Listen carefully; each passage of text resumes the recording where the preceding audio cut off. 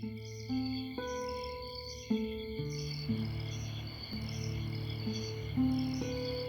thought I heard you creeping back in.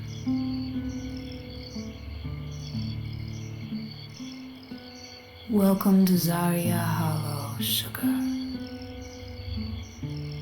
where the veil between worlds is thinner than a lady's slip in July, and just as easy to lift if you ask real nice.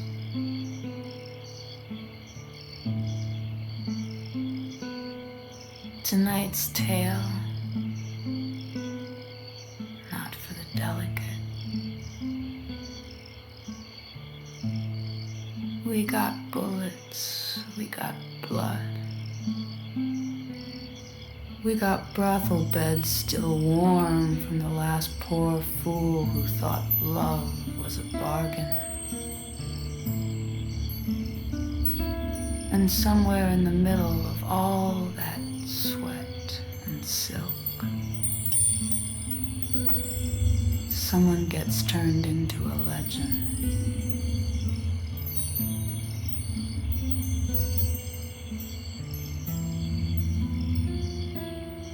So if your heart's too soft,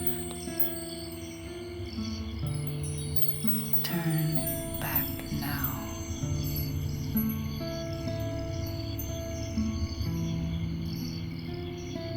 But if you're still here,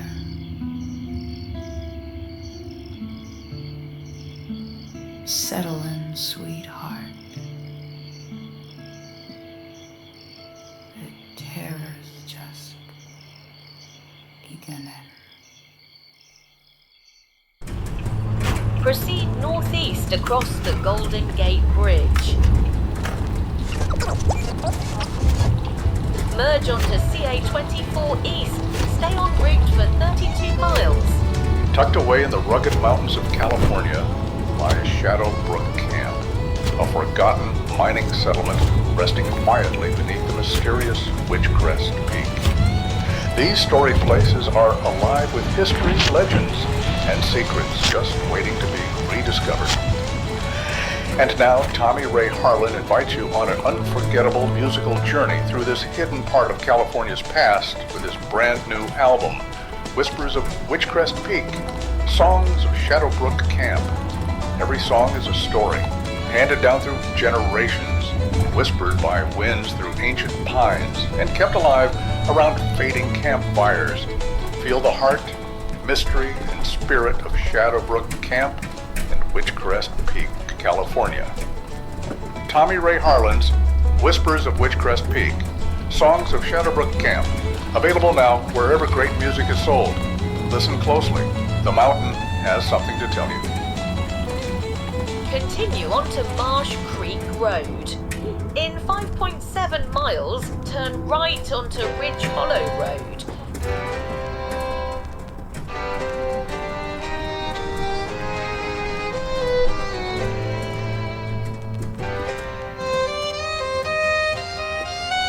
Continue for 11.8 miles.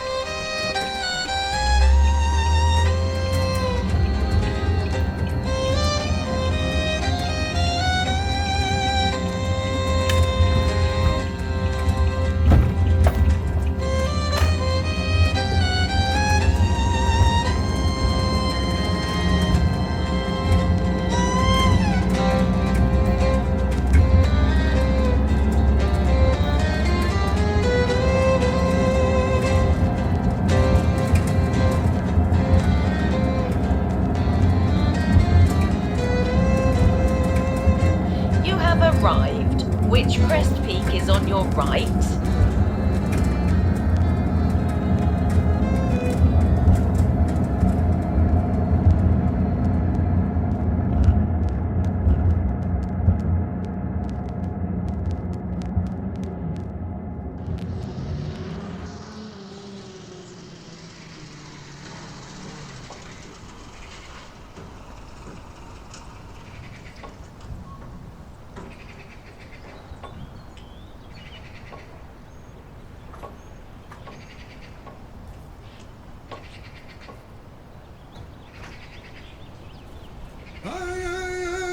Makainen makin min, rashmak shemakin shar,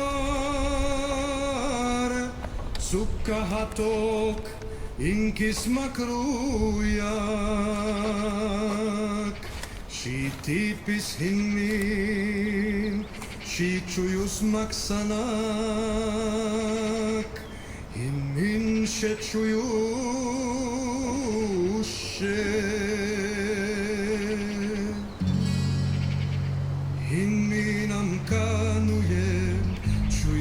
Kanuvin in min mitchtin chuyus makmin makkashe rashmak makkashe chuyus sukka hatok rashmak tipishe sanakshe in min she chuyus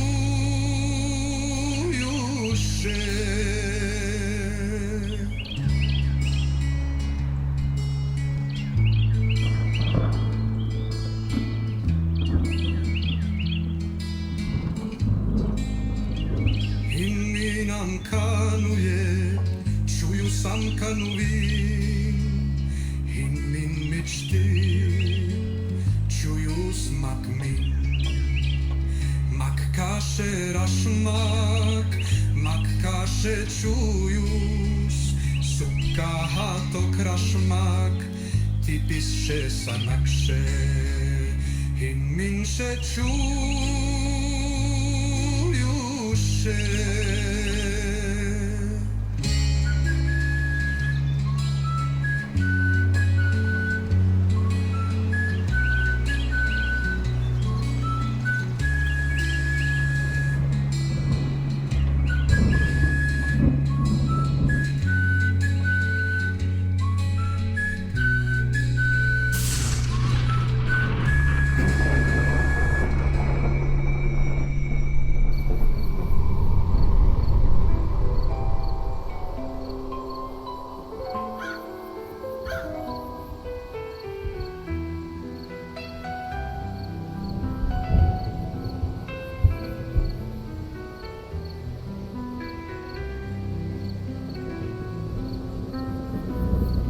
There's a river that hums in the hush of the night, silver as sorrow, but gentle in light.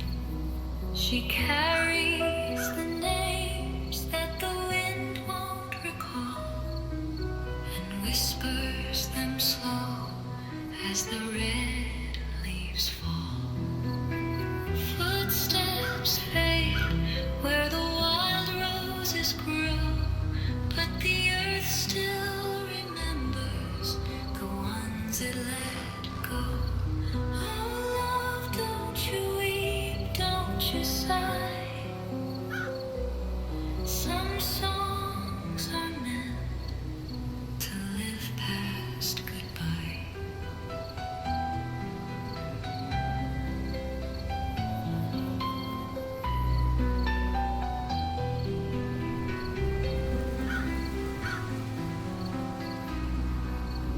Moths trace their prayers where the lanterns burned low. Soft winds on cedar, too quiet to know. The moon holds its breath where the lost lovers lay, and time folds like lace where the dawn turns to gray. Footsteps fade where the wild roses grow, but the earth still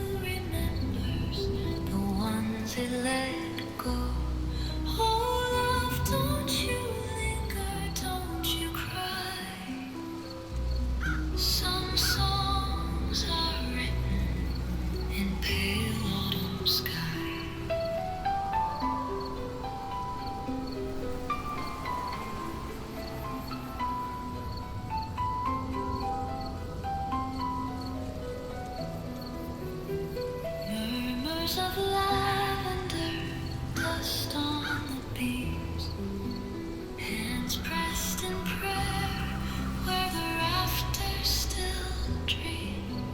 Candles burn low, but their smoke lingers on. A breath in the rafters long after it's gone.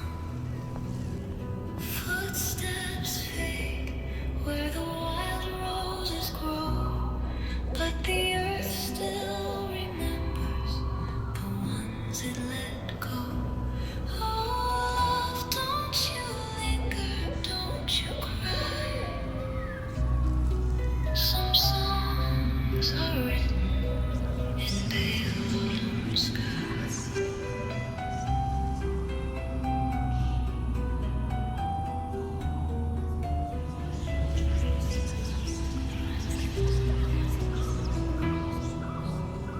Magnolias still bloom where the footsteps have waned. A sigh in the doorway, a ghost in the rain. Fingertips rest where the dust gathers deep.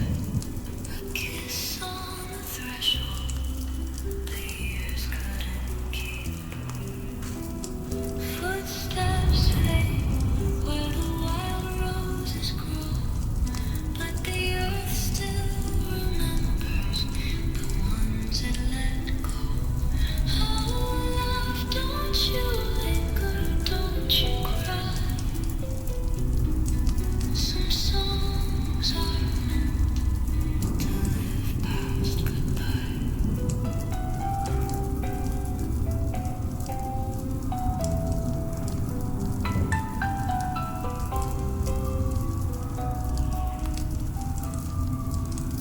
Laughter still rings where the hallways stand bare, soft as a lullaby woven from air. Rocking chairs creak though no one is there. A hush full of echoes, a prayer in the stair. Footsteps fade where the wild roses grow, but the earth still remembers the ones it let go. Oh, love, don't you linger, don't you cry. Some songs are meant in pale autumn sky.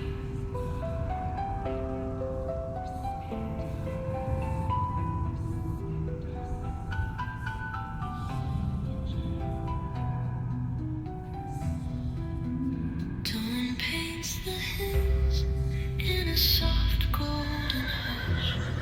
A lull in the branches, a hand turned to dust.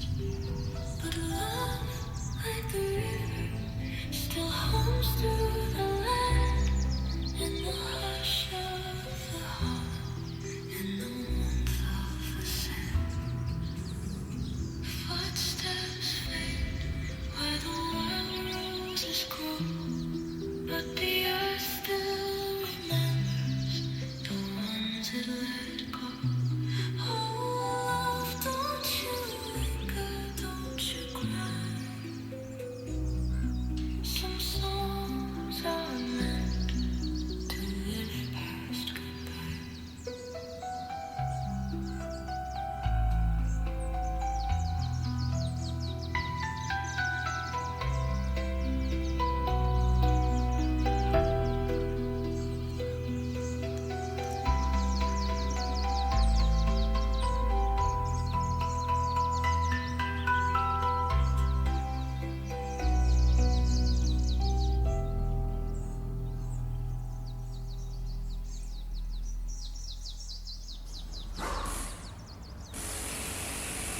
Alright folks, we're back on air with Tommy Ray Harlan, the artist behind the captivating album Whispers from Witchcrest Peak. Tommy, this album carries an undeniable old world spirit. It feels like Shadowbrook Camp and Witchcrest Peak are speaking directly through your guitar. And where's all that magic coming from? Well, Most of it comes from my grandpa. He was a park ranger up there most of his life, and let me tell you, that man could spin a tale. Weren't just about the land, neither. He talked about the folks who lived there, the ones who drifted on through, and the ones who never left. Shadowbrook Camp weren't just some old town to him. It was alive, like it had a memory all its own, waiting for somebody to stop and listen. And you turned that into a whole damn experience. This album, it ain't just songs. It's like you cut open the town's chest and let us hear its heartbeat. I reckon that's a fair way to put it. And my grandpa used to talk about this little museum they had in Shadowbrook, sitting right in Julian Hale's old telegraph office. Ain't many folks remember it now, but he sure did. Had this old kiosk inside. Weren't nothing fancy, just some dusty machine, but you'd press a button and it'd start talking, telling stories about the land, the settlers, even the kind of myths that stick to a place like that. And it weren't just some history lesson that made you feel it, like the land itself was holding on to those voices. Sounds like that museum really captured the soul of the place. My grandpa always said that kiosk had a voice, like the town itself was trying to be heard, trying to remind folks what went down, what it used to be. These stories don't just up and vanish, they get tucked away, waiting on the right ears. And that stuck with me. Witchcrest Peak. It ain't just a mountain, not to me. It's the folks, the history, the land, all of it knotted up together. That old kiosk, it taught me something. If you don't keep telling the stories, they fade. And that's what this album's about, giving the mountain its voice again.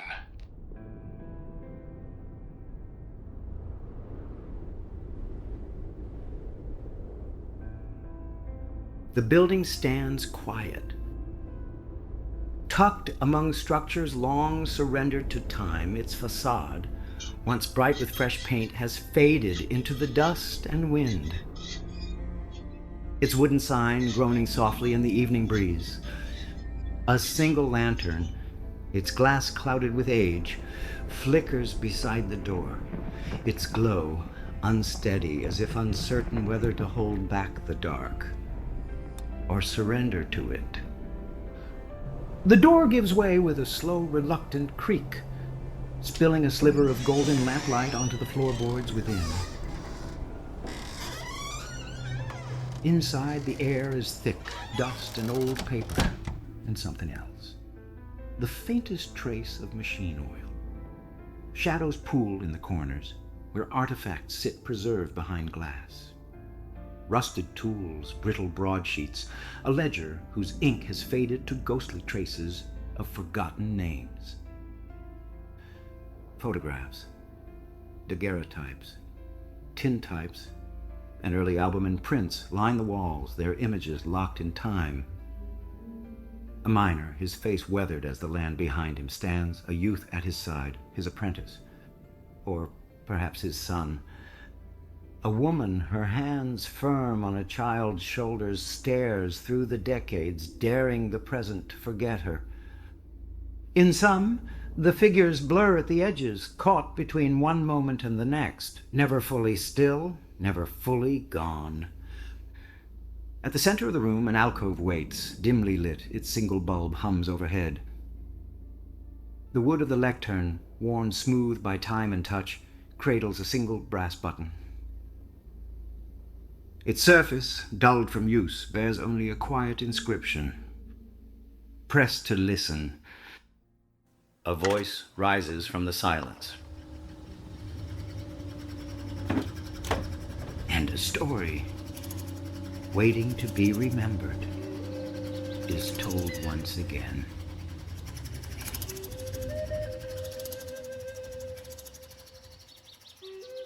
Welcome to Witchcrest Peak, one of Northern California's most dramatic and historically evocative landscapes. Looming majestically over lush valleys, this rugged mountain has served as both catalyst and witness to human aspirations in inevitable decline. It is a landscape etched deeply with narratives of triumph, resilience, and ruin, where countless settlers have dared to chase prosperity, only to discover its fleeting nature. Visitors today encounter a place suspended in historical limbo, delicately balanced between preservation and the relentless reclamation efforts of nature. In its heyday, Witchcrest Peak was alive with the bustling activities of miners who fervently sought their fortunes in the silver and gold veins hidden within the mountain's rocky embrace. Today, the peak stands in stark contrast, quietly preserved under the stewardship of the California State Park System. The remnants of Shadowbrook Camp, once thriving with human enterprise, now lie in an evocative silence, their structures slowly yielding to the encroaching wilderness, leaving only subtle echoes of past prosperity behind.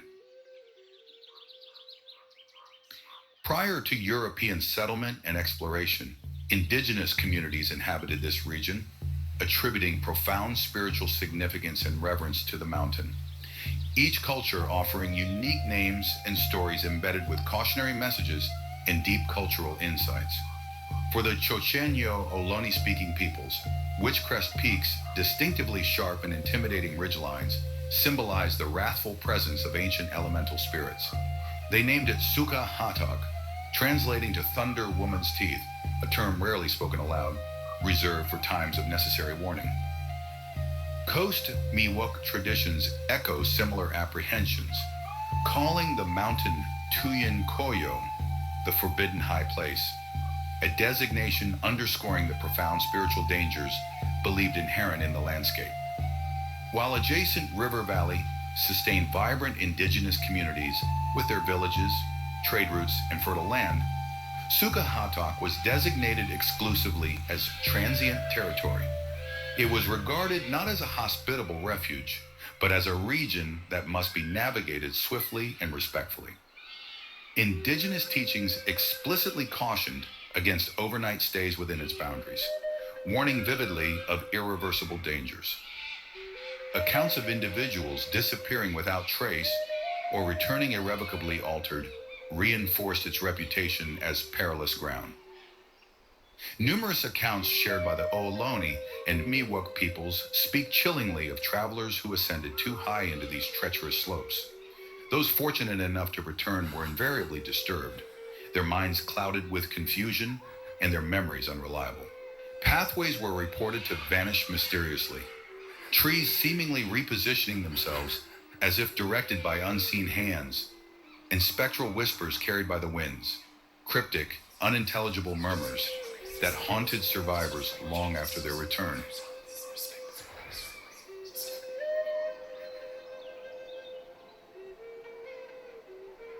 An evocative proverb documented from Ohlone oral tradition succinctly encapsulates the region's foreboding nature. Vishhuyarakti, Shuruk, Karakti. The mountain listens, and it remembers.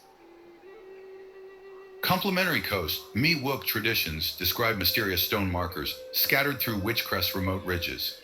These peculiar relics, bearing patterns that defy interpretation, were considered ancient even by their earliest ancestors.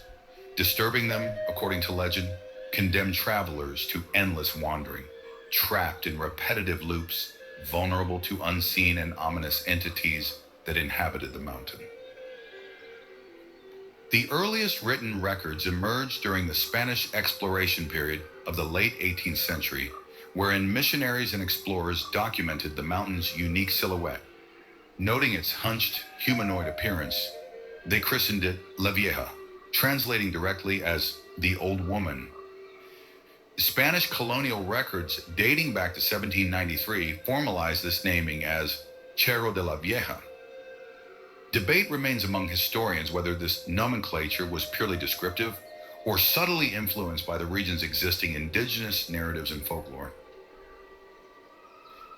A notable archival record from 1797 by a Franciscan missionary provides a vivid and culturally significant observation. Cuando la tormenta llega, la vieja se ríe con la luz del relámpago. When the storm arrives, the old woman laughs with the lightning. This striking image became deeply embedded in regional folklore, evolving over generations into a colloquial saying still recognized locally. When the lightning strikes, the old witch is cackling. With the subsequent influx of Anglo-American settlers during California's gold rush era, the original Spanish and indigenous names gradually faded from common usage. Miners and settlers began referring predominantly to the mountain as the Old Witch, a name inspired by the foreboding visual resemblance of its ridgelines, which appeared, particularly during storms, as an elderly woman, hunched and ominous, watching over the valleys below. The first explicit historical mention of the Old Witch appears in a vivid 1852 correspondence by a local prospector who described the mountain in stark, evocative terms. A damned ugly thing. Looks like a crouching hag ready to climb down into the valley. By the mid-19th century, cartographers formally adopted Witchcrest Peak into official maps, although personal narratives retained earlier indigenous and Spanish designations well into subsequent decades. At the heart of Witchcrest Peak's later history stands Reinhard Hendrickson. Reinhard Hendrickson was more than the town's wealthiest benefactor. He was its foundation. He had overseen its mining operations, ensured its economy survived the collapse, and supported the workers who remained. But in 1873, he suffered a loss of his own, the death of his daughter, Zariya Hendrickson. Known as the songbird of Shadowbrook, Zariya was the heart of the camp, a child whose voice carried through the hills, singing to the men as they worked below. When she passed, the town, it's said, fell silent. 3 months later, the mine collapsed. Contemporary reports attribute the collapse to structural instability, worsened by aggressive excavation. However, local accounts from the time reference unexplained tremors, erratic lantern behavior, and voices heard from within the rock itself. Some survivors described an overwhelming sense of something watching. And then there were the claw marks. Found deep within the collapsed tunnels, the markings were reported as too deep for human nails, too irregular for tools. Some dismissed them as a trick of erosion. Others weren't so sure. Hendrickson retreated from public life, tending the town's cemetery until his own passing in 1875. With him gone, Shadowbrook Camp faded. By the early 1880s, it was abandoned. Today, Witchcrest Peak and the ruins of Shadowbrook Camp are preserved under the California State Park system. While some historical structures remain, the mountain itself has reclaimed much of the land. The roads leading to the town are unmarked, and few visitors make the journey. Despite its abandonment, some regional folklore remains. On rare occasions, travelers report hearing faint voices on the ridgeline. Others, passing through the valley, claim that when the storms come, they still hear the same phrase. La vieja se ríe con la luz del relámpago. The old woman laughs with the lightning.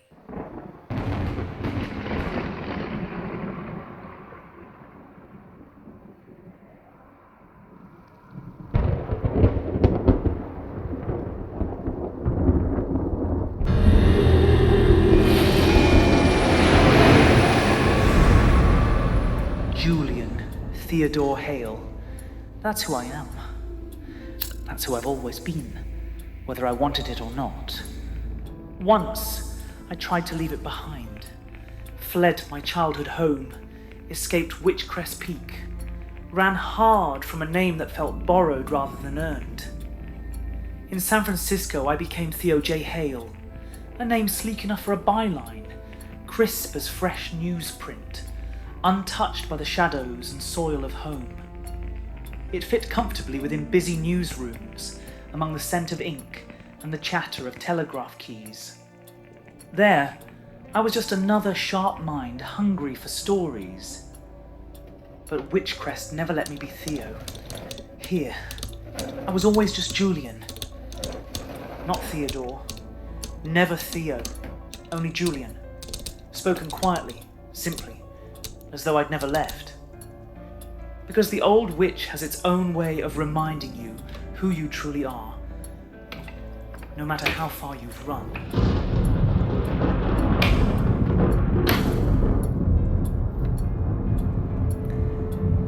I have seen the dusk fall over Shadowbrook Camp in a way that makes a man doubt his own recollections.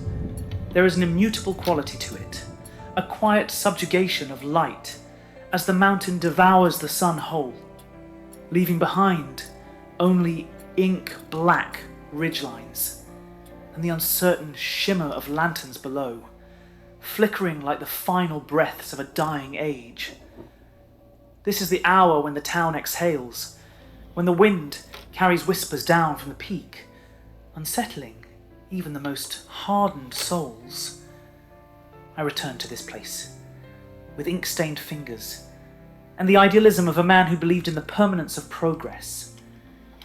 I left it as nothing more than an ephemeral notation in a ghost story that outlived its author.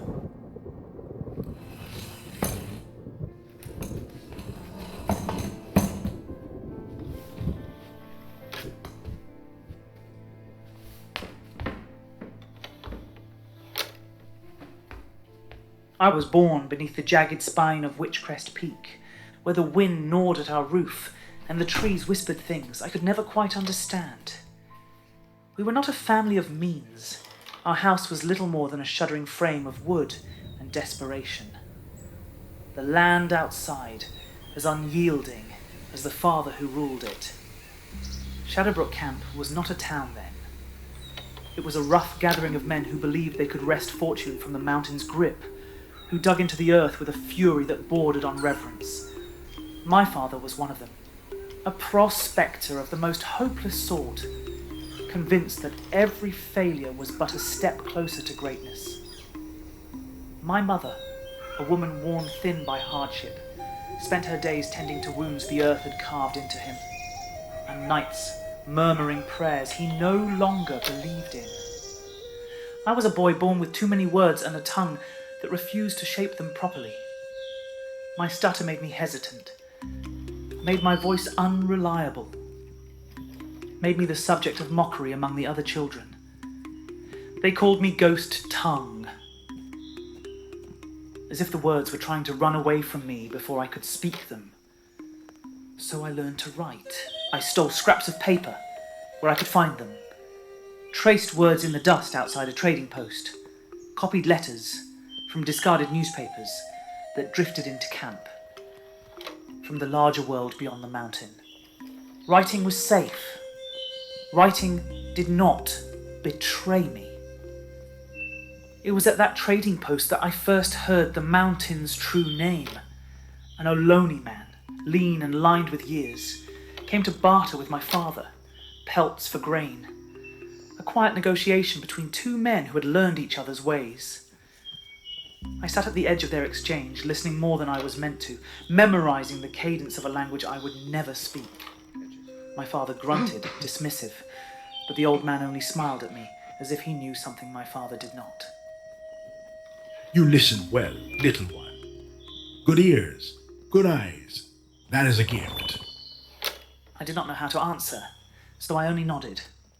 His gaze drifted past me to the mountain's peak, wreathed in mist. Shukahato, he murmured. Thunder Woman's teeth. The name shivered through me, the weight of something ancient pressing against my ribs. My father scoffed, muttering about old superstitions, but I kept the words, held them close. It was the first time I understood that the land had a history older than any man who now called it home. And then, one day, a man from San Francisco arrived with a telegraph machine. He needed a boy to run messages, to listen instead of speak.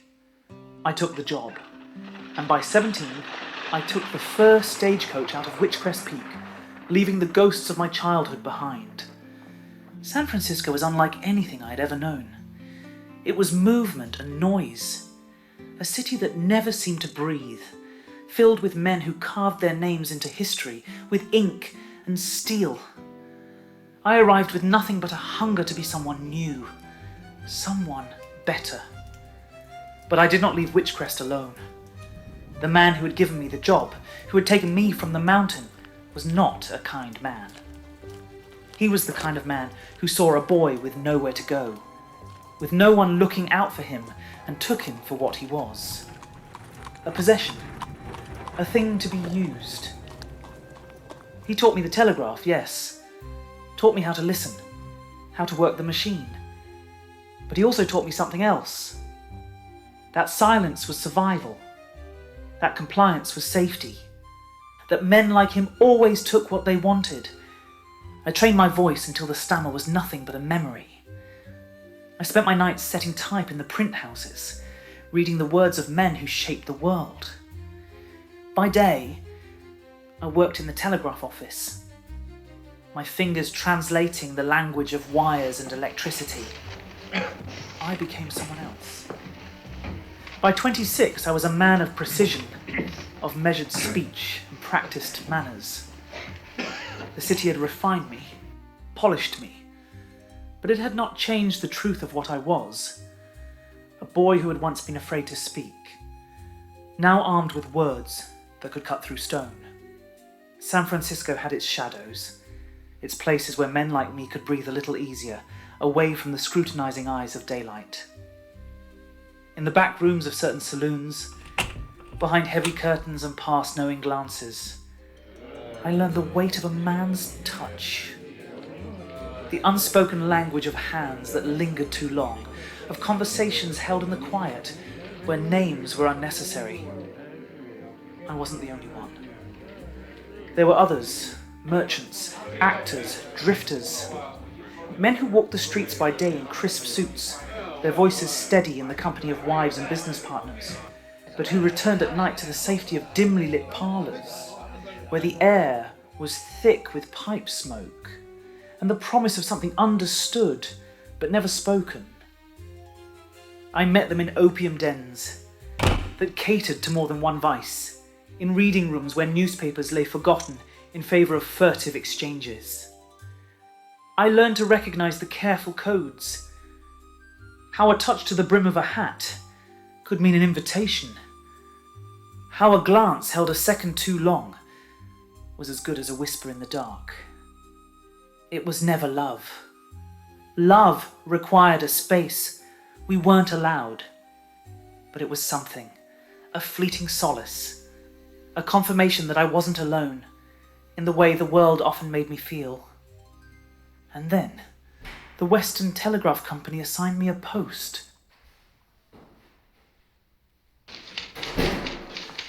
The office stank of ink and old cigars, thick with the heat of bodies and the constant chatter of typewriters.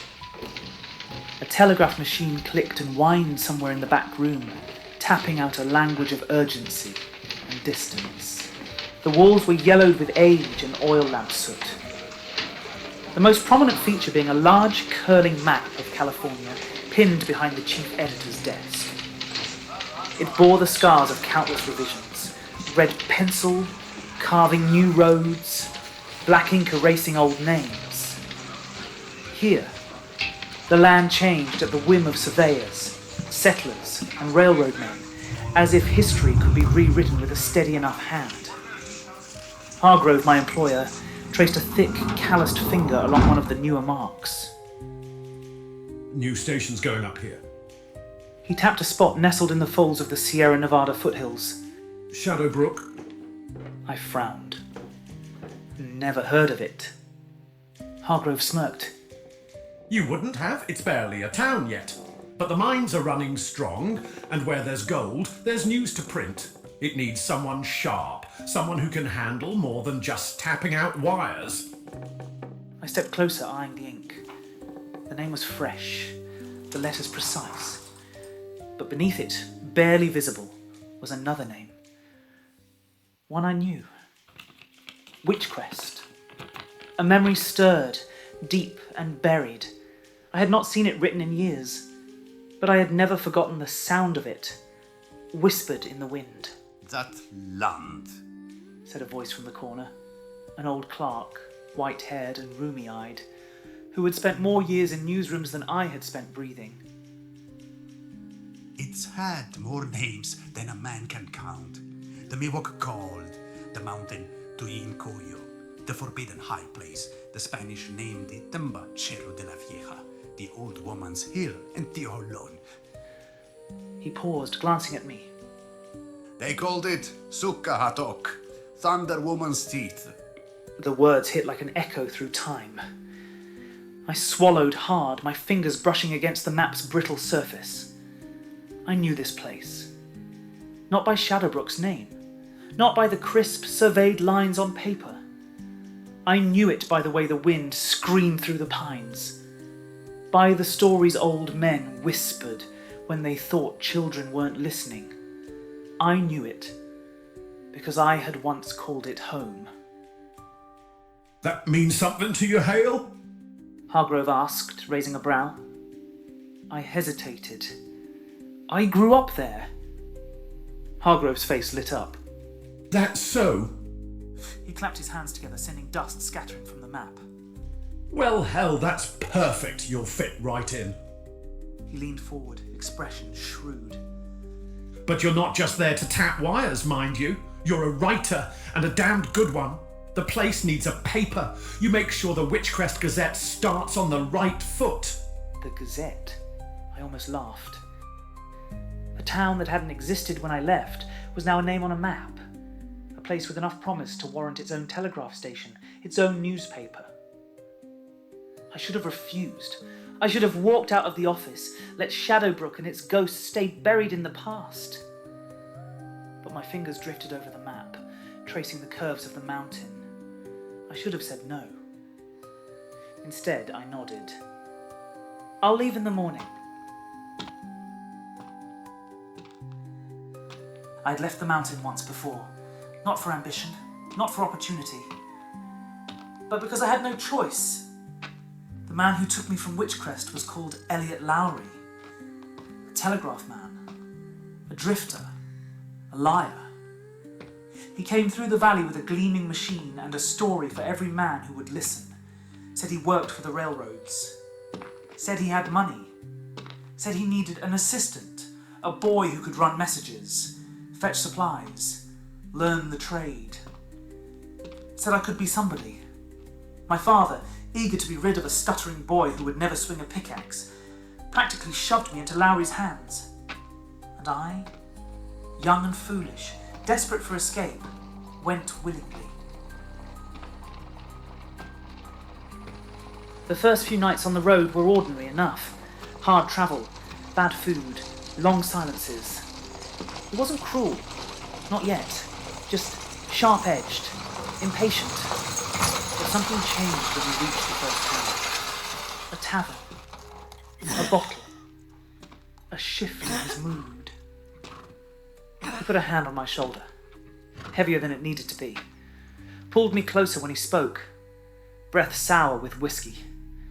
And when I tried to pull away, he tightened his grip. Don't be stupid, boy. He muttered, voice thick and low. You belong to me now. I remember the press of his weight, the iron fingers bruising my wrist, the way the floorboards groaned under my struggles, the lantern light flickering against the walls. I remember learning that silence could be a weapon, that resistance was useless, that sometimes the only way to survive was to let yourself disappear. By the time we reached Sacramento, I'd learned my lessons well. I spoke only when spoken to. I did what I was told. I learned the trade, my hands quick on the keys of the telegraph, my mind faster still. I made myself useful. I made myself forget. But some ghosts do not rest easy. And now, decades later, standing in that newsroom with my hands pressed to a map, I could feel them stirring again. Shadowbrook, Witchcrest, the old woman's hill. The past was waiting, and this time I was going back.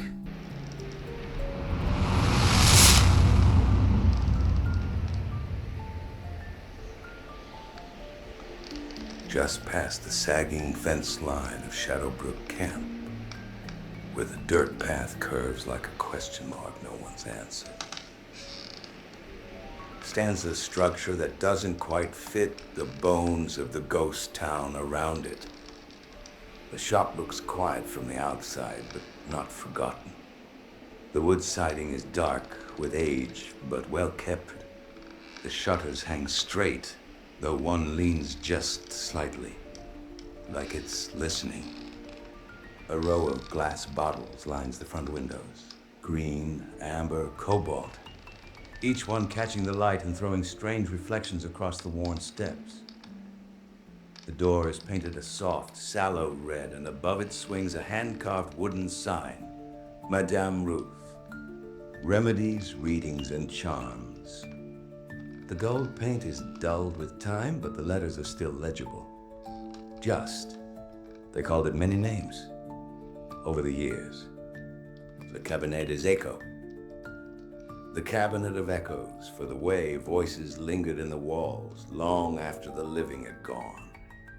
Le Sanctuaire de Minuit. The Sanctuary of Midnight, for those who arrived after dark looking for answers the daylight wouldn't give them. Some just called it Madame Ruth's. Didn't matter what you named it. The air always smelled the same. The scent of magnolia oil, frankincense, and burned myrrh clings to the walls. It smells like old secrets and something sweeter. Something that tastes like déjà vu.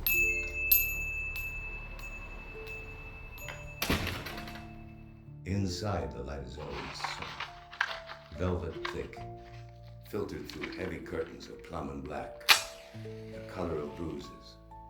The walls are lined with shelves, some bowed with the weight of glass jars and parchment bundles. Others left bare, like something had been removed and never replaced. Dried herbs hang in rows overhead. Devil's shoestring, yarrow, clove, tied with twine and shadow. The table near the back is layered in wax-stiff lace, black silk, and open cards mid-reading. One is sideways, one is burned. A mirror leans against the far wall, cracked but clean, clouded not by dust but by time. And always there's her damned cat, Monsieur Felix, a Siamese, pale as smoke, one eye glacier blue, the other clouded like old glass. He sits at the window most days, tail flicking slow as a pendulum, watching the street with a knowing look of something that's seen both sides of the veil and stayed. The shop isn't rotting, it's resting.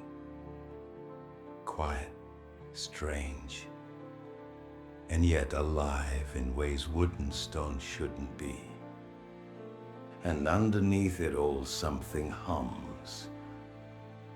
Low, steady, like the floorboards are holding their breath. But that's just a feeling. And in this place, feelings come easy. This place was always hers. You knew her, it fed her. It kept her secrets better than the grave ever could. And it's still hers. Even now.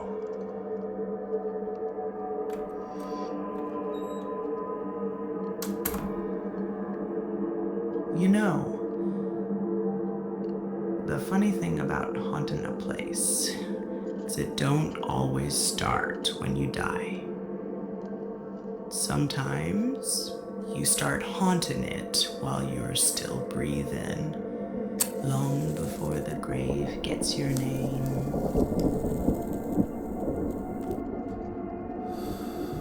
This shop, it wasn't always incense and bones and dried up dreams. Before the shelves, before the candles, there was fire. This place had another life, and so did I. You want to know where I came from? Well, it wasn't a place where you're taught to dream big or reach for the stars. I was born in New Orleans, where the streets are thick with secrets and the air smells like jasmine and rum. My mama, well, she wasn't around much. She left when I was too young to remember. And my grandmother? She tried in her own way to fill that gap, but she had her own demons. She was a woman who kept things locked away tight in the back of her mind. She was a healer, they say, a mystic, always stirring up potions, reading palms, making little bags of dried herbs for those in need of some protection. But she was always alone. Her house was filled with shadows, thick smoke from incense, and strange books I wasn't supposed to touch. I spent my time trying to make sense of it all, learning to listen to the words people didn't say, and the looks they didn't give. You see, it's not the words that matter, it's what's left unsaid. And I learned to hear all of it.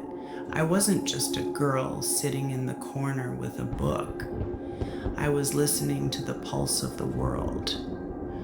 What they wanted, what they feared, what they never said out loud, and I saw it all. The lies, the games, the silent struggles. I think that's where it started. I began to see the world for what it was. Dirty, dangerous, raw, and I knew I had to be stronger than that. I couldn't be soft or naive like the women I saw around me. There were men in that town who would use you up and leave you broken, and I wasn't going to be one of those broken things. Hell no. Not me. I remember one night standing on the balcony of my grandmother's house, watching the shadows move in the street below. I was young, maybe 16, and I had this thought in my head. If I don't start taking control of my life now, someone else will take it from me. I had no idea what that meant yet. No idea how much blood and tears it would take. But I knew one thing. I wasn't going to let the world own me. And that's when I knew I had to leave. So I packed up and I left New Orleans. I went west to California, where men tried to strike it rich, and I didn't know where I was going, but I knew I had to get there. I worked the streets, did what I could, but I never stayed in one place too long. I knew I couldn't stay small forever. I needed to carve out my own world. And when I set my sights on Shadowbrook, I knew it was my chance.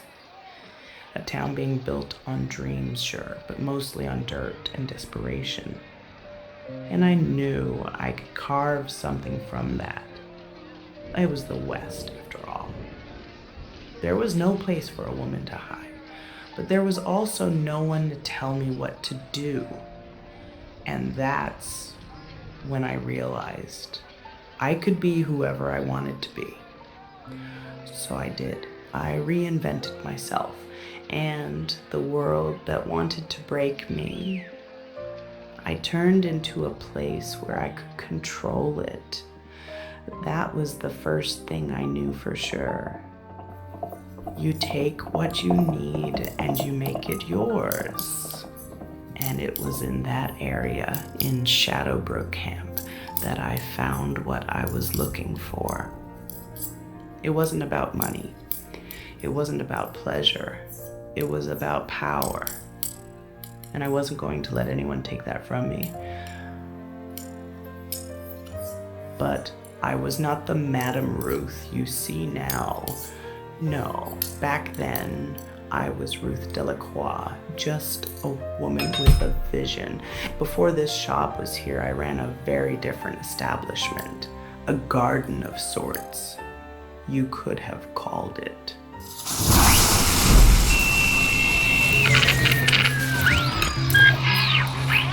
Now, Tommy, this next track, The Ballad of Ruth's Greenhouse, isn't your typical brothel song, as you were just mentioning during the break. Well, this one took a while. I kept bringing the bits and pieces of the story, but none of it ever felt complete. The more I dug, Oh, I realized it wasn't one story, it was two. So, how'd you go about piecing them together? A lot of it came from my time digging through old records. See, my granddad, he always told me what he heard about Shadowbrook. But when I started going through the archives, I found something I hadn't expected. These miners' accounts, letters and journals. They weren't just memorandum of the work, but personal logs. Some guys were pretty open about the greenhouse. If you read between the lines, you could tell it wasn't just about what happened on the clock. I remember coming across one journal from a guy named Richard Fletcher. He called it his survival guide to Madame Ruth's greenhouse. It wasn't like a typical journal. He even listed out each of the girls with notes. Some of them were superstitions. Some of them were just good advice if you wanted to walk out of there in one piece. I remember one of them, Amaryllis, fire wrapped in silk. She'll take your money, your time, and maybe a little more if you ain't careful. Then there was Daisy May, sweet as sugar. Oh, but don't trust a woman who always knows what you're thinking before you do, whatever you do. Do not let her take a lock of your hair. Damn, Richard. What the hell did you do? And that's just the beginning. There's Violet, who makes a man feel like a king but leaves him a beggar. And then there's Madame Ruth herself. Her note was simple, but it stuck with me. If she asks for your coat, give it. If she asks for your boots, you better run. That's wild. That's where the ballad comes from? Yeah, it is. The first ballad, that's the one that tells the story the miners couldn't stop talking about. It's a survival guide wrapped in a drinking song. Warnings, tall tales, the whole lot. Men went in there full of themselves, but Ruth had a way of showing them their place. And the greenhouse, well, it lived up to its reputation. Another payday in Shadowbrook Camp. It's always the same around here. Men coming in with their pockets full, laughing, boasting, thinking the world's theirs for the taking. I've seen it more times than I can count. They come in here with their swagger, their coins heavy, their spirits higher than the damn mountain outside. Ain't no place quite like it. This town, I mean. Not much to look at, sure, but it's got something about it. The kind of something that keeps people here, even when they know better. Even when they've had enough of the dust and the sweat. All right. Well, payday's here. Ain't no better way to spend it than a trip to the somber Magnolia tonight, eh, boys? Hell yeah. Been too long since I've had a little fun. Ain't nothing like a hen house to shake off the dust and get right. And I haven't been to this place. Ain't nothing like it. Been a while since I've felt that kind of hospitality. If you're heading up there, clean yourself up. First, ain't complicated. You don't walk into a place like that looking like you just clawed your way out of the earth. Go upstairs. Take a bath. Behind the ears, under the arms, all of it. You walk in filthy. They'll know what kind of man you are before you even open your mouth. Well, they check your boots at the door or something. Nah, they don't check nothing. They just don't look at you. That's worse. Ain't none of us that bad off. The conversation pauses.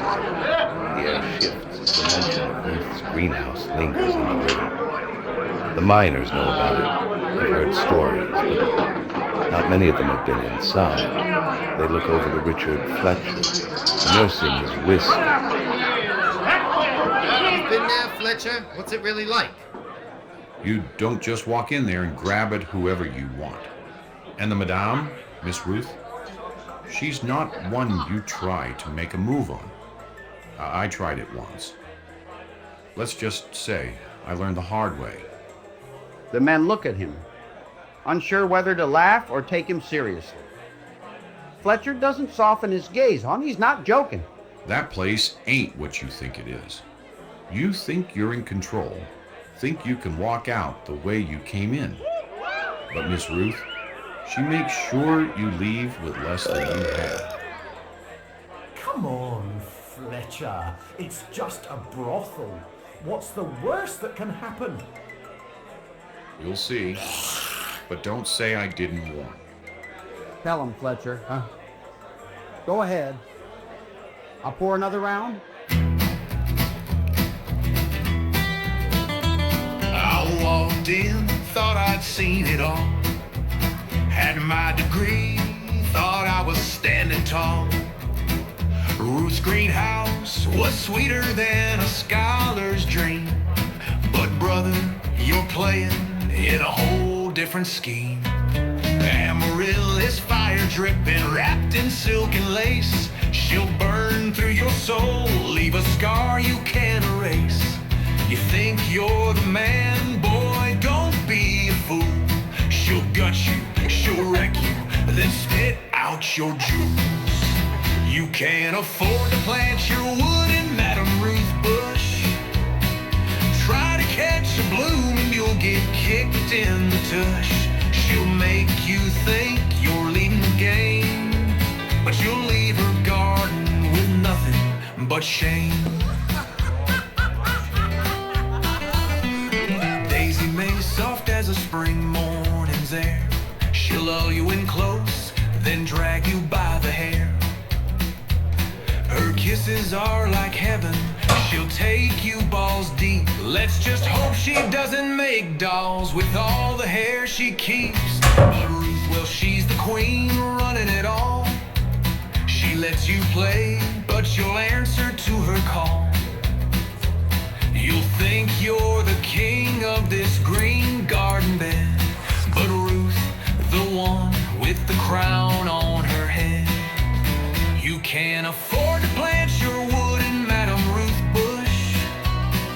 Try to catch a bloom and you'll get kicked in the tush. She'll make you think you're leading the game, but you'll leave her garden with nothing but shame. Violet's got that look like she'll tear you apart. She'll tie you up tight and call it her art. Sweet yet venomous, like a rose with thorns. She'll take you to heaven, then laugh while you mourn. But Ruth, the gardener, and she holds the key. You'll dance with the flowers, but Ruth, she's the tree. She lets you taste, lets you feel the fire, but it's Ruth who sets the rules, the one you gotta admire. You can't afford to chase a bloom into Madame Ruth's room. Try to take a taste and you'll get fucked with the broom. She'll let you think you're the one to win, but you'll leave her garden and wanna crawl back in. Hyacinth's gentle like a summer breeze. She'll have you begging down on your knees, but don't let her sweetness fool your eyes. She'll drain you dry and leave you with no goodbyes. And Ruth, she's always watching from the shadows. She lets you play in her garden of follies and gallows. She'll take your coin, let you feel like a man, but in Ruth's greenhouse you better follow her plan. You can't afford Madame Ruth bush. Try to catch a bloom, you'll get kicked in the tush. She'll let you think you're the one to win, but you'll leave Ruth's garden and wanna crawl back in. You'll think you know the girls on the floor, but Ruth, she's the one you're really here for. She'll let you taste the sweetness, make you beg for more, but no one leaves Ruth's garden without settling the score. So now I'm back, just a man of the earth, but I'll remember Ruth's greenhouse and all her work. The flowers were sweet, the touch was divine, but Ruth, the one who made 5.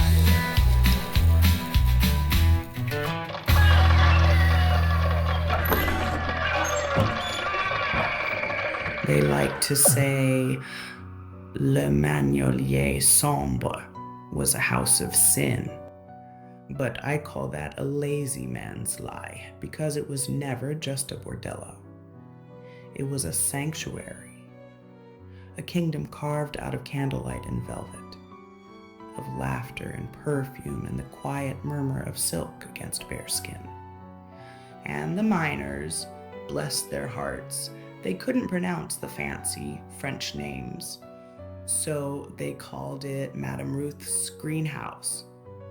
A name that stuck because, well, the place did have its fair share of green shutters. A little something to remind me of New Orleans. When I came here, I didn't just leave the city behind. I left my name, my past, the life I thought I had to leave in order to survive. But those shutters, those green shutters, they were a reminder of where I came from. A reminder of the candlelight that lit the streets of my childhood. And I'll tell you something else, darling. Every time I looked at those shutters, I knew I was still rooted in something more than just this town. It was a little piece of home, even if that home was now built on different soil. You see, men came here for all sorts of reasons. And my girls, they gave it to them. Oh, they were more than just soft hands and painted lips. They were chameleons, each and every one of them. Some men wanted to feel powerful, some wanted to feel small, and some wanted to forget who they were entirely. My girls knew how to listen, how to watch, how to give a man exactly what he didn't have the courage to ask for. And for that, they paid in gold. Not all of them were rough. Plenty of men came in smiling, kind enough when the whiskey was still burning low in their bellies. But for every gentleman, there was a bastard who mistook the price on the door for ownership. We handled those men differently.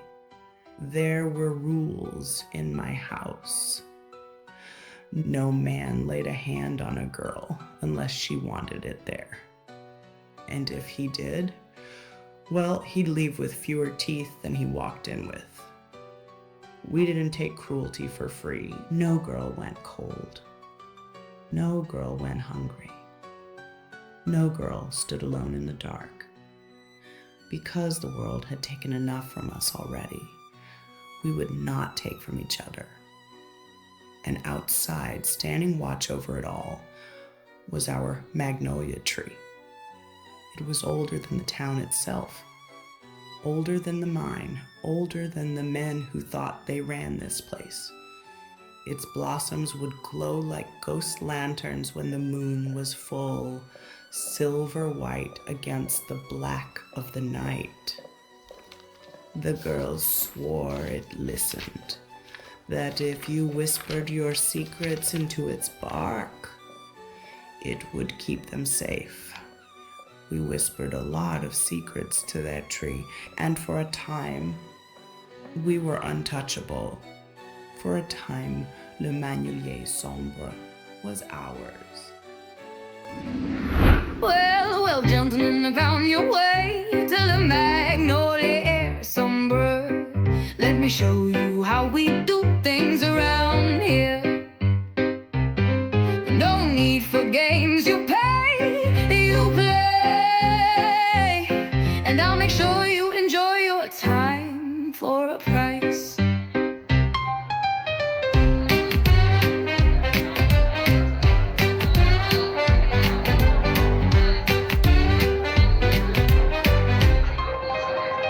Venez, messieurs, laissez tout derrière. Come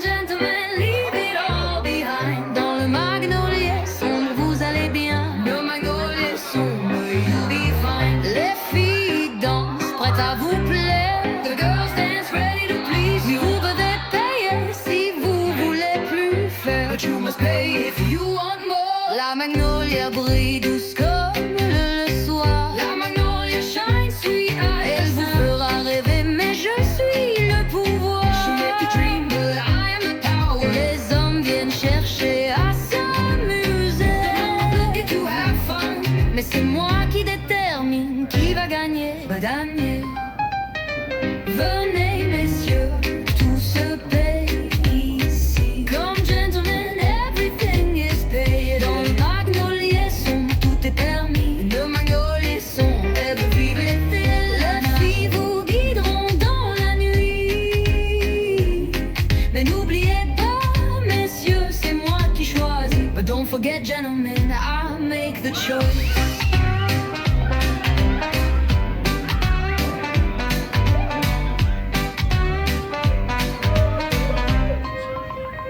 Les hommes viennent, croyant tout savoir. The men come thinking they know it all. Ici, messieurs, tout se paye sans espoir. Here, gentlemen, everything is paid. Les filles sont prêtes, elles sont là pour vous. The girls are ready, mais c'est moi qui fais le monde autour de vous. But I make the world around you. La magnolia, elle est douce et belle.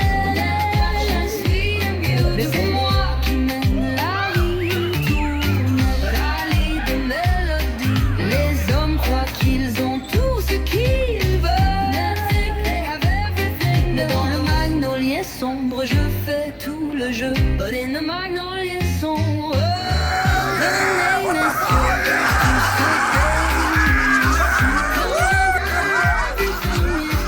Dans le Magnolière Sombre, tout est permis.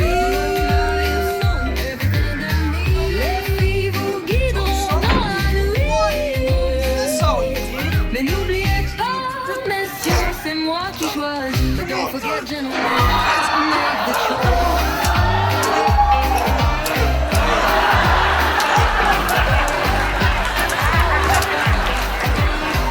Come in, gentlemen, the girls are ready.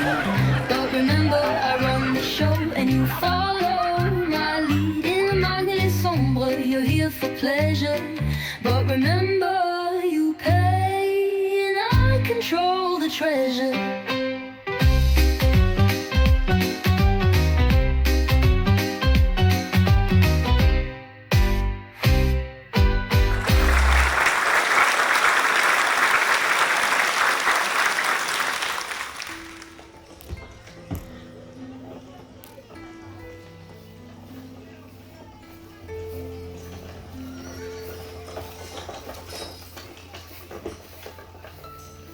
I remember the day I met Thaddeus Fournier.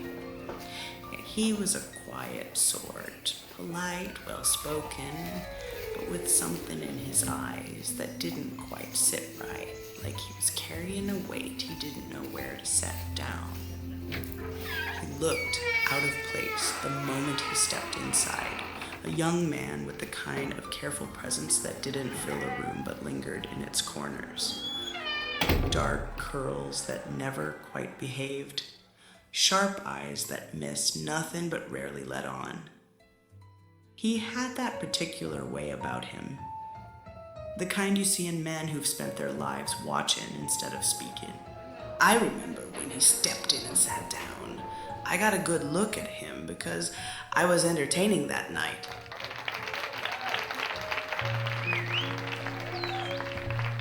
There's a rattle in the hallway.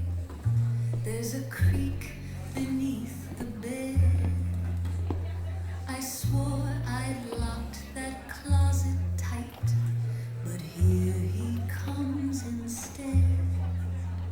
He's all ribs and bad decisions, a dashing little fright, with empty eyes and wicked grin. He slips beneath the light. Mon petit toast, tu reviens encore. Tu me fais des choses que je dois pas encore. Whispering sins I try to forget, but mon squelette, he's not done yet. He knows where all my secrets sleep. He's read my little book.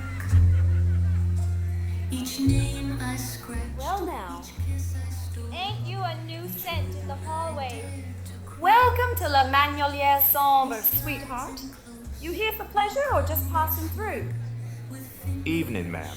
I'm not looking for that kind of trouble. Just a drink, if you don't mind. Ma'am, he says, like he's talking to the preacher's wife. You got a name, handsome? Fournier. Thaddeus Fournier. Fournier? That French? Or just fancy? Bit of both, I suppose. We like both round here. You want whiskey, then whiskey you'll have. Who's in charge? She is. That's Madame Ruth. She don't run this place, love. She is this place. If you're looking for work, best wait till the song's done. She don't like interruptions when she's conjuring. I can wait. Well, she saw you. Take the matches with you. Lighting her cigarette always gets a good impression. Good. I didn't come to be forgotten. Well, I best not keep the lady waiting.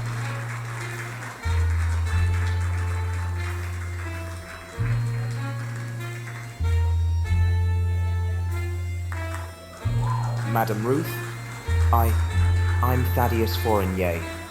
Could we talk in private, please? It's important.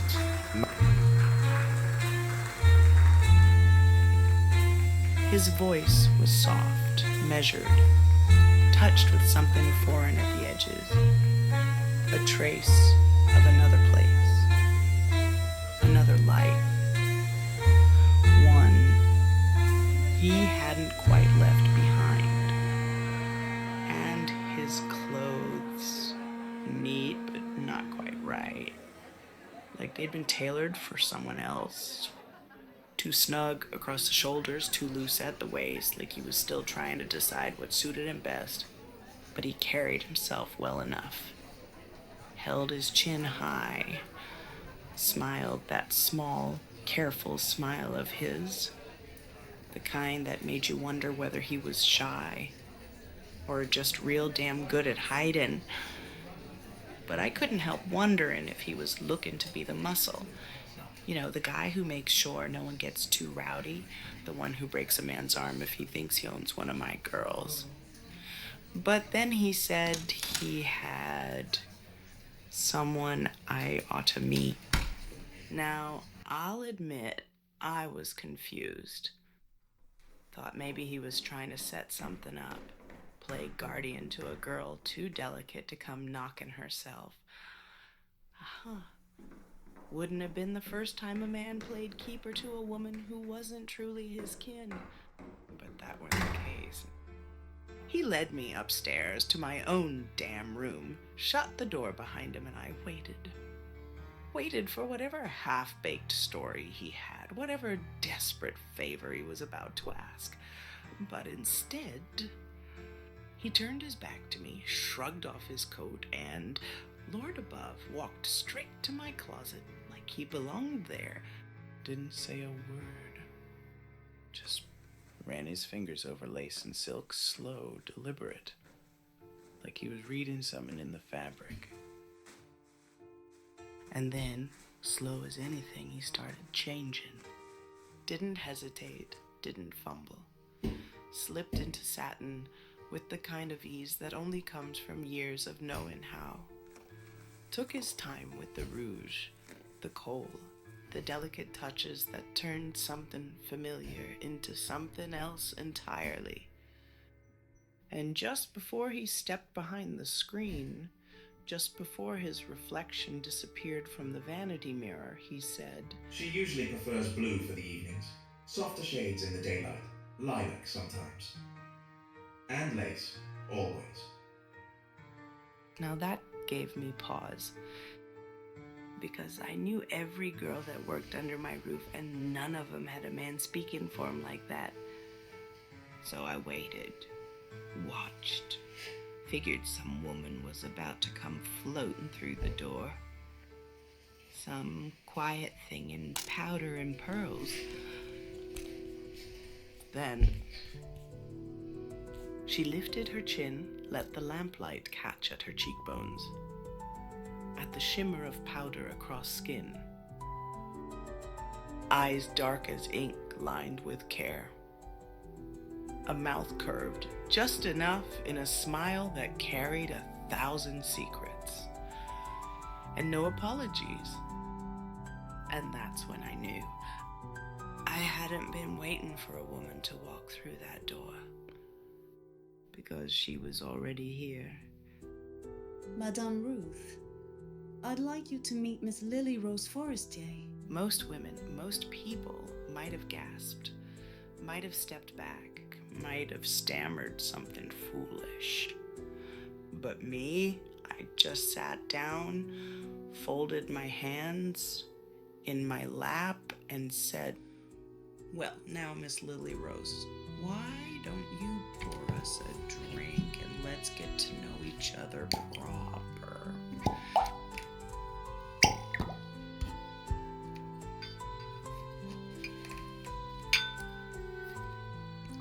Let's get one thing straight, sweetheart. I ain't in the business of taking in girls who can't handle what's expected of them. This ain't no place for wilting flowers. And it sure as hell ain't a place for someone looking to be saved. So, you here to work or to dream? Ain't much difference in the two. Now is there? Men come here to dream, Miss Ruth. I make sure they get their money's worth. Oh, do you now? I do damn near everything, Miss Ruth. I suck, I fuck. I ride them till they forget their own damn names.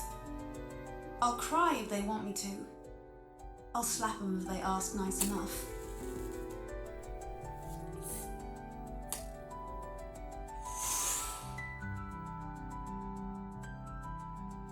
They want a blushing bride?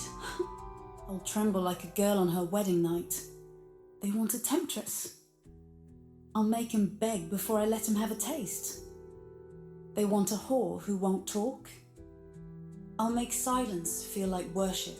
And best of all, they don't know they've been led till it's already over. You say that real sweet. But sweet don't keep you safe when a man's had enough whiskey to start noticing things he shouldn't. Then I make sure he never gets that far. She shifts, just barely, letting a shoulder slip from her shawl.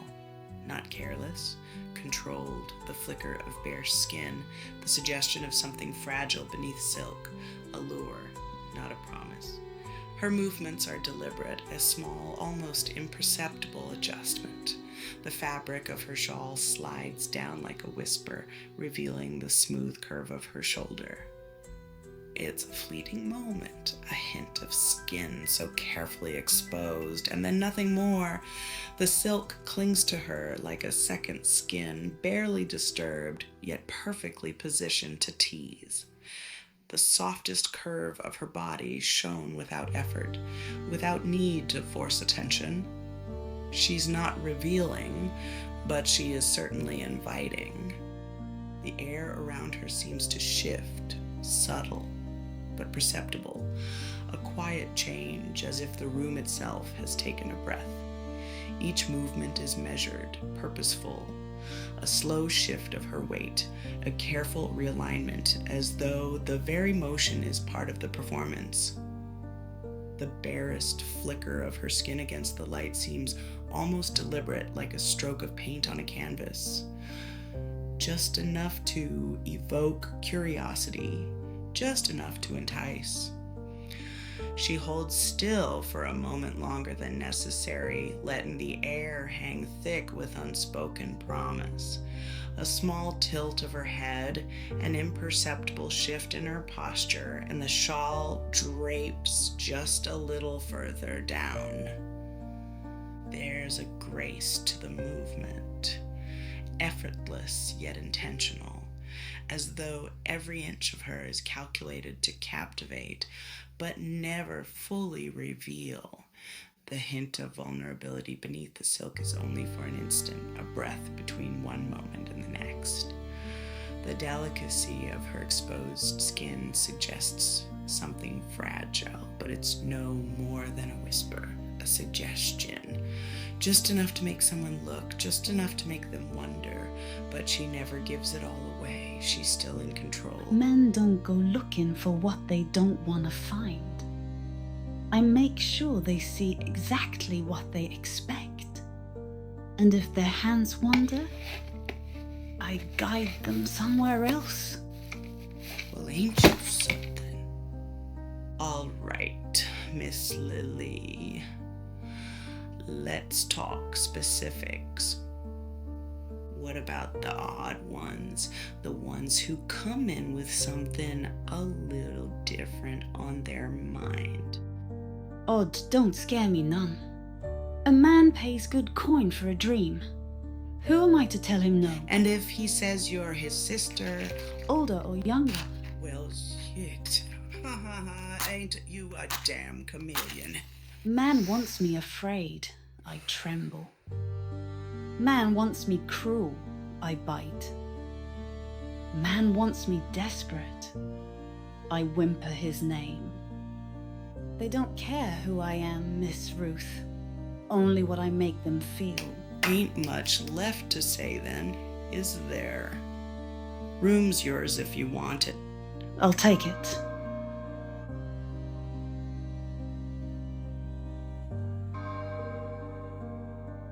Your first customer's waiting. Then I best make myself unforgettable.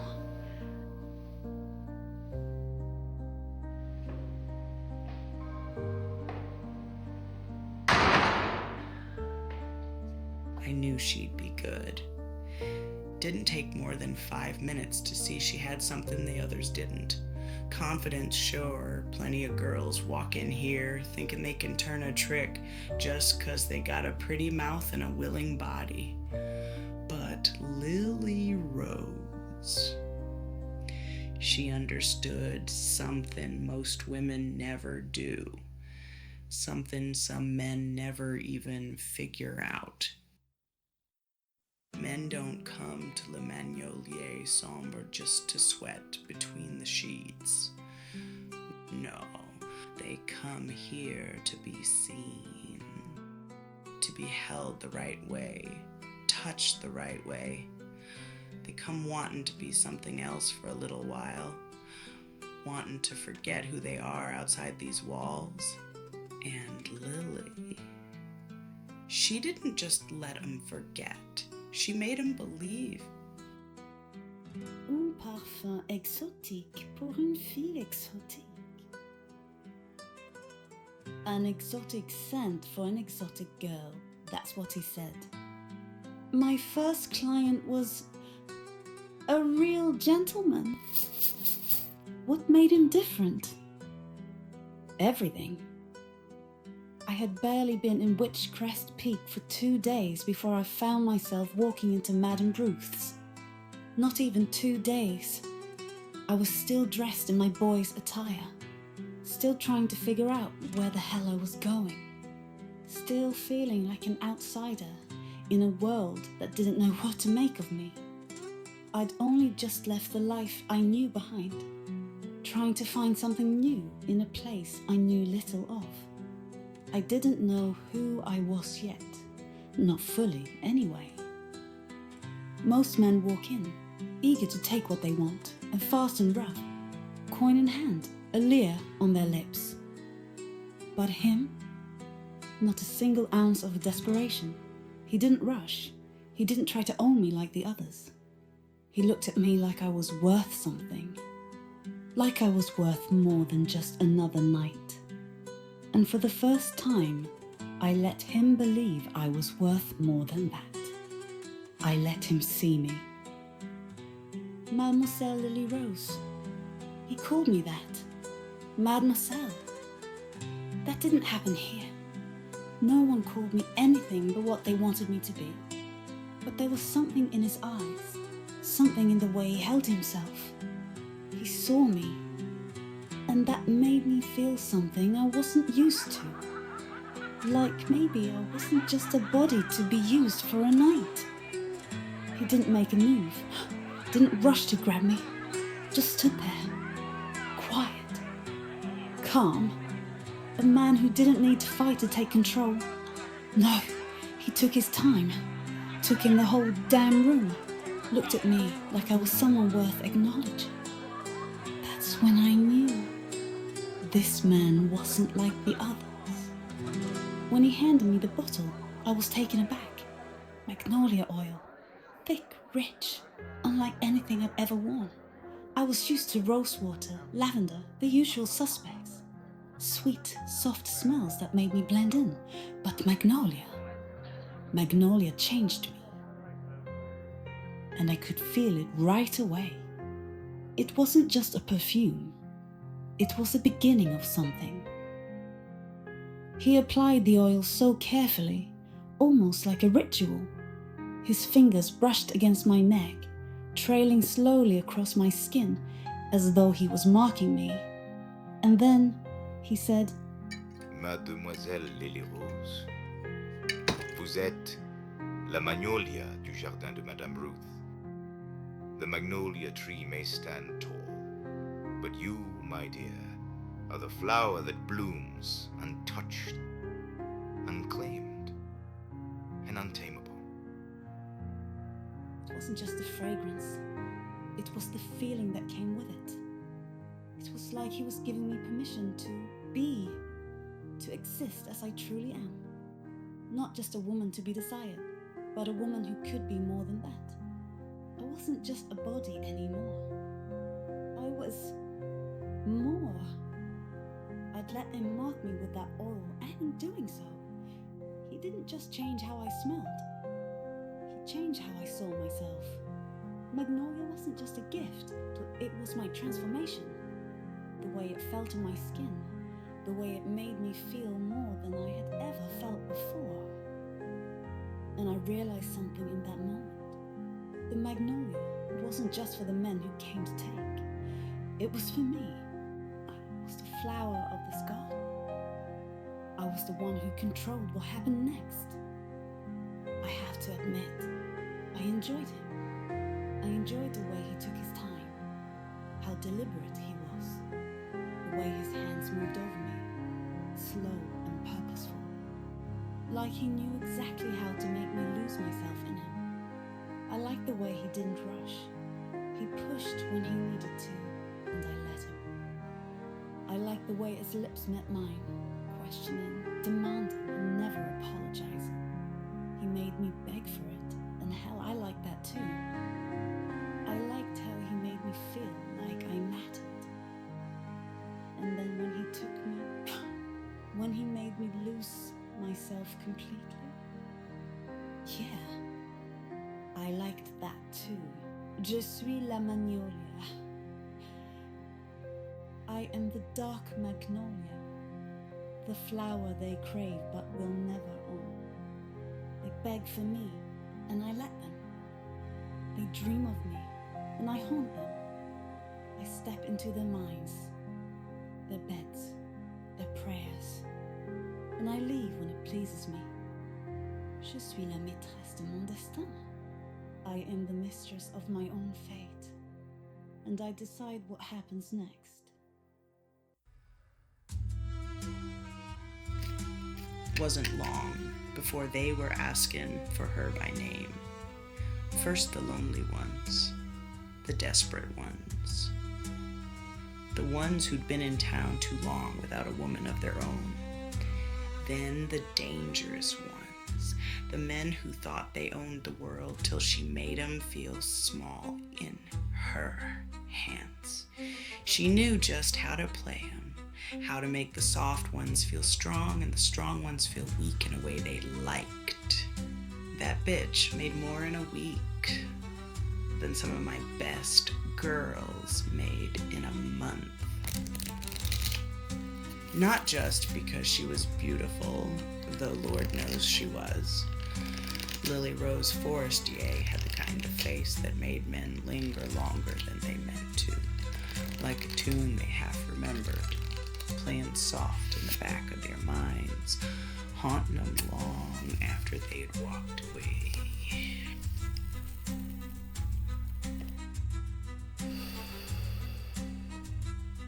Her cheekbones sat high and sharp, cut like they'd been sculpted from marble, casting delicate shadows in the low lamplight. They gave her the look of a woman born for secrets, for whispered confessions in the dead of night. And her skin, smooth as poured cream, but with a warmth to it, a depth that made a man wonder what she'd look like under softer light or softer hands. But it was her eyes that caught you first. Dark, deep, full of stories she'd never tell unless it served her. They weren't a kind of eyes that begged. They dared.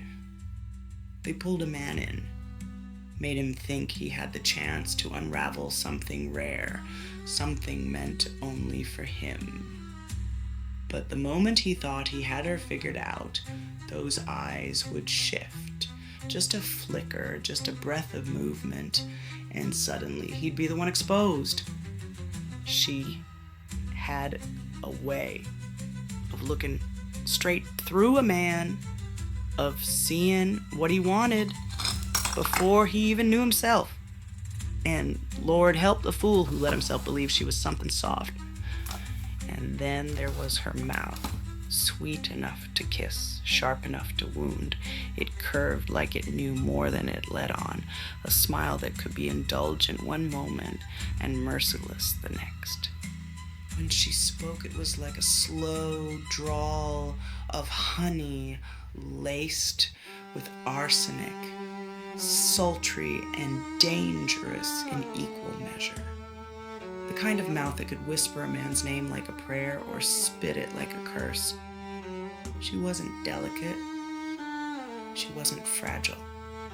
There was strength in the way her features settled, in the way she carried herself, like she knew she had something men would fight and bleed for, and she wasn't about to give it away for free.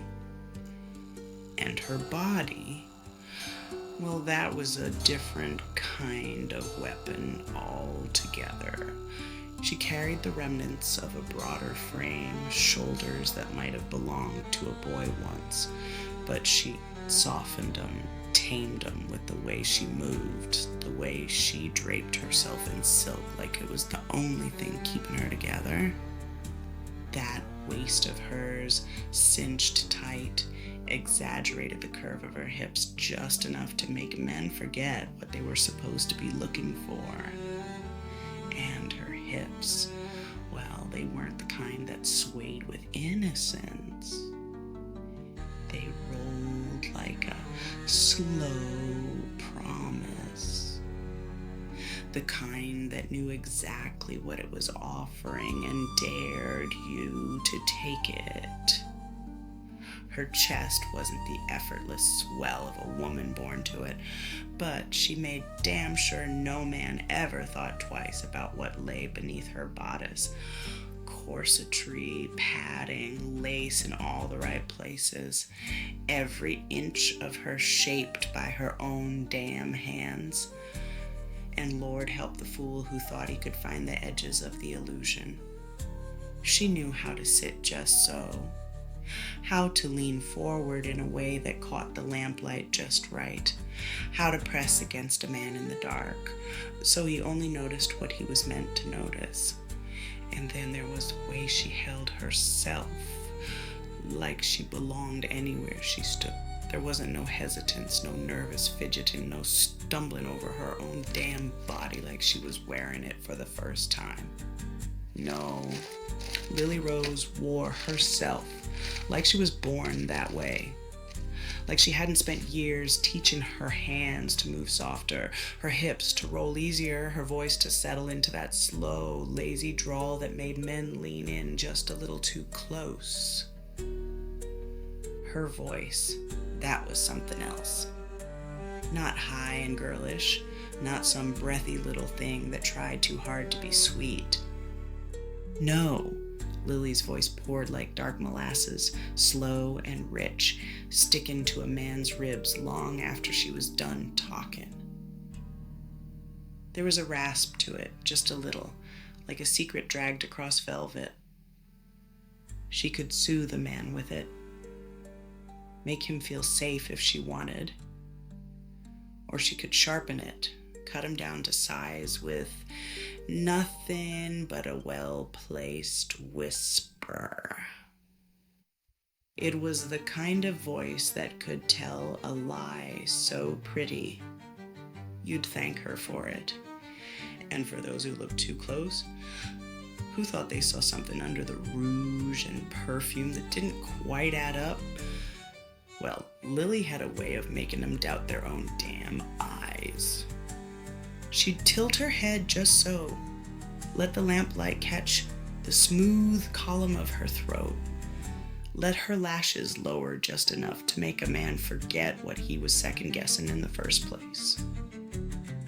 And if he still lingered too long, if he still thought he could pick apart the edges of what she'd built, she'd smile, real slow, like she knew every last dirty thought in his head, and say something in that low, syrup-sweet drawl that'd make his damn knees go weak. Because Lily Rose wasn't a trick, wasn't a con, wasn't some half-baked illusion meant to fool the unwitting. She was real. She was flesh and silk, bone and fire. Every inch of her shaped by her own hands and owned by no one. And God help the man who thought otherwise. Most girls burn out fast in a place like this. They take too much. They give too much. They let men carve their names into them one by one till there ain't nothing left of them but what's been taken. But not Lily Rose. And God damn it, I envied her for that. She bloomed in the dark where the wild things grow, soft as a petal, sharp as a thorn, left her perfume on my skin. Now I wake up tasting sin. Elle danse sous la lune, lèvres sucrées, corps brûlant. She dances under me. Je l'ai obtenue une nuit et je la veux tout le temps. And I want her all the time. No, la magnolia, fleur du mal, fleur du mal. Soft as silk, sweet as sin. Took me under, stole my breath, left me drowning, wanting death. Oh, la magnolia, fleur du mal. Soft as silk, sweet as sin. Took me under, stole my breath, left me drowning, wanting death. She don't need diamonds, don't wear a man's ring. Just wants hands on her hips and the sins they'll bring. She rides like thunder, moans like sin, then slips through your fingers like she's never been. Elle embrasse, elle mord et glisse entre mes doigts. She kisses, she bites, she slips through. Et moi, pauvre yo, je la veux encore une fois. Hold on one more time. Oh, la magnolia, fleur du mal, flogenoid, soft as silk, sweet as sin. Took me under, stole my breath, left me drowning, wanting death. Oh, la magnolia, fleur du mal, soft as silk, sweet as sin. Took me under, stole my breath, left me drowning, wanting death. You ever beg for mercy before you even began? Ever touched the fire and still reached in again? She'll let you have her, she'll let you break. But as for her heart, that's your mistake. Elle danse, sainement elle brûle et elle joue. She dances, she lies, she burns and mais jamais, jamais, elle appartient à vous. But never, never does she belong to you. Oh, la magnolia, belle et cruelle. Oh, magnolia, beautiful and cruel. Soft as silk, hot as hell. Took me under, stole my soul, left me drowning, wanting death. Oh la Magnolia, toi lourd la lueur. Magnolia, you the shadow in light. Prends mon amour pour une dernière heure. Take me my love from la poussière. Ton parfum m'enchaîne. Magnolia sombre, tu as snaré mon âme.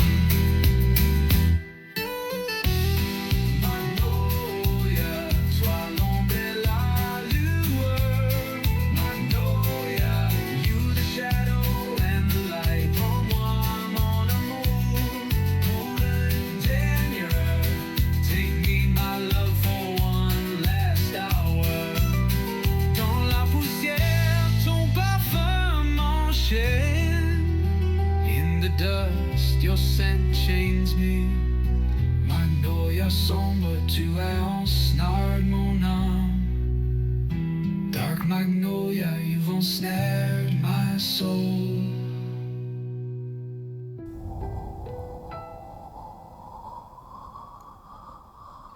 You ever hear a man beg, sweetheart? Not for money, not for mercy, but for you? Oh, they beg. Some fall to their knees, hands tangled in my skirts like a man clutching a rosary, whispering my name like it's a prayer. Some do it with their hands in their pockets, plain or casual, but I see the shake in their fingers, the way their breath catches when I touch them. And some beg without a single word, just sit on that bed, hat in their hands, hat in their lap, and look at me like I got the power to pull them from whatever hell they've been living in. And maybe for a little while I do. Men come to me thinking they know what love is, thinking they can buy it in an hour, in a night, in a handful of whispered promises. Some think love is a claim, something to take, something to own. Others think it's a kindness, a slow touch, a breath shared in the dark. But not a one of them truly understands. Not really. Love ain't just the wanting, it's the staying. And ain't the soul ever stayed? Each one thinks he does, though. Thinks his way is the only way. Some say it with their hands, some with their silence, and some never say it. Just leave the weight of it behind like footprints in the dust.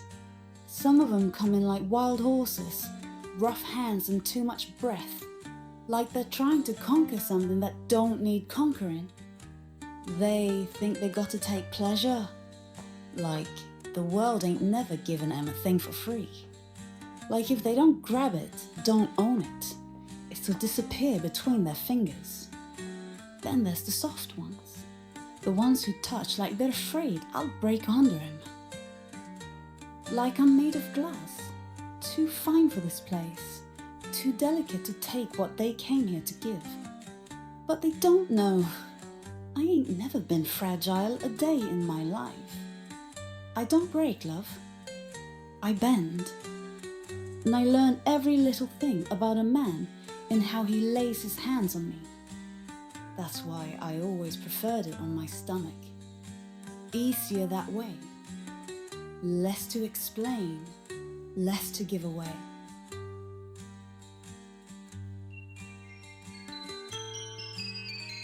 Jacob Elijah Henshaw. A fool, if you ask the others. Not the kind of fool who threw his money around, drinking hard and gambling harder, spending a month's wages on a girl he wouldn't remember in the morning. No, Jacob wasn't that kind of fool. He was the kind that saved his coins for something that actually meant something to him. And for some reason, I never quite understood that meant me.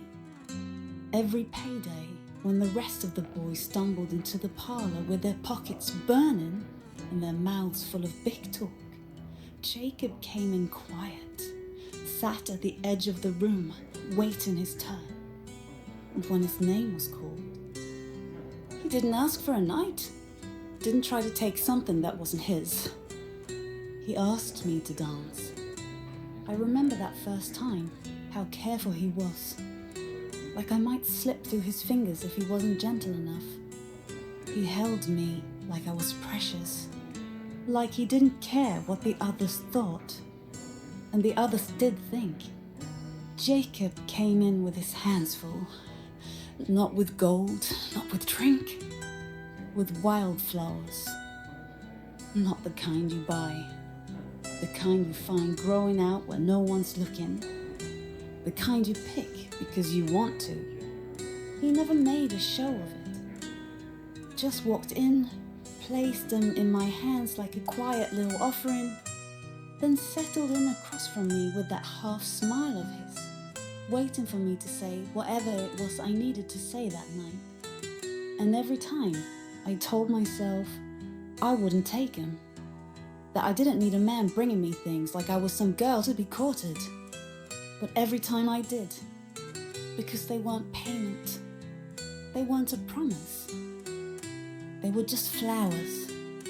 And maybe I needed something soft in my hands every now and then.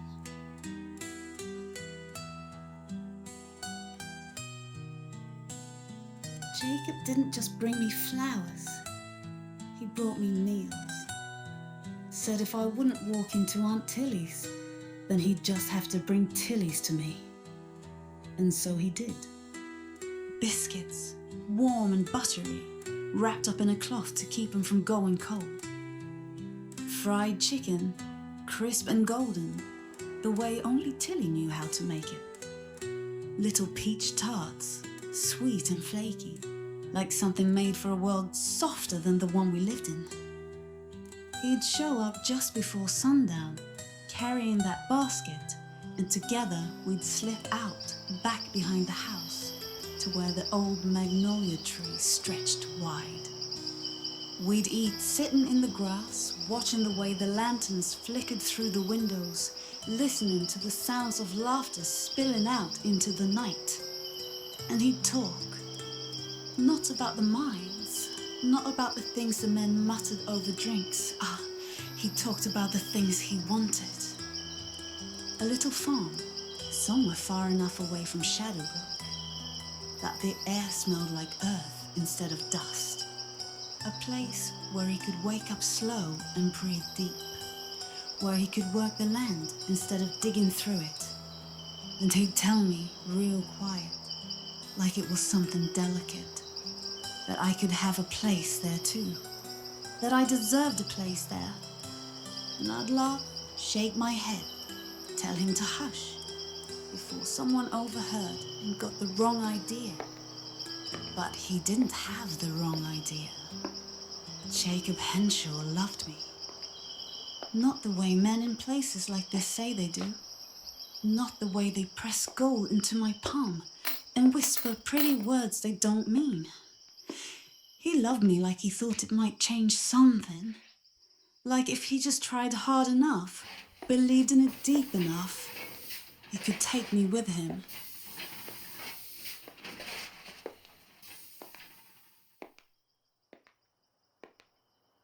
Jacob Henshaw asked for a dance.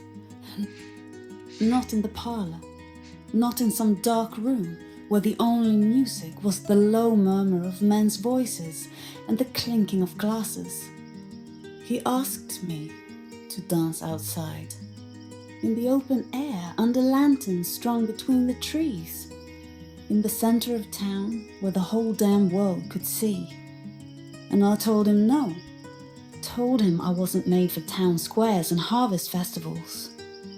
Told him I knew my place, and it wasn't out there with folks who'd never seen me as anything but what I was. He didn't argue, didn't try to change my mind. He just nodded, said, "All right, Lily Rose," like it was the simplest thing in the world, and left. And that should have been the end of it. But the next evening, when the festival was already in full swing, when the lanterns were burning bright and the music had started up proper, there was a knock at my door. And when I opened it, Jacob was standing there, not holding wildflowers, not holding anything at all, just holding out his hand, not to drag me, not to make a scene, just an open hand. Like maybe, just maybe, I could take it. And I don't know why I did, but I did. He led me through the streets like I belonged there. Like it wasn't a strange thing at all. A whore walking arm in arm with a miner through a town that pretended it didn't know her name. And the people, they stared. They did what they always did. The whispers crawling up behind me like vines. But Jacob didn't flinch. Didn't lower his voice. Didn't drop his hold on me. He just kept walking, head high, like he dared anyone to tell him he was wrong. And then he danced with me, right there in the middle of it all, under the glow of lanterns strung between the trees. He spun me slow, held me the way he always did, like it didn't matter where we were, like I wasn't La Magnolière, like I wasn't a whore in a borrowed dress, standing in a place I didn't belong. Then came the laughter. A miner, not one I knew well, but a face I'd seen before. A man who'd probably spent a night or two behind the curtains of Magnolière Sombre. Let out a low whistle, nudging the man beside him. Didn't take you for a man who had to pay for his dances, Henshaw. Words cut through the music like a blade. Jacob stopped moving, didn't drop my hands, didn't turn to look at the men watching us from the edge of the square. But his jaw went tight. I could see the way his shoulders squared, the way his grip shifted. Not possessive, not angry, just steady, like he was preparing for something. I waited for him to speak, waited for him to look at me, to drop my hands, to let the moment pass and let the world decide what I was to him. And I didn't want to wait, so I didn't. I turned to him, pulled him close, and kissed him. Not soft, not like a secret. I kissed him like I meant it. Like I didn't care who saw. Like I didn't care what the world thought, because in that moment, I didn't. The laughter stopped. I didn't have to turn to see the looks on their faces, the wide eyes, the men nudging each other like they'd just seen something they weren't supposed to. It didn't matter. Because Jacob was grinning, big and bright, like the sun had just come up over the mountains. Like that kiss had changed something in him. Like he couldn't believe his luck. And he dipped me, right there in the middle of town, under the glow of lanterns, and whispered, "It's a miracle. Guess I should start saving up faster then." And I laughed. Laughed because it was ridiculous. Because it would never happen. Because he was a fool. Because for one brief, burning moment, I wanted to be a fool with him. We danced until the music slowed. And when the night began to fade, when the lanterns burned lower, and the festival began to wind down, he walked me back to my door. Didn't ask to come inside. Didn't ask for anything at all. Just touched the edge of my fingers, like he wasn't sure if he was allowed, and smiled. And I wanted to tell him something. Something soft. Something real. Something that might have let him keep on dreaming. But the words never came. So I let him go. Watched him disappear into the night. Watched the last glow of lanterns flicker against his back. And then I stepped inside. Back into the warmth of the parlor. Back into the world I knew. Back into the place where Jacob Henshaw did not belong. And I told myself it didn't matter. told myself I would not think about that kiss. Jacob Henshaw was a fool. A sweet fool. A fool who never belonged in a place like this. And maybe that's why I remember him. 'Cause he never tried to make me belong in it either.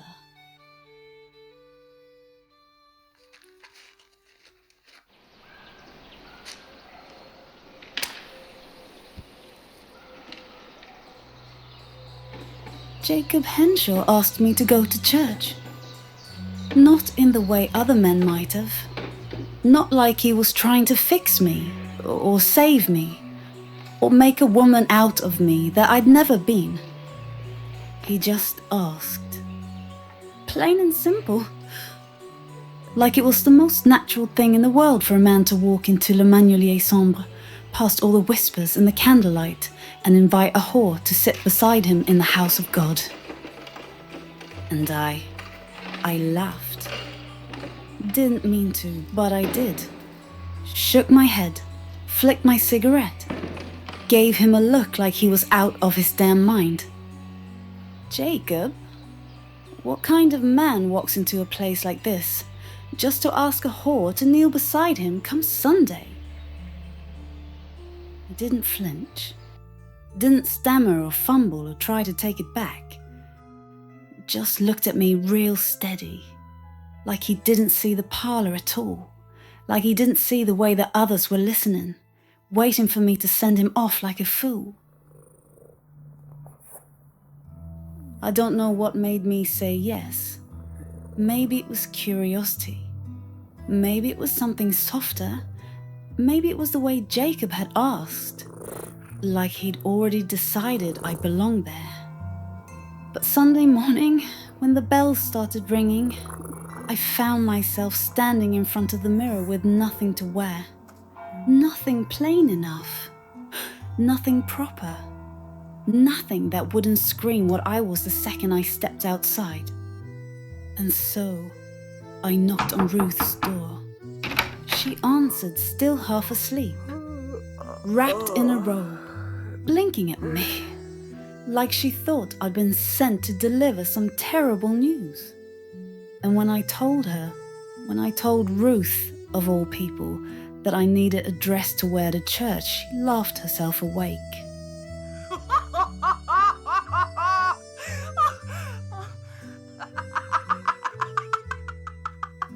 Well, hell's frozen over, she muttered, rubbing at her eyes, stepping aside so I could come in.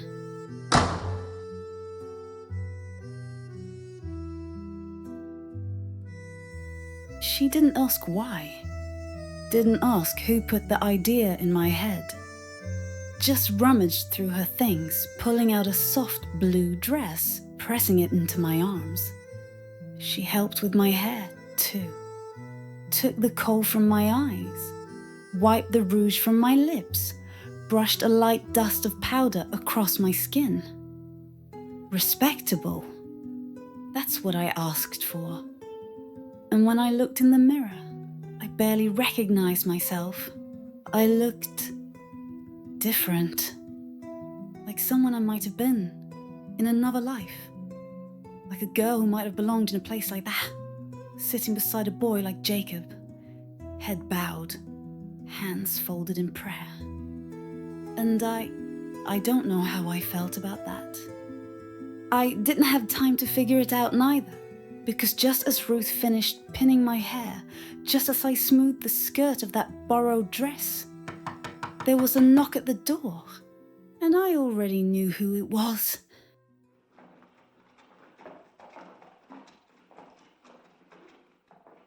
Jacob was waiting for me outside, dressed in his best. A shirt that had been pressed, boots that had been polished, hair that he'd tried to tame but hadn't quite managed.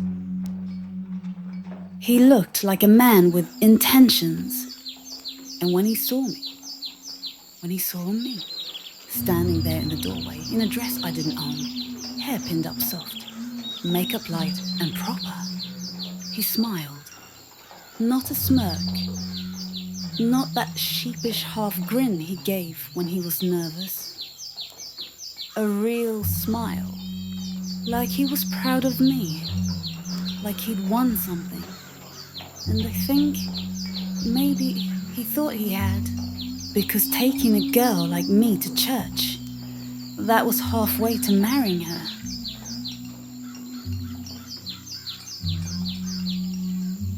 The walk there was quiet.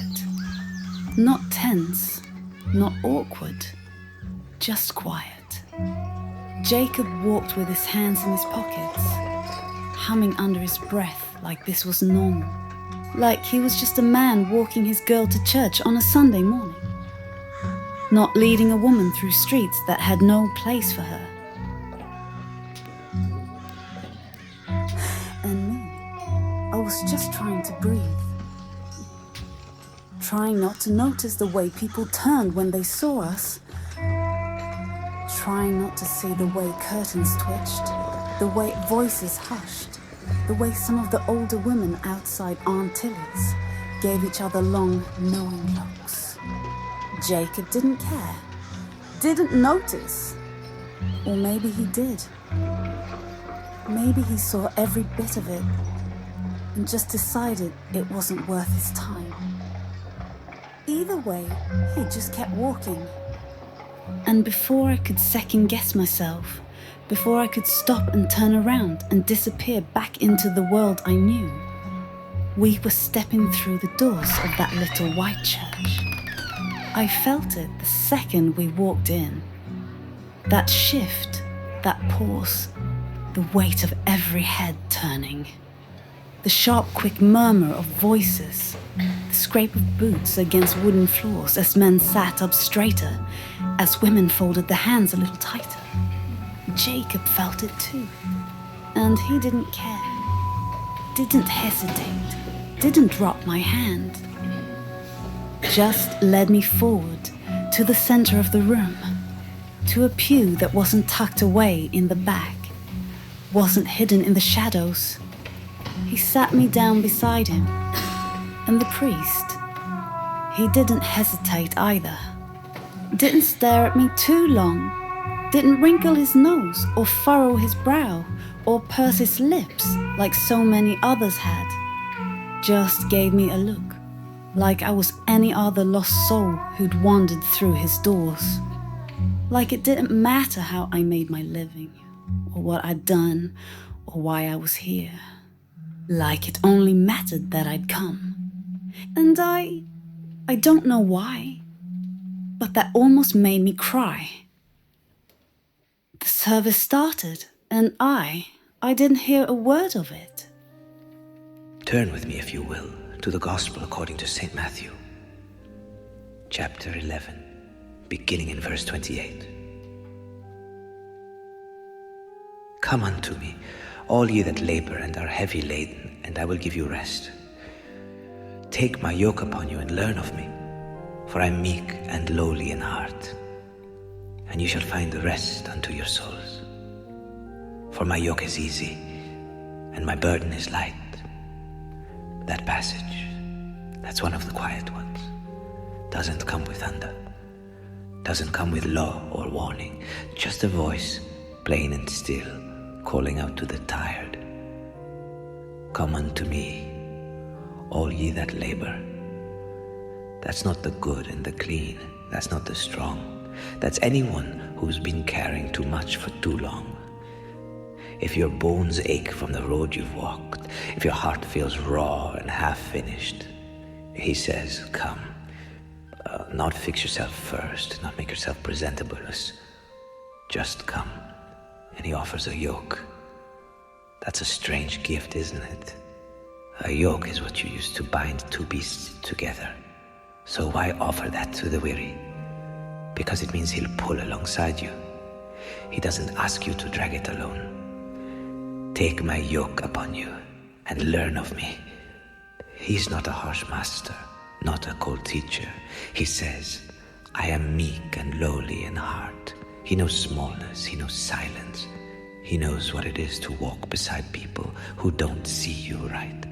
And still he offers rest, not escape, not forgetfulness, rest unto your souls. That's what he offers, if you don't know what that means. If the word rest sounds like something that lives far off in a place you were never invited, hear me now. You are always invited. You are always wanted. Come if you're tired. Come if the weight's got you bent and bruised. Come if you don't know how to pray, but your heart won't let you stay away. You'll find no gates closed here. Not from him. Not from me. His yoke is easy. His burden is light. And if you've come in carrying something heavy, maybe today's the day you can set it down. Where shall the weary go, O Lord, when all the roads are long, when every voice has turned to stone and none remember song? Where shall the burdened lay their heads when no one dares to see? Oh, let thy house be open still and make a place for me. Thy yoke is kind, thy rest is true, and I have come to thee.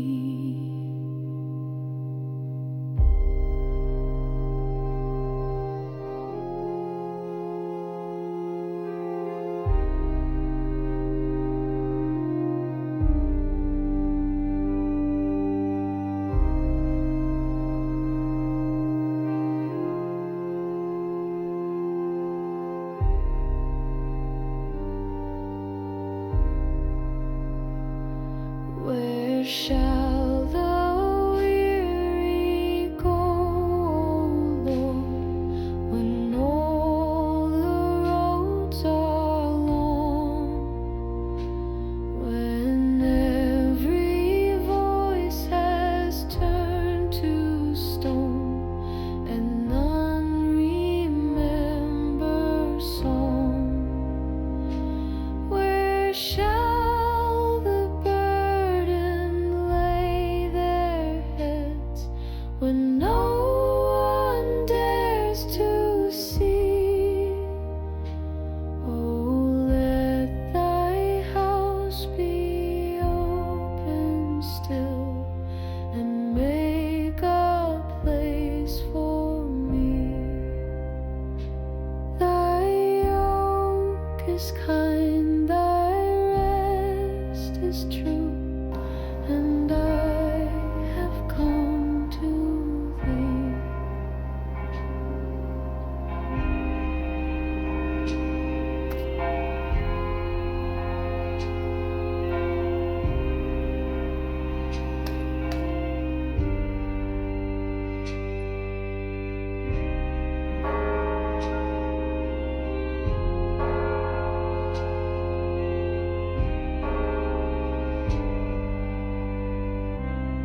I didn't sing when the hymn started. Didn't bow my head when the prayers were spoken. Didn't do anything but sit there, still as stone, my hands folded tight in my lap, my breath shallow in my chest, my mind racing. And Jacob just sat there with me. Didn't push, didn't pester, just let me be. And when the service ended, when people started rising, when I saw the way a few of the women made sure not to brush past me, when I felt the hush settle in again as we turned toward the doors, Jacob did something I still don't understand. He didn't leave right away. We just sat there, like we had nowhere better to be, like he wasn't in a rush to step back outside, into the world waiting for us. Like he just wanted to sit with me a little longer, and I let him. Because for one single hour, in the hush of that little white chapel, under the glow of candlelight. I wasn't La Magnolia. I wasn't a thing men paid for. I wasn't the sum of my choices, or my name, or my past. I was just Lily.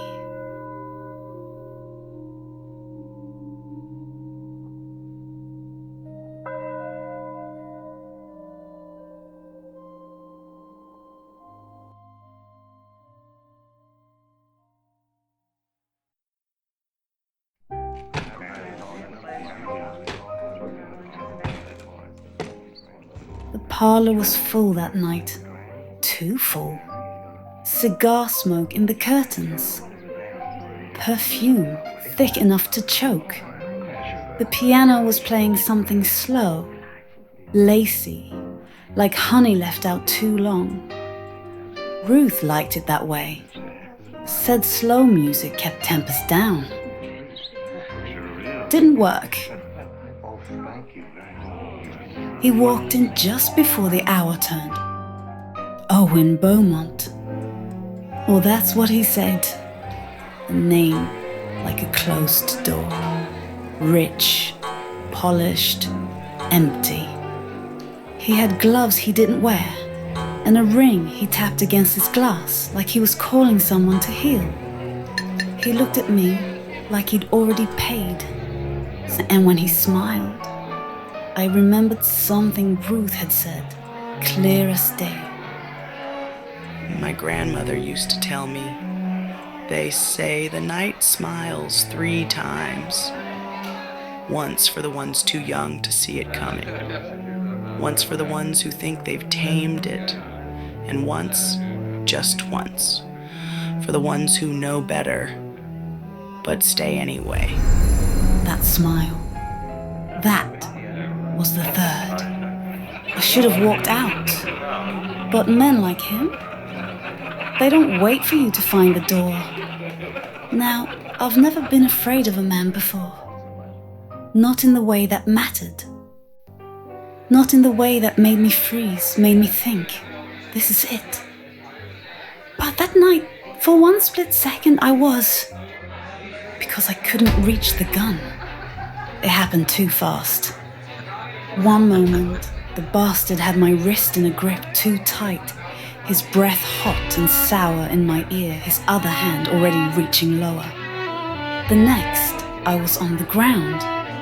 Not because I was thrown, because I put myself there, dropped fast, hard, sharp, the way Ruth had taught me, the way a girl learns when she has to. Twisted out of his grip, brought my knee up hard into his gut, reached for the drawer behind me, for the revolver I knew was there, the one Ruth kept for when things went too far.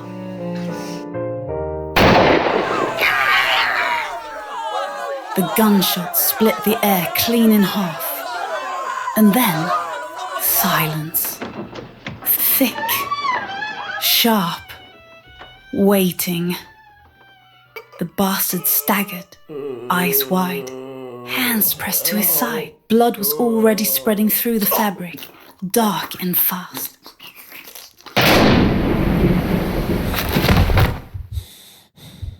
And standing behind him, breath ragged, hand shaking, gun still raised, was Jacob. The whole parlor stopped. The music, the laughter, the conversation. Everything turned to smoke and silence. I don't remember moving. Don't remember pushing myself up. Don't remember reaching him. Don't remember the moment his hands started shaking. But I was there. I was there, gripping his arm, trying to steady him. Jacob. His breathing was too ragged. His hands wouldn't stop trembling. The gun was still clutched tight between his fingers. Smoke curling from the barrel, his knuckles white with the grip of it.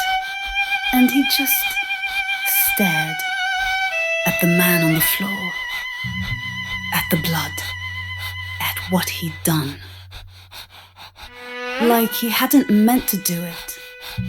Like he didn't know how it had happened. Like he had no idea how he'd gotten here. Jacob, give me the gun. Nothing. Jacob! He finally looked at me, and I felt it. The way his whole body had gone tight. The way he was breathing too fast, too shallow. Like he was somewhere else. The way his fingers curled tighter around the grip. Like he thought he still needed to pull the trigger. Like he thought if he let go, something worse might happen. Jacob, give me the gun. And then he did. Like his fingers had forgotten how to hold on to anything. Like he'd suddenly realized what he'd done. And when I pulled it from his hands, when I set it down, when I grabbed his face and made him look at me, that's when I saw it, the horror. Because Jacob Elijah Henshaw, sweet, foolish Jacob Henshaw, had never killed before. And now, he had. For me.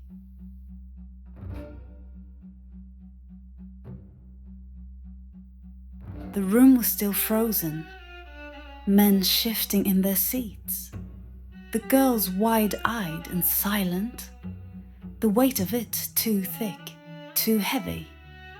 And Jacob still hadn't spoken. His hands were still shaking. His breath still too uneven. So I did the only thing I could. I took those hands. I held them tight. And I said, soft as anything, "It's all right, Jacob. It's done." But it wasn't. Because a man was dead. Because Jacob had pulled the trigger. Because Jacob was not the kind of boy who could kill and walk away untouched. And even as he let out a breath, even as I watched his shoulders drop, even as I pulled him against me, feeling the way he clung to me like I was the only thing keeping him standing, I knew he wouldn't ever be the same. Jacob Henshaw had never been a killer. But that night, he became one, and it broke him. He didn't speak the whole way upstairs. Didn't argue when I led him to my room. Shut the door behind us. Made him sit before his knees could give out. Didn't look at me. Didn't look at anything. Just sat there, staring at his hands. Like the gun was still in them. Like he could still feel the weight of it. Like the blood was on his fingers, not the floor. And then he started shaking. Soft at first. A tremor in his fingers. A tightness in his breath. And then the dam broke. I should have stopped it. His voice was raw. Not loud, not angry, just wrecked. I stepped closer, reached for him, but he shook his head, sucked in a breath like he was drowning. I saw him grab you. Lily, I saw him, and I... His breath hitched. He clenched his fists. His whole body went tight, like he was fighting something bigger than the moment. Like this wasn't just about me. Like this wasn't just about tonight. I should have stopped it before he even touched you. His voice broke. And when he finally lifted his head, finally looked at me, he wasn't looking at me. Not really. He was looking at something else. Something long gone. Something deep in the past. And I knew. Whatever he was seeing, it wasn't me. It was another. His mama. I didn't know much about Jacob's past. Knew he didn't have people. Knew he'd been on his own for a long time. Knew he didn't talk about where he came from. But I'd heard whispers. Bits and pieces. Things men say when they think no one's listening. About how his father was a mean drunk. About how his mother never got away. About how one night, after too many bottles, after too many broken things, she stopped getting back up. And Jacob saw it. A boy too small to stop it. A boy who probably tried anyway. And now, all these years later, here he was. A man grown. A man who finally had a gun in his hand. A man who finally pulled the trigger. But it wasn't the same, was it? Because this time, he was too late. Because I'd already been grabbed. Because the past don't care how hard you fight. It'll still come for you. And now, Jacob couldn't tell the difference. I saw him touch you, Lily. His voice was thick, unsteady, like a man falling apart piece by piece. I saw it and I thought, not again. His hands clenched tighter. I thought, I won't let it happen again. I won't stand there and... He cut himself off, turned away, sucked in a breath that did nothing to steady him. I should have stopped it before it ever got that far. His voice cracked. I should have stopped him before he laid a hand on you. And when I reached for him this time, when I placed my hands over his, when I finally made him see me, his whole body shuddered. And then he broke. Jacob Henshaw didn't cry. Not like most men, not loud, not reckless, just silent. Tears slipping past his lashes like he didn't even know they were there. Like he wasn't built for it, like he didn't know how to let himself grieve. And me, I didn't stop him, didn't hush him, didn't tell him he'd done right, because he hadn't. Because no one should have to do what he did. Because Jacob Henshaw had just killed a man. And it wasn't justice. It was a boy trying to rewrite his past. And now he had to live with it. I sat with him, held his hands tight, kept my voice low, steady, just enough to keep him here, in the present, in this room, with me. And eventually, he fell asleep. Not peaceful, not easy, just exhaustion. Just the weight of it finally pulling him under. And I sat beside him, watched the way his brow stayed furrowed, even in sleep. Watched the way his fingers twitched, like he was still reaching for something he couldn't hold. And I thought, no man has ever killed for me before. No man has ever wanted to. I've had men hit me. Had men try to claim me, try to break me, try to make me less than I am. But no one has ever put a bullet in a man for my sake. Jacob Henshaw did. Not because he had to.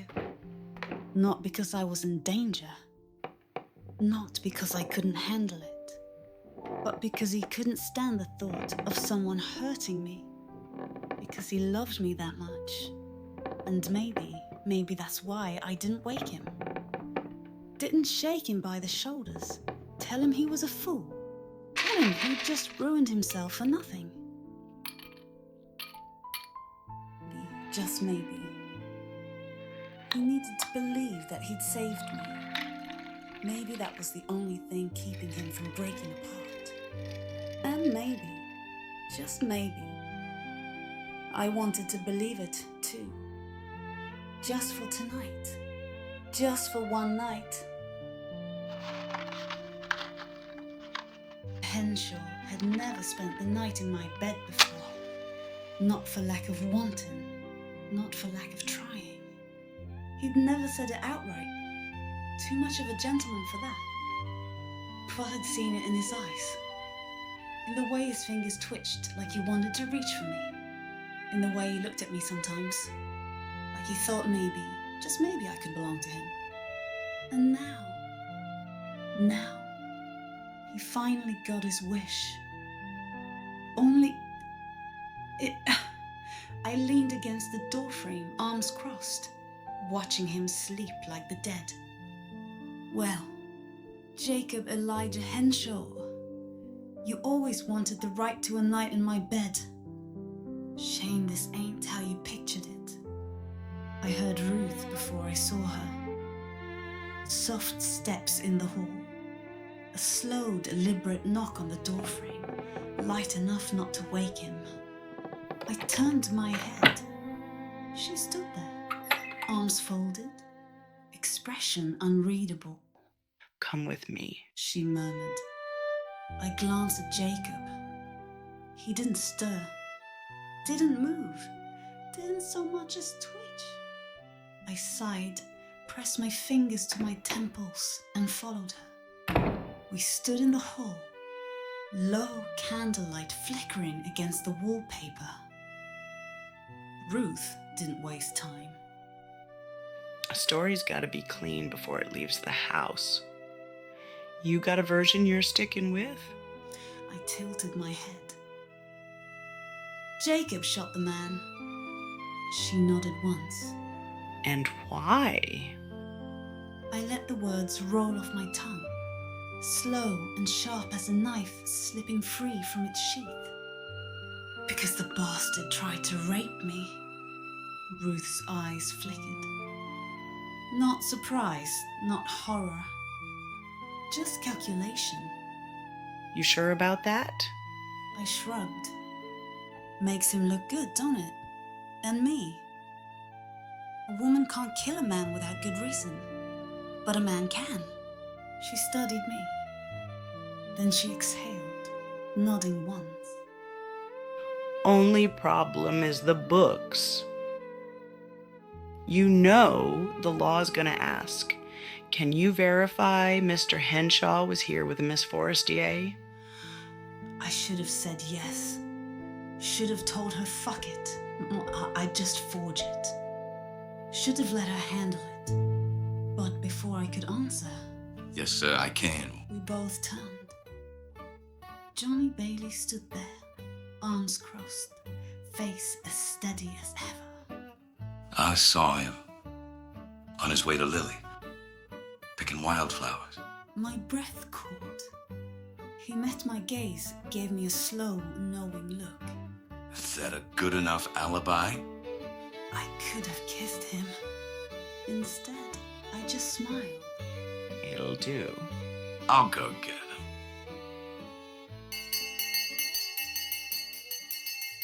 Jacob didn't wake up when the sheriff came. Didn't hear the low murmurs from the front hall. Didn't know that by the time the morning sun started creeping over the mountains, his name had already been cleared. Cause of death? Clear. Motive? Acceptable. Punishment? None. The sheriff nodded at Ruth, rubbed his jaw. You sure the boy didn't kill him out of anger? Ruth tilted her head. Man puts his hands on a woman to whom he don't belong. I'd call that plenty of reason. The sheriff sighed, scratching his head. Guess I better go interview him anyhow. Not that I got much to ask. He closed his book, and then he glanced at me. You all right? I smiled, small and sharp. Ask me again tomorrow, Sheriff. He just shook his head and let himself out. As I had said, Jacob Henshaw had never spent the night in my bed before. And after the way last night went? Well, why not have a little fun? He was still dead to the world when I stretched. Ran a slow hand through my hair. And then I got an idea, an awful idea. The kind of idea that put a little lightness in my chest for the first time since the gun went off. I glanced down at him. Still knocked out cold. Didn't move when I slipped out of my chair. Didn't stir when I lifted the blanket. Didn't even twitch when I slid into the bed beside him. Pressed up just close enough to set the trap. Then, real quiet, real slow, I leaned in, let my breath warm the shell of his ear and whispered, "Rise and shine, sweetheart." Jacob damn near leapt out of his skin. Jolted so fast the bed shook, eyes wide, Hatton scrambling for something, anything, like he'd just woken up in the middle of a battlefield. And me? I nearly died laughing. Couldn't help it. Collapsed onto the mattress, grinning, shaking, choking on giggles, like I was some schoolgirl pulling a prank on a Sunday afternoon. His face, Lord, his face. Eyes blowing wide, cheeks burning red, hands fisting into the blankets like he thought he'd done something wicked. Lily! He blinked, stared, blinked again. Then, his face dropped. Panic. Real panic. His breath hitched, hands going up to his shirt like he was checking himself, checking me, checking the whole damn regality of the situation. And then, his voice, hoarse, confused, desperate. What happened? I let the laughter settle, slow, sweet as honey. Let him squirm. Let him run through every possible scenario in his head. Every bad decision he thought he might have made in the fog of last night. And then finally, I took mercy, leaning in real close, dropping my voice to just above a whisper. "You're still a virgin, Jacob." The relief hit him so hard, I swore I saw his soul leave his body. He exhaled, fell back against the pillow, ran a hand through his hair like he'd just survived something catastrophic. And me, I just smirked.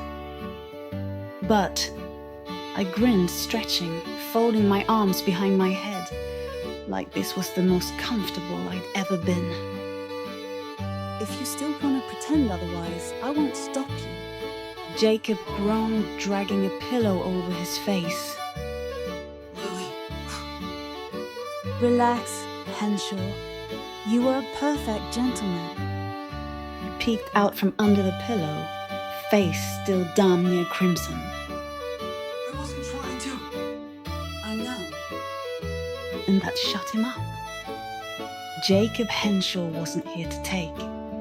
Jacob Henshaw had never been here to take. And if he ever got what he wanted, it wouldn't be from a fogged up night with no memory. No. He wanted the whole damn thing. And that's why I let him stew in it a little longer. Because he'd get there eventually. Or, at least, he thought he would. I slipped out of bed before he could figure out how to string together a proper sentence. Stretched, slow, deliberate, watching him try and fail to figure out how to recover. Then, just to twist the knife. "Come on down." He blinked. Huh? "Breakfast is waiting." He sat up too fast, winced, still trying to get his brain to work. Breakfast? I smoothed out my dress, tossing a glance over my shoulder. "Then you have to talk to the sheriff." I grinned, twirling my fingers at him as I sauntered toward the door. "Come on, Henshaw. You're leaving out the front today." Jacob followed me down the stairs like a man, walking towards something he didn't quite understand. His hair was still mussed from sleep. His shirt rumpled, sleeves shoved up to his elbows. He looked out of place. Not like the others who left in the morning. Not like the men who walked out the front door with a knowing smirk and a pocket a little lighter than before. But the moment he stepped into the parlor, the moment the girls turned to look at him, that changed. Because in their eyes, he was somebody now. The ones who left through the front in the morning, the ones who had coffee poured for them, breakfast waiting, a quiet nod from Ruth before they left. They weren't just customers. They were gens de distinction, men of importance, the kind that earned the right to be seen. And Jacob, whether he knew it or not, was now one of them. I saw it in the way the girls watched him. Not just with curiosity, not just with amusement, but with something damn near like respect. Because Jacob Henshaw wasn't leaving as a fool. He was leaving as a man who had killed for a woman. And that changed things. Johnny Bailey was already there, lounging against the counter, a half smirk tugging at the corner of his mouth. "Well, look who's up." Jacob shot him a look, half exhausted, half suspicious. "What are you doing here?" Walked together last night, didn't we? After I saw you picking wildflowers. Jacob blinked, confused. I stepped past him, plucking a hot biscuit off the tray, breaking it open with my fingers. That's your alibi, sweetheart. His eyes snapped to me, confused, wary. But I waved a hand, taking a bite, speaking around my food. It don't matter what really happened, Jacob. What matters is the story. And the story is... I swallowed, licking a crumb from my finger. You shot a man who tried to rape me. And Johnny saw you on your way here, flowers in hand, all innocent like. Johnny grinned, raising his coffee cup. Hell of a thing, really. Right place, right time. Jacob still looked like he wanted to argue, so I tilted my head, studying him. You really want to tell the sheriff a different story? That shut him up. Ruth poured Jacob a cup of coffee, set it in front of him without a word. That was the final seal on it. He was one of ours now. The way the girls moved around him, setting down food, laughing easy, nudging his shoulder. Jacob wasn't just a boy anymore. He was a man who'd left his mark. And when the sheriff finally arrived, stepping through the front door instead of the back, like he usually did when questioning a whore, Jacob was already sipping his coffee, calm, settled, like he belonged. The sheriff didn't take long, and didn't need to. Clear cause, he muttered, shaking his head. Man puts his hands where they don't belong, gets what's coming to him. Jacob stiffened, didn't look at me, just swallowed hard, nodding once. And the sheriff, he didn't notice. Didn't see the way Jacob was still holding on to the weight of it. Didn't see the way he kept clenching his jaw like he wasn't sure if he could swallow it down. Didn't see the way I was watching him, waiting to make sure he didn't crumble. All the sheriff saw was a good man who did what was necessary. And that was enough. The sheriff had barely cleared the front steps before Ruth turned back toward the room, arms crossed, that slow, knowing smirk playing at the corner of her lips. The girls were still gathered, eyes bright, waiting, because they all knew, just as well as I did, that a moment like this, it deserved a proper ending. Ruth exhaled, long and amused, shaking her head. So what do we say to our Chevalier d'Honneur? Jacob blinked, still looking a little like he'd stepped into a play without knowing his part. You're what? Ruth smirked. Our Knight of Honor. I grinned. Means you did good, Henshaw. He opened his mouth, probably to argue, to insist he wasn't some hero, wasn't some knight, wasn't anything more than a fool with a gun who made a choice too fast to take back. But before he could, the girls descended. One of the younger ones, Marie, all dimples and wild curls, was the first to pounce, grabbing Jacob's face between her hands and pressing a loud, lingering kiss to his cheek. Pour le courage, she teased, giggling as she pulled back. For courage. And then they all joined in. Ruby dragged her thumb along her lip before leaning in, leaving a soft red print on his jaw. Delphine smoothed a hand down his arm, murmuring something in French before pressing a kiss to his temple. Colette, always the daring one, traced a finger along his collar before pressing a kiss just beneath his ear, whispering something scandalous before she pulled away. And me, I watched the way Jacob went still. Not tense, not uncomfortable, just stunned. Because when had he ever been the center of something like this? When had he ever had women, beautiful, powerful women, treating him like he was someone to be honored? And even when he tried to shake them off, tried to wave his hands and insist it wasn't necessary, they wouldn't hear it. Because Jacob Elijah Henshaw had earned this. And damn it, we were going to make sure he knew it. By the time the girls finally pulled back, he was a sight. Lips, red with smudges of rouge. Hair tousled from all the hands that had ruffled through it. Marked. And not by blood. Not by the stain of the night before. Not by the weight of what he'd done. But by us. By the house. By the women who had decided, for better or worse, he was one of ours now. And when Ruth stepped back, nodding in satisfaction, she gestured toward the door. All right, ladies, let's send our cavalier out the right way.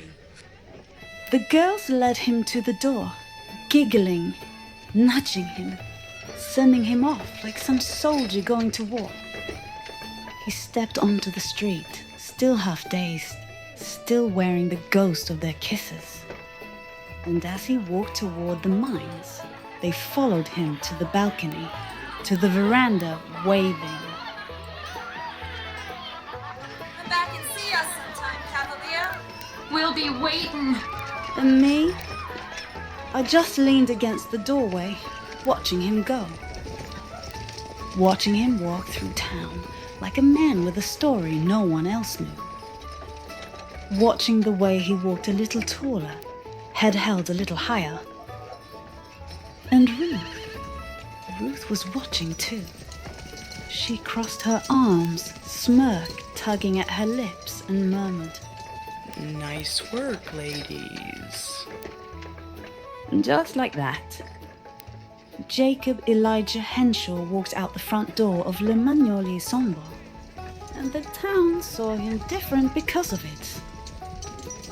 By the time Jacob Henshaw reached the mines that morning, his story had already outgrown him. He didn't write it. He didn't shape it. But that didn't matter. Because men love a legend. And when they can't find one, they make one. And Jacob, he'd given them just enough to work with. It started small. A whisper here, a knowing glance there, a low chuckle pass from one man to another, building slow, waiting for the right moment to set fire. Jacob was still rolling up his sleeves when he heard the first piece of it. You hear about Henshaw? What about him? Spent the night with all of them. All? Every damn one. Jacob still didn't turn around, didn't react, because Lord help him, he knew better than to get tangled in a rumor already moving too fast to stop. By midday, the story had legs. By lunch, it was running. And by the time they all sat down, passing tin cups and wiping dust from their hands, it had turned into a full-blown epic. Heard they passed him around like a bottle of whiskey. Hell, more like a sacrament. Yeah? Well, La Magnolia took first taste. Of course she did. You think she was going to let a boy like that leave untouched? Lucky bastard! Jacob didn't move, didn't speak, didn't confirm. Because what was the point? The girls had done half the work already. See, a man might exaggerate, might take a small thing, stretch it wide, make it into something worth envying. But a woman? Women, they know how to craft a myth. And the ladies at Magnolière Sombre, they had done a damn fine job.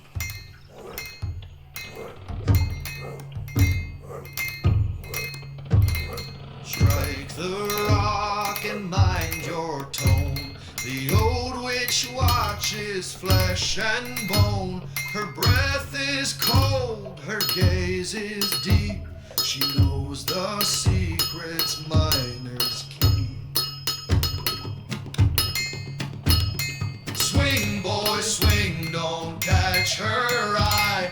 Dig the vein and don't ask why.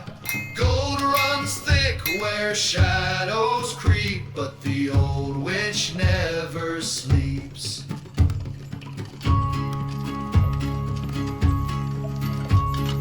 Hendrickson's men, we earn our pay. In tunnels dark we make our way. The mountain groans, the timbers moan, yet we press on, we're not alone. Swing, boy, swing, keep the rhythm tight. The old witch stirs in the fading light. Dig with care and hold your breath, for she deals in gold and death. They say she guards a treasure vast, hidden deep where none have passed. But greed has cost more than it's worth. Many lie beneath this earth. Swing, boy, swing, let the hammers ring. Heed the song the shadows sing. In Witchcrest heart our fortunes lie, under the old witch watchful eye.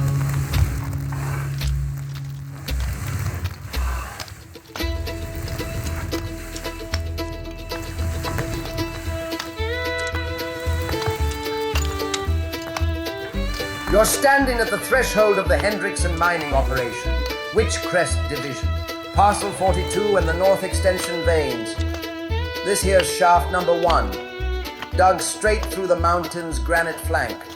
Full timber frame every 6 feet, reinforced with Oregon pine, double braced for when the old witch starts breathing hard. 6 levels down, with lateral cuts east and south on the 3rd and 5th. Feels like you're crawling through the veins of something ancient. We light with carbide lamps. Got a proper surface-fed air system. Fresh pipes laid in just this spring. Rails run ore carts to the main platform. Manual crank hoist for now, but Mr. Hendrickson's looking to bring in the new steam lift once the smelter's up and fire ready. Drainage runs through the sluice. The Devil's Runoff, we call it. Carries tailings and floodwater clear downhill. Fenced off now. Too many boots got pulled under. Crews run 12 on, 12 off. 2 bells for change.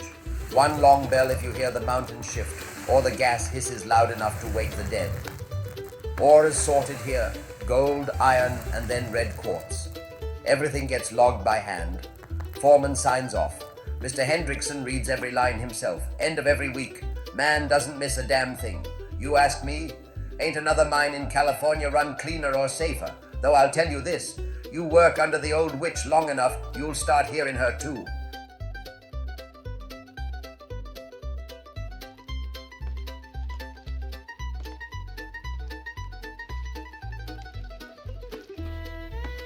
The sun was low and Jacob stepped away from the others, slipping down the narrow path behind the work site. The tin cups had been passed around, the shift was winding down. And Lord above, he needed to take a piss. But privacy, that was damn hard to come by these days. Especially when half the men were still watching him like he was some kind of walking legend. He had just settled in, one hand braced against a tree, the other doing what it needed to when he heard the sound of footsteps. Light, quick, a woman's steps. And before he could even swallow the panic in his throat, well, now ain't this a lucky moment? Jacob damn near jumped out of his skin, whipped his head around so fast he nearly pissed on his own boots.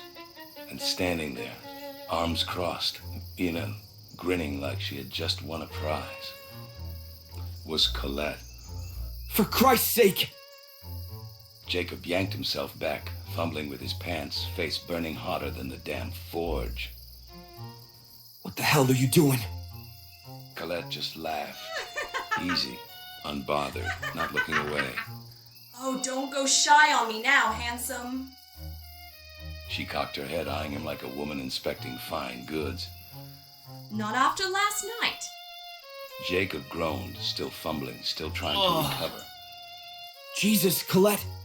At least the rumor got the description of it right. Jacob froze. His brain shut down as his mouth opened, closed, opened again. You! Hush, Henshaw. She winked, flipping her braid over one shoulder. Let a girl admire a thing, won't you? Jacob made a sound. A choked, wheezing, mortified sound. And Colette just grinned wider. By the time Jacob had managed to compose himself, Colette held up a small paper sack, swinging it lightly between 2 fingers. Brought you something? He eyed it, still suspicious. What is it? Aunt Tilly's bread and a bit of honey.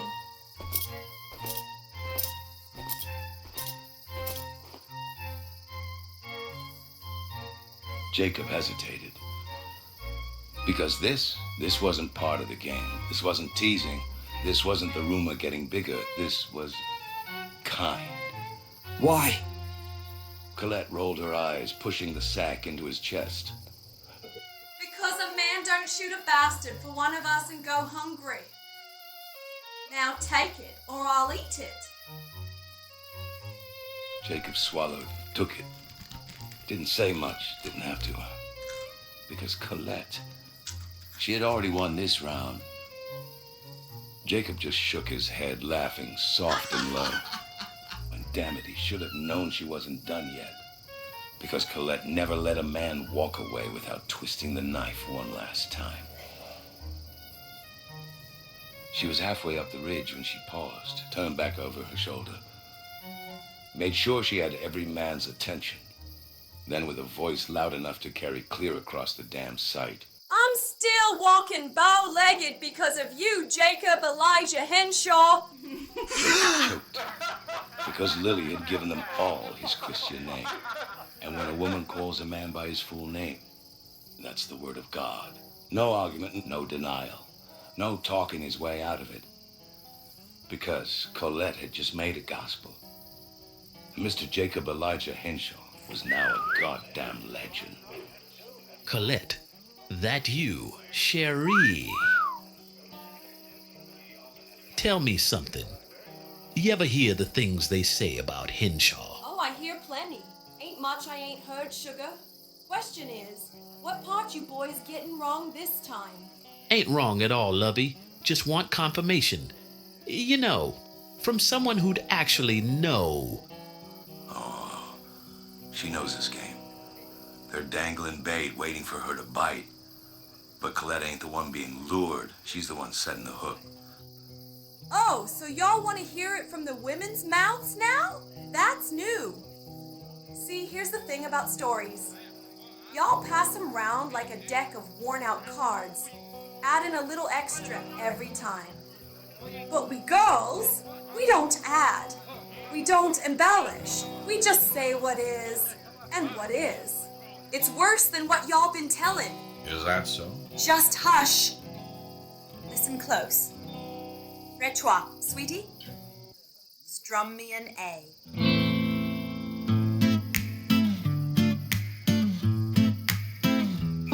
Mr. Jacob Elijah walked into town, silver in pockets, a hat pulled down, picked wildflowers, yellow and blue. This bouquet, my lily, I bring it for you. But another man's hands dared to roam, females on silk that weren't his own. Jacob saw red, Jacob saw black, one pull, one shot, no taking it back.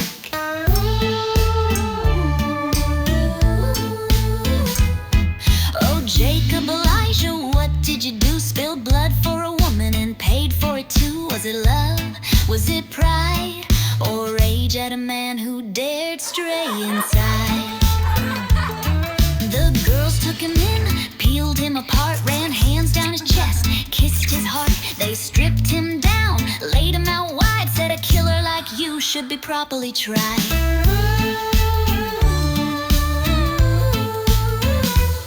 Billy knelt low, breath hot on his skin, teeth at his ear, fingers dug in. You killed for me, now take your due, and drowned him deep where the petals grew.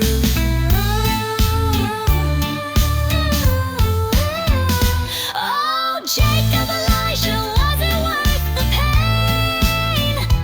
Did they fuck you breathless? Did they leave you sane? Did you beg them stop? Did you beg for more? Or just laid there wrecked down on the floor? Then the others came, wet lips, sharp teeth, fingers below, nails dragging deep. They took him down, they dragged him whole, rode him raw, fucked his soul. Hush, cavalier, let's make you plead. One whispered low, grinding his need. They kissed his throat, they kissed him bare, ran tongues through sweat like a whispered prayer. They tore him open, they took their turns, bit at his neck, left bruises that burned. By the time they were done, by the time they were through, Jacob was shaking, wrecked clean through.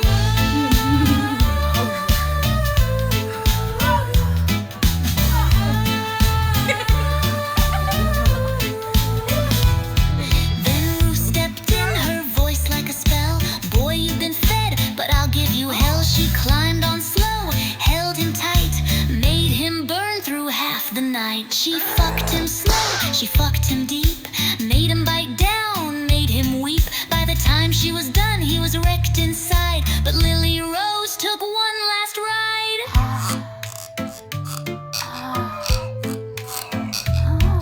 The sun rose hot, the air hung thick. The sheriff knocked, boots heavy and quick, pushed through the door, stood there still, and damn near lost his will. Jacob lay there, naked as sin, lipstick smeared from jaw to shin. Shit still damp, the air still rank. The lawman's face turned white, then blank. He spat in the dust, wiped his brow, tipped his hat, said, I ain't Arston Howe. Then turned away, stepped out slow, muttered, Lord, I don't wanna know.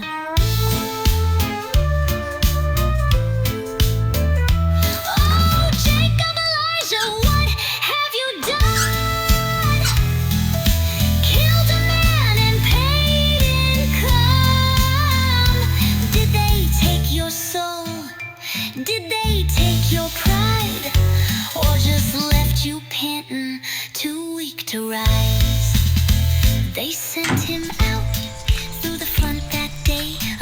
undone, but made to stay. The girls stood high, lining the rails, bodies draped, climbing like vines in the swelter's wail. The street was mud, sweat and heat. Jacob's legs barely found his feet, and as he walked that shit-worn road, the town bowed their heads, knowing damn well the load. Oh, Jacob, Elijah, tell us true. Did they break your body? Did they hollow you through? Did you taste the sin? Did you taste the grace? Ooh, Jacob, Elijah. Ooh.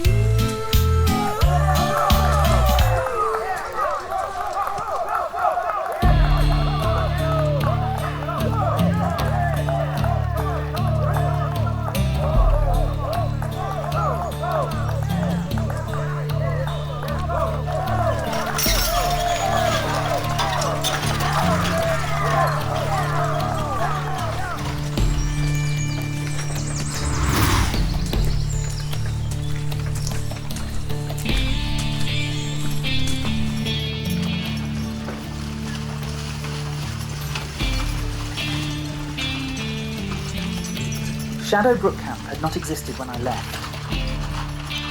I had known these hills before there were streets, before men staked their claims and called this valley their own. As a boy, I walked these slopes when they were still wild, when the river carved its path through unspoiled land, when the only light at night came from the stars and the occasional campfire. There had been whispers of silver, rumours that the mountain held fortune beneath its skin. But I had left before men had carved their ambitions into its ribs. Once, long ago, before there was a town, before the saloon, before the Gazette, before they called this place Shadowbrook Camp, there were two women, old Mother Abigail Gambrel and Gamma Ilse Schuler. They were not just women of the land. They were of the land itself, the orchard, the cider mill, the river that ran cold and steady. Those were their elements, and they shaped Witchcrest just as much as the mountain did. Mother Gambrel worked the trees, her hands always smelling of apples, her words as sharp as a well-honed blade. The cider she made wasn't just for drinking, it was memory, full of bitter sweetness, fermented with stories that lived in the roots of the orchard. Gamma Schuler lived just below the orchard, her cabin tucked beneath the sprawling limbs of the old trees. People didn't just call her Gamma out of age. Gamma was a title. It was reserved for women who knew things others had forgotten or things they never had the courage to ask. She mended more than clothes. She mended lives. Her needle was like a compass, threading the broken parts of a world too dark to see. And she wove red thread into the wrists of children, warning them with a glance that they were marked, tethered to something older than any of them. But that night, it wasn't the land that called me. It was a voice, sweet, high-pitched, a laugh that carried through the trees. I thought it was a game, a distraction, a way to feel alive for a moment. I didn't understand what it meant. I followed him. Luke. It wasn't the first time I'd heard the laughter. It had echoed through the trees in the evening mist, a boy's voice calling me from the woods, from just out of sight. But tonight it felt more urgent, more real. I wasn't supposed to go into the woods alone, I knew that. But when the boy called my name, when his laugh curled through the fog like a song, I couldn't resist. I didn't know where I was going, just that I had to keep moving. Trees blurred by, their shadows stretching long across the dirt path. The air grew colder, the scent of wet leaves rising in the air. My feet followed the sound of his voice, light and quick. But something about the rhythm didn't feel right. It wasn't until I stumbled, stepping too far into the ravine, that I realized how deep I'd gone. Suddenly he was gone. The laughter stopped. I was left in silence. I wasn't alone, though. There was a presence behind me. Something that made the hairs on my neck stand on end. And then she appeared. Mother Abigail Gambro. She didn't speak my name. She didn't ask what I was doing. She simply stood there, blocking the path. Her face serene, but knowing, as if she had been watching me the entire time. Her hand was steady on my arm. She guided me away from the edge, keeping me from falling into the ravine. I was too shocked to speak. You shouldn't have followed him, she said quietly, her voice calm. The mountain doesn't give up what it takes. I was frozen, unable to form a response, but I felt it. The mountain wasn't just a place. It was a thing that took. And tonight it had nearly taken me.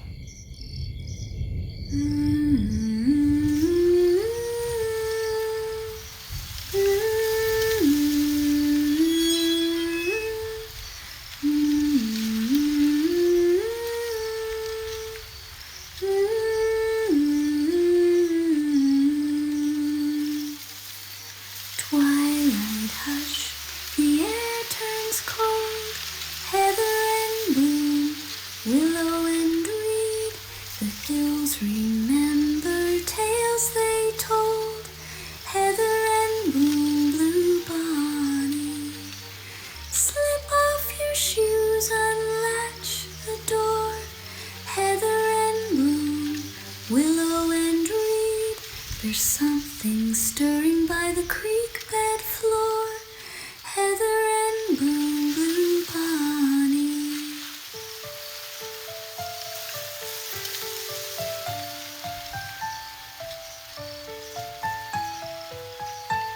The fence is split, the path grown wide, heather and bloom, willow and reed, the trees don't whisper what they hide, heather and bloom, blue bonny.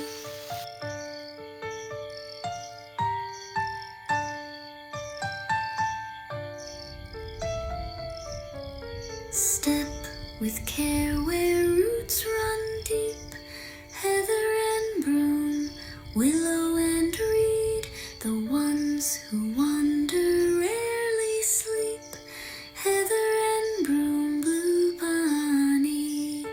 Slip off your shoes, unlatch the door, heather and broom, willow and reed, not every child comes back once more, heather and broom, blue bonny.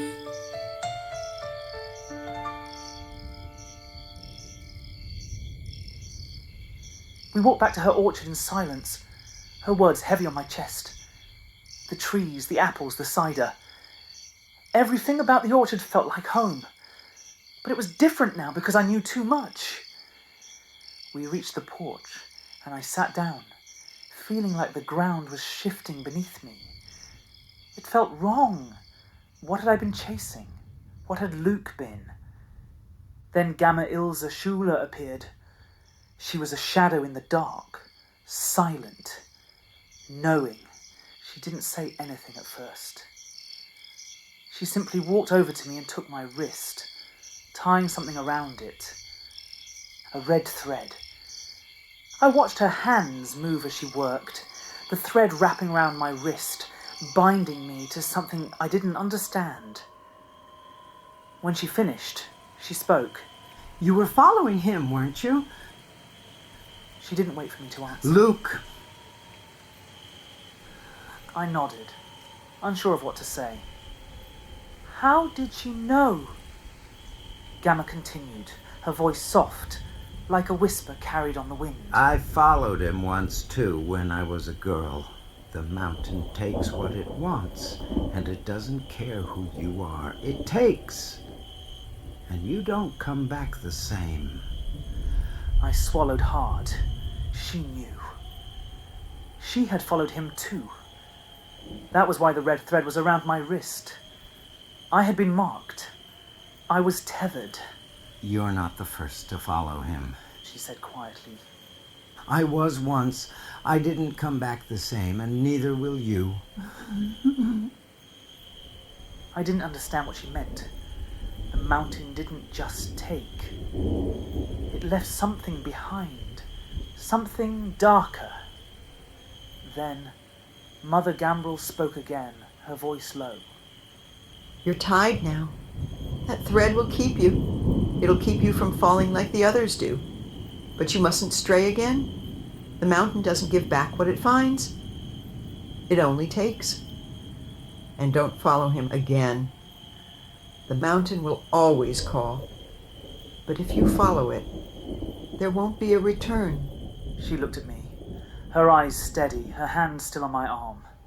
Do you understand? I nodded, feeling the red thread pull at my wrist, like a tether to something far older than me. I wasn't sure what I had just learned, but I knew one thing for certain. I would never follow Luke again.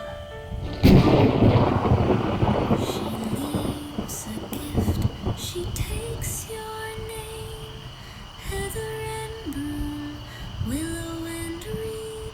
You walk your tongue the way you came, heather and broom, blue bonny.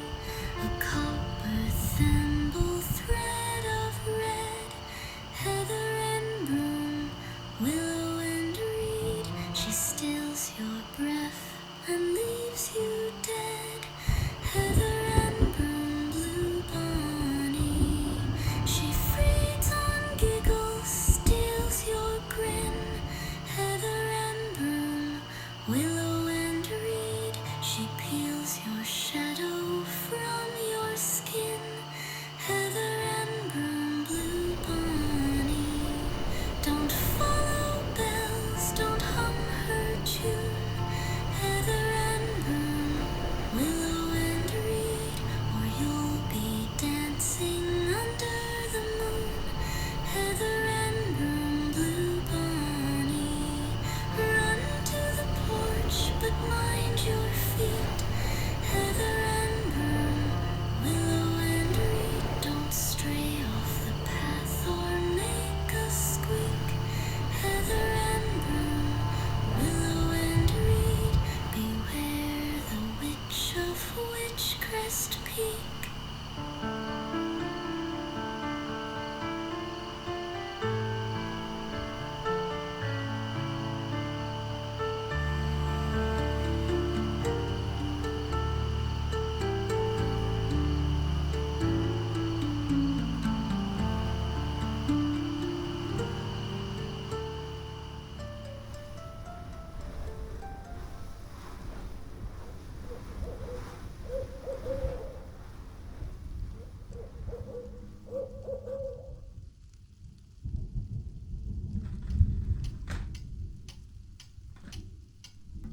It was late. The music had slowed, the whiskey running low, the air thick with perfume and candle smoke. The house hummed with that familiar law. Men leaning lazy in chairs, girls stretched across their laps, whispers curling like ribbons through the air.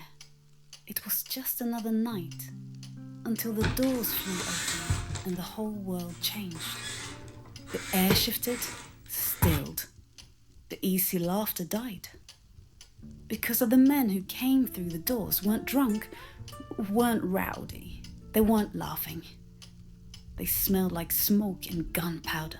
And they carried something with them. Something heavy. Something wrong. And then, his name. It's Jacob! I didn't move. Didn't blink. Just sat there, the sound of his name ringing in my ears, hollow as a bell toll. I didn't want to turn, didn't want to see. But I did. And there he was. Slumped between two men, boots dragging in the dust, his body half carried, half dropped, blackened with soot, torn up, blood pooling down his side, staining the shirt I'd mended for him just last month. His head lolled forward, but he was breathing. Barely. And his eyes. When they found me. God help me. They still saw me. He miscalculated the blast. Thought he was opening a vein of gold. Found it too. Like that mattered now. Like gold meant a damn thing when his life was bleeding out between his fingers. I was on my feet before I knew it, pushing past the men, taking him from them like he was mine to take. Because he was. He always had been. Give him to me. They didn't argue. They didn't need to. They knew. And I took him. Took him upstairs. Took him to the only place he ever wanted to be. I laid him down slow, hands careful. He winced, breath hitching, his whole body trembling like he was barely holding on. I touched his face, brushed the blood-matted curls from his forehead. His skin was burning up, slick with sweat. Eyes hazy but focused on me. Lily. He rasped. I swallowed. I'm here. His fingers twitched, weakly grasping at the sheets. I took his hand, held it firm, like maybe I could anchor him. Here. Like maybe if I was steady enough, he wouldn't slip away. Lily, I was gonna marry you. My throat closed up. I knew I'd always known, but hearing it now, in a voice barely clinging to life, tore through me like a knife to the ribs. Jacob. I had enough. His breath stuttered, his body shivering through the fever, through the pain. I had enough saved. I was gonna take you out of here. Buy us a house, a real house, with a porch, a garden, a place you'd feel safe. With curtains and honeysuckle and music coming from the kitchen. I'd sit on the steps just to watch you laugh. I frowned, shaking my head, smoothing my hands over his brow, like I could erase the pain, the regret. I'm sorry, Lily. Hush now, Jacob. I thought if I worked hard enough, if I just kept digging, that maybe I could give you more than this. I'm sorry I wasn't enough. I just wanted to be enough for you. I sucked in a breath so sharp it burned. And before he could say another word, before he could drown himself in more guilt he didn't deserve, I kissed him.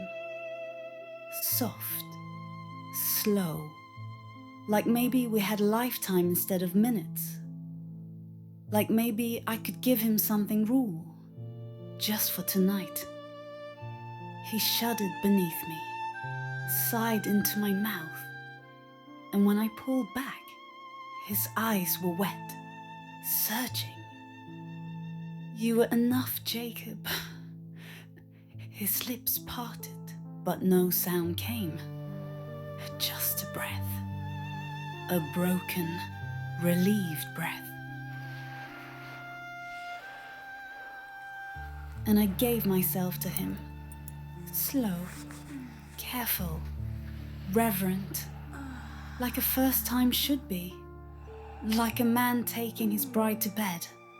Not a dying boy spending the last of his life in a whore's arms. His fingers traced my skin like he was memorizing me. Like he was carving the shape of me into his hands so he could take me with him wherever he was going. And I let him. Let him hold me. Let him love me. Let him believe for just a little while that he had what he always wanted. Because he did. His breathing changed first. Slower. Uneven. I felt it beneath me. Felt the shift. But I didn't stop. couldn't stop. Not yet. He gasped, shuddered, gripped my waist tight, his whole body tense. And then he let go. Not of me, not yet, but of everything else. Pleasure shivered through him, real, whole, pure. His last moment was one of warmth, of closeness, of something he had wanted more than gold, more than anything. Oh, and for 1 second, before the end took him, he was happy. Then he exhaled and didn't inhale again. I felt it, felt the stillness, felt him slip from me, felt his warmth fading just beneath my skin where he should have stayed. But he didn't. I didn't move, couldn't. His hands were still on me, his lips were still parted, his body still warm, and I knew. But I still whispered his name. Jacob. I stayed there, stayed inside the moment, because the second I moved, he would be gone. The second I pulled away, he would be a body, not a boy. The second I stopped pretending, I would have to let him go. So I didn't.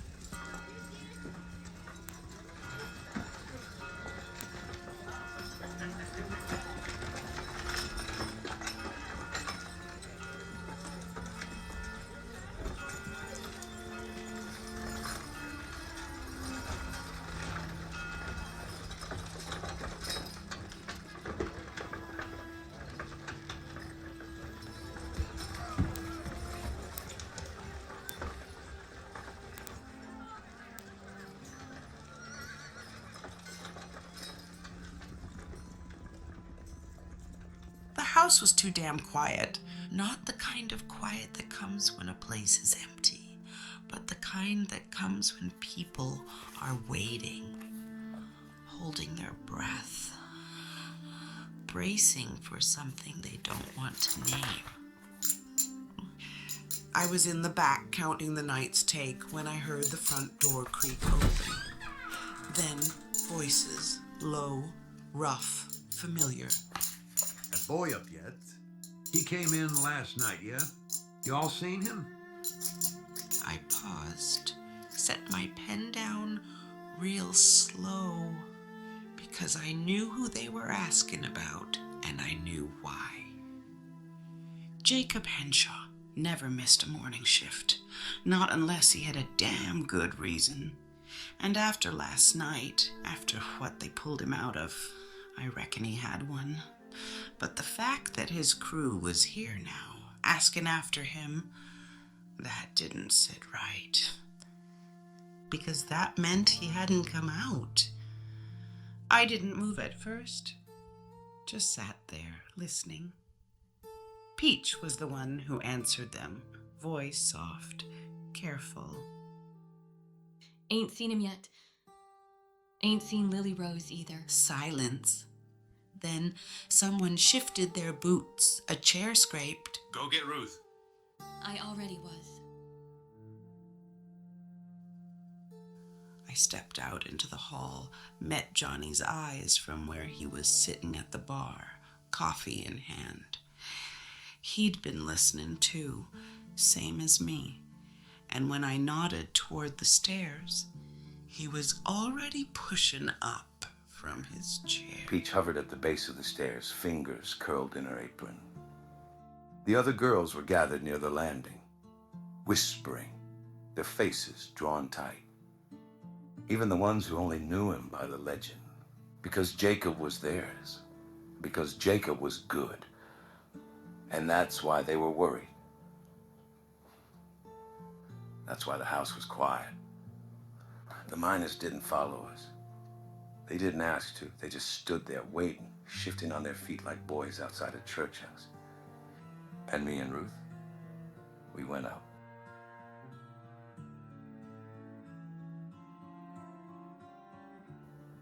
The door was shut, locked, of course it was. Ruth knocked first, real soft. Nothing. She knocked again, harder. Still nothing. I met Ruth's eyes. She nodded. I stepped back, braced myself, and threw my shoulder into the door. The frame cracked, but it didn't give. One more hit and it burst open. And that's when I saw. The smell hit first. Candles burned low. Sweat. Something deeper. And there she was. Lily Rose sitting on top of Jacob, her hands braced on his chest, her back straight. Still, like a statue. His hands were still on her hips, fingers slack, the last place they'd held her before his body went still. And Lily, she hadn't moved. Not all night. Her breath was shallow, her skin too pale, her curls tangled loose around her shoulders. And her eyes, Jesus Christ, her eyes, like she wasn't here anymore, like she was still inside last night, holding on to something that was already gone. Ruth moved first, stepped forward, slow and careful, voice softer than I'd ever heard it. Lily. No answer. She reached out, fingers grazing Lily's arm, touch light as silk. Cher, you gotta let go now. Lily blinked. Barely. Like it took effort. And then after a long, aching pause, she moved. Slow. Too slow. She lifted herself off him, and I saw the way she shivered, the way her breath hitched, the way she winced. Like letting go of him hurt. Like she still felt him inside her. She reached for the sheet, smoothed it over his chest, tucking him in. Then she reached for 2 coins, pressed them against his eyes with steady hands. And only then did she speak. He was still warm. Ruth's breath caught just for a second, then she exhaled, slow, composed herself, and did what she had to do. She took Lily's hands gently but firm, and she pulled her up, guided her away. Lily followed, body moving like she weren't even in it no more, like she was drifting, weightless, unmade. And as Ruth led her out the door, the girls, the ones who'd spent the whole night worrying, they saw her. They saw her face. And they knew Jacob Elijah Henshaw was dead. The girls were waiting at the top of the stairs, but the men were waiting at the bottom. They'd stayed put, hadn't moved, hadn't tried to follow. And when they saw Lily, when they saw the way she walked, the way Ruth held on to her like she was afraid she'd fold in half, they knew too. Then one of them, James Harlan maybe, shifted his feet, exhaled sharp through his nose, and muttered real low, "God damn." Another cleared his throat, looked down, scrubbed a hand over his jaw. And then I tried to break the silence. Mr. Hendrickson will see him buried proper. No one argued, no one spoke, just nods, tight and grim. And outside, the wind kicked up, dry and restless, rattling through the street.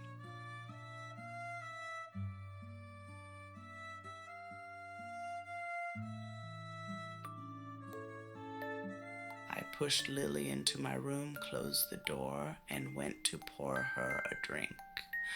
She didn't fight me, didn't speak, didn't move, just stood there, barefoot, barely covered, curls a mess, skin marked where his hands had been.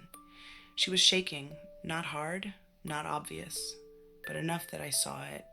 Enough that I knew. I poured whiskey into a glass and held it out.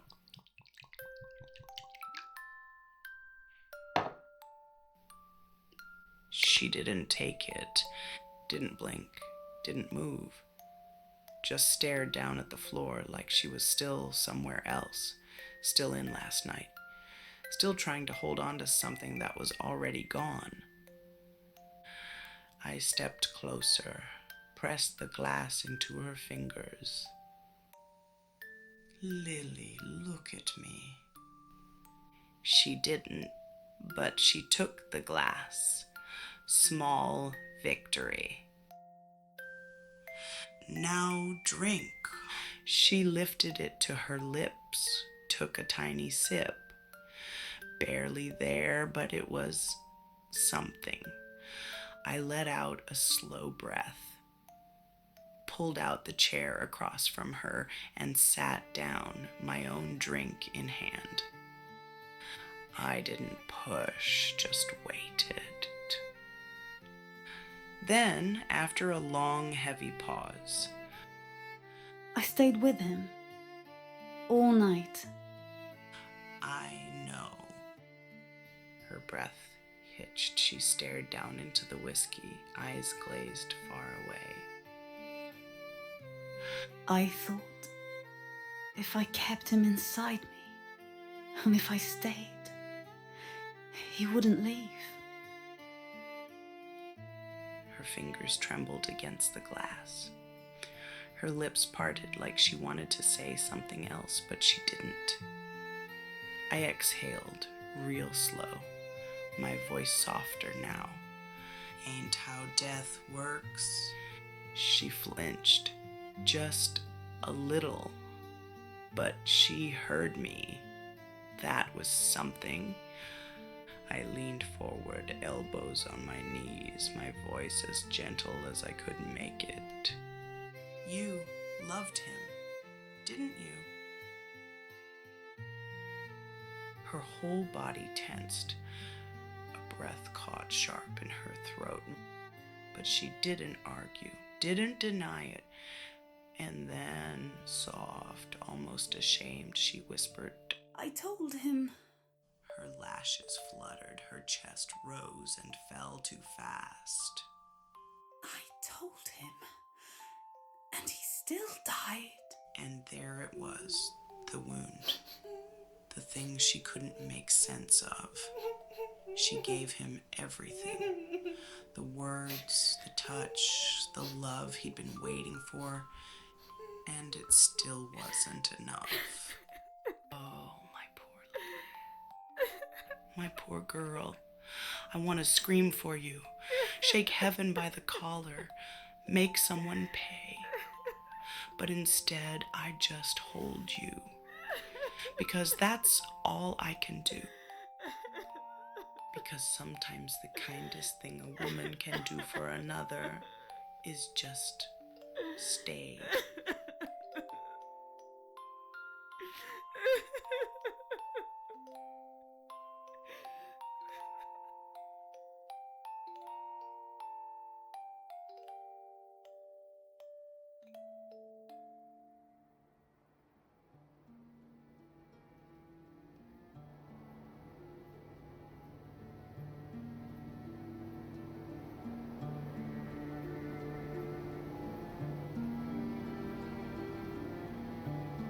The graveyard was quiet. The kind of quiet that settles heavy over you, like it's not just the wind that's still, but the whole world holding its breath. The miners stood in small clusters, hats in hand, staring down at the grave as if they could will it to mean something. The painted ladies standing tall in their black lace kept their faces covered, holding their silence as if it was their duty. And then there was me. I wasn't crying. Not yet anyway. I didn't know if I would.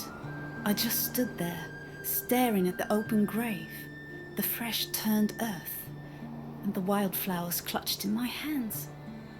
I had thought they were just flowers, just something he always picked for me, warm from his hands, crushed in his pockets.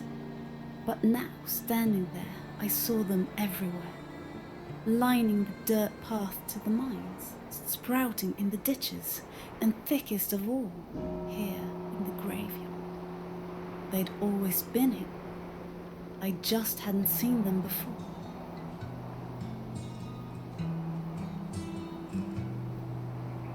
Yellow for the sunlight, blue for the rain, white for the whispers I don't say by name. Tied up with ribbon, held in my hands, soft little secrets only flowers understand. A sharp breath caught in my chest, my fingers tight around the stems.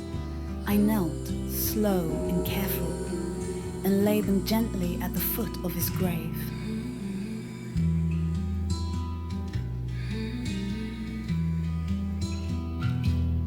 Some petals stay, some fall too soon, some turn to dust by the light of the moon. I press them in pages, I lay them down slow.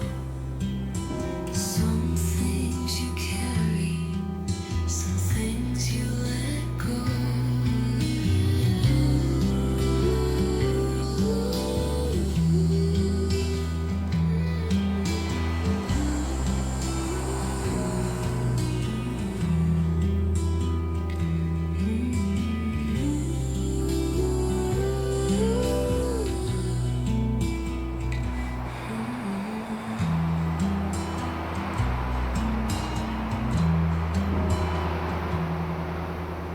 Laid them in water, laid them in stone, laid them in places only I know. Soft on the hillside, soft by the gate.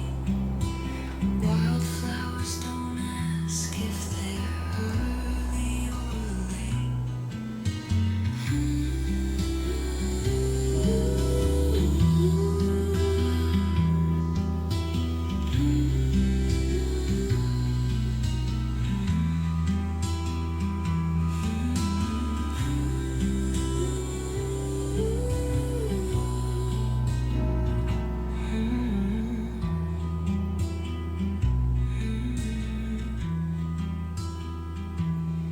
Yellow for the sunlight, blue for the rain, white for the whispers I don't say by name.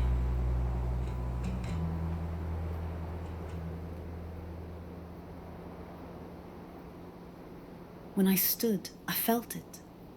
His eyes were on me. Mr. Hendrickson.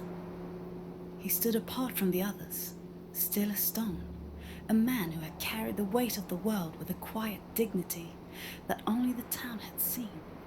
But now, standing there, he looked different. He looked like a man who had lost a son. His hand gripped his hat tight, knuckles white from the effort.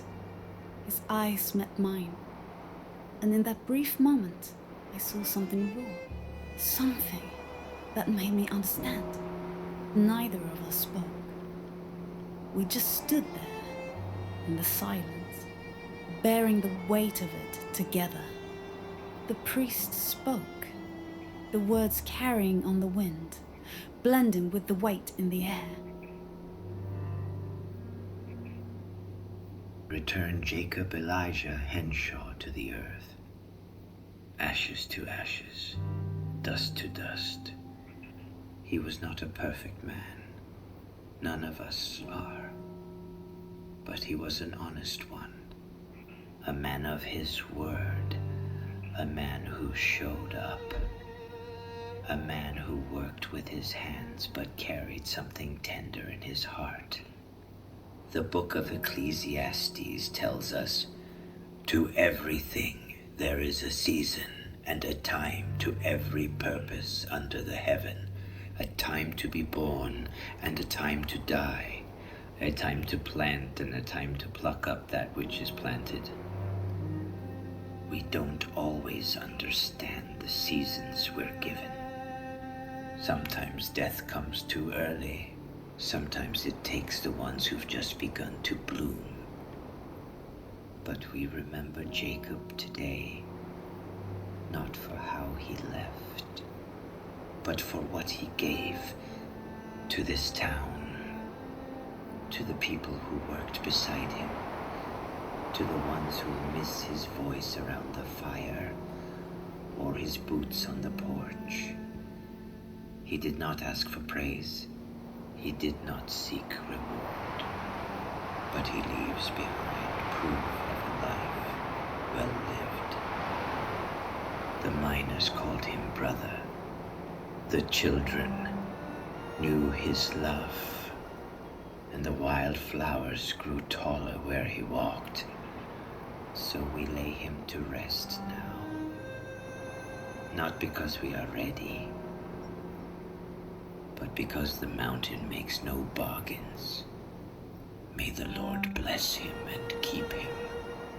May he lift up his countenance upon him and give him peace. Amen. The miners bowed their heads.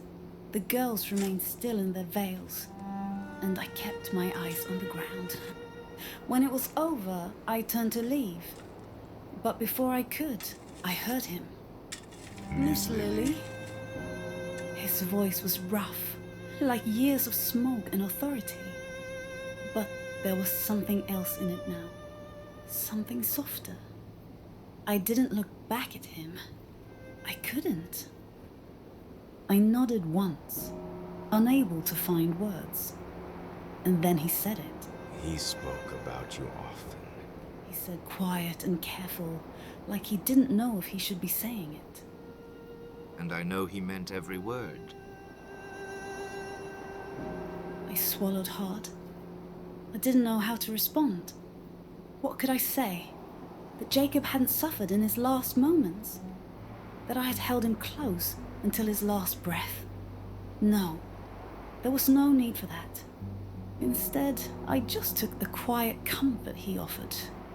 The wind shifted, and when I glanced up again, I saw her, Zariya. She stood beside her father, her small hand clutching his coat, dark eyes wide and observant. She had the look of someone who had already seen more than a child should. But in the way she looked at me, there was a kindness, a silent understanding. She said nothing. Her fingers reached out, tentative but sure, until they curled around mine. I could feel the warmth of her hand, the same kind of warmth that Jacob's had once had. A small touch, but it grounded me in that moment, pulling me back from the edge of the grief I was still holding tight. And in that moment, I realized I wasn't the only one mourning. Neither was Mr. Hendrickson. We were all lost in this same grief, each one of us holding on to something different, something that would never come back. But Zariya's hand, small and warm in mine, made the silence feel a little less heavy.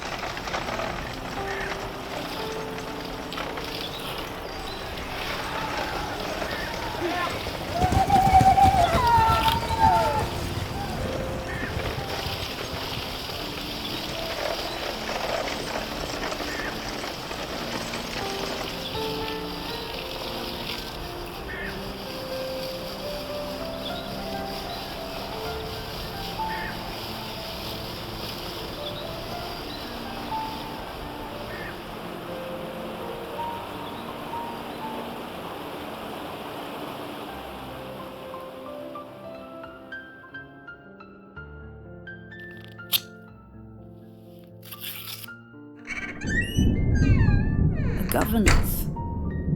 Never thought I'd wear that word. But here I am, just for today.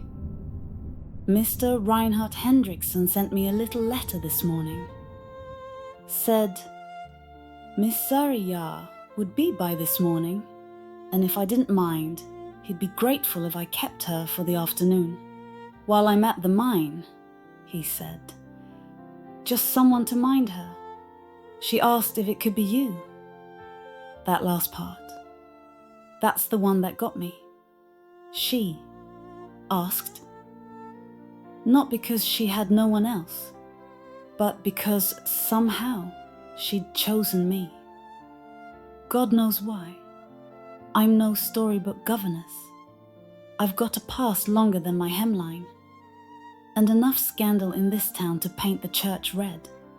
But Zariya Hendrickson doesn't care about that. She looks at me like I'm something torn from the pages of an old empire book. Like I came down from a throne in velvet and smoke. Like I know things no one else has dared teach her. It's unnerving being seen like that. Adored like that. But it's sweet. The envelope was folded neat, his pen firm and exact. And inside, money, quiet, substantial. Not tossed in gratuity, not hush money, just trust. The kind a man only parts with when he's placing the thing he loves most into someone else's hands. I don't know what Reinhard thinks this is. Whether he's trying me out. Whether he just needed a quiet favor without asking too much. But I do know it is for her. And I think I want to try this. Just for today. Just for a few hours.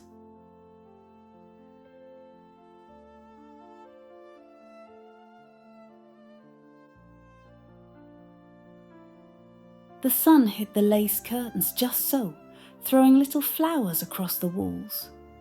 I'd left the windows cracked, just enough to let the breeze kiss the perfume bottles on my dresser. The room smelled like violet and old tobacco, lilac powder and rose water, and of course, magnolia. Zariya was already sitting on the chaise when I came in, feet swinging gently. Shoes off, arms draped like she was entitled to this throne of cushions and quiet. She'd brought her sketchbook again. But she wasn't drawing. She was watching me. I raised an eyebrow. You planning to stare all afternoon, Miss Hendrickson? She grinned, sharp and unbothered. You look like someone who should always be stared at. I laughed. Couldn't help it. Uncorked a little bottle of French perfume and dabbed it on my wrist. You want some? She nodded. I crossed to her slowly, dramatically, letting the robe I'd half wrapped around my chemise slip just enough to make her gasp. She clapped a hand over her mouth, then broke into delighted giggles. You really are a queen. Sheba, was it? No, better. Her eyes sparkled. Cleopatra wished she had your eyebrows. That made me cackle. I sat beside her, took her small wrist in my hand, and dabbed perfume just beneath the pulse. There. Now you're royal too. She leaned into me, quiet for a moment. Her voice was smaller when it came again. Do you ever miss having a sister? I paused. I never had one to miss. She nodded like she already knew. Then, without hesitation, no fanfare, no warning, she looked up and said, Well, now you do. You're mine now, Lily Rose. That's settled. And I couldn't speak, couldn't breathe, because she said it like law, like scripture. And when I didn't answer, when I looked away, blinking too fast? She just took my hand and pressed it to her freshly perfumed wrist. That's what sisters do. They share secrets and perfume. And just like that, without permission or pretense, little Zariya Hendrickson claimed me, not as property, as her sister. And I found myself smiling for the first time since Jacob passed.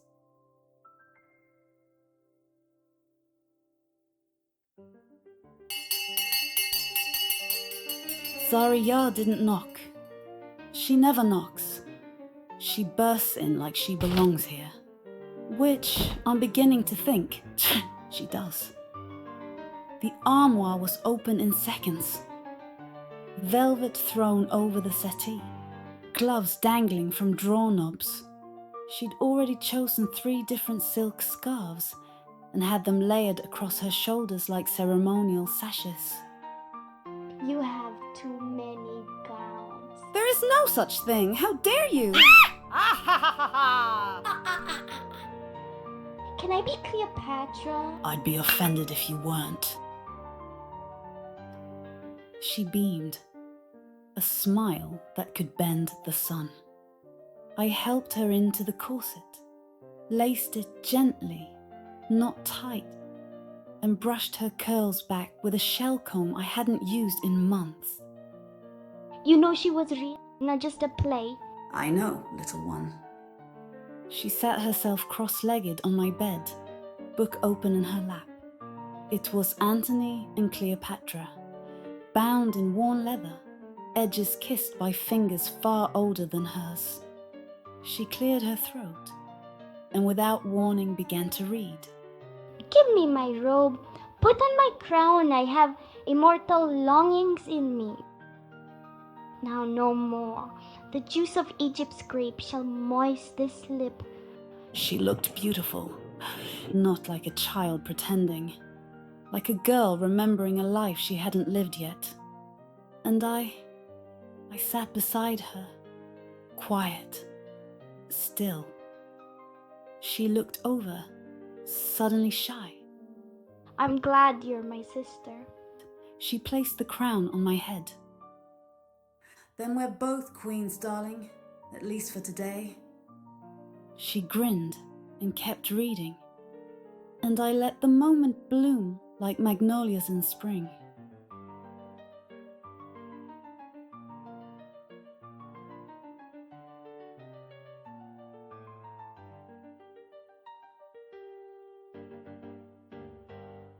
I knew from the moment she came through the door that something was brewing. She had that tight look around her mouth, the one she gets when she's trying to act casual and failing at it. Holding something too big in her hands and pretending it's just a cup of tea. I let her in with a smile and no questions.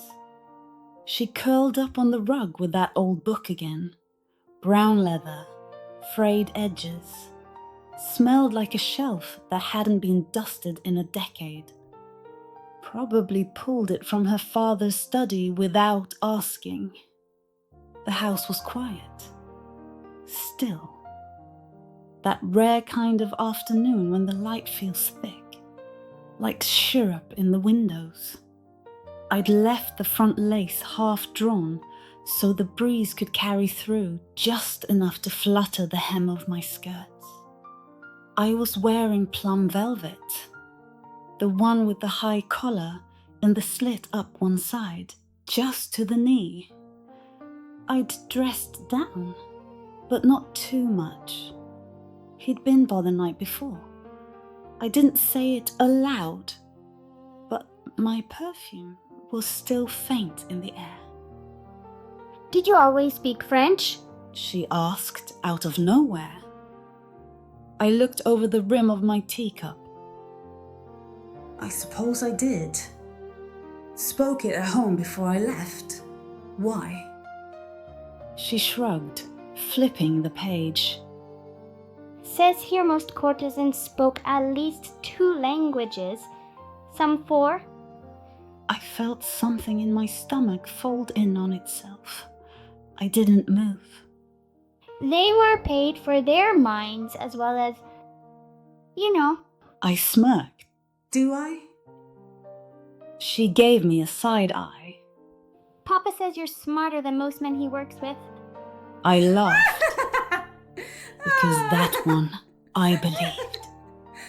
It also says they had signature scents and preferred colors, that they dressed for effect, that they controlled the space when they entered it. Are you reading or building a case? They were educated, they were storytellers by some were singers, a few wrote books, and most were beautiful. And do I meet all those criteria? Did someone write a song about them? Because it feels like they did. She added, lifting the book and closing it on her thumb. La Magnolia, that's not just a flower, that's a name. I busied myself with pouring more tea. The miners sing it. Oh, but the French bits, most of them don't know what they're saying. Now, do they? I looked up slowly. How many miners in Shadowbrook speak French, Lily? And then... My papa does. My hand trembled just slightly. And I've heard him sing it. That hung in the air between us like the smoke from an old match. I didn't say a word. He sings it like he means it. Not drunk, not joking. I didn't look at her. He hums it sometimes too. When he's walking around the house. When he's just come home. I set the cup down gently, watched the ripples fade. And sometimes... I could feel her eyes on me. He smells like magnolia. Not the orchard, not the bloom. The same one you were. She was quiet, still as a painting. But her voice, when it came, was low and sure. I think he wrote it. I think he gave you that name. She bloomed in the dark where the wild things grow. Soft as a petal, sharp as a thorn. Left her perfume on my skin. Now I wake up tasting sin. Elle danse sous la lune, lèvres sucrées, corps brûlant. She dances under the moon. Je l'ai tenue une nuit et je la veux tout le temps.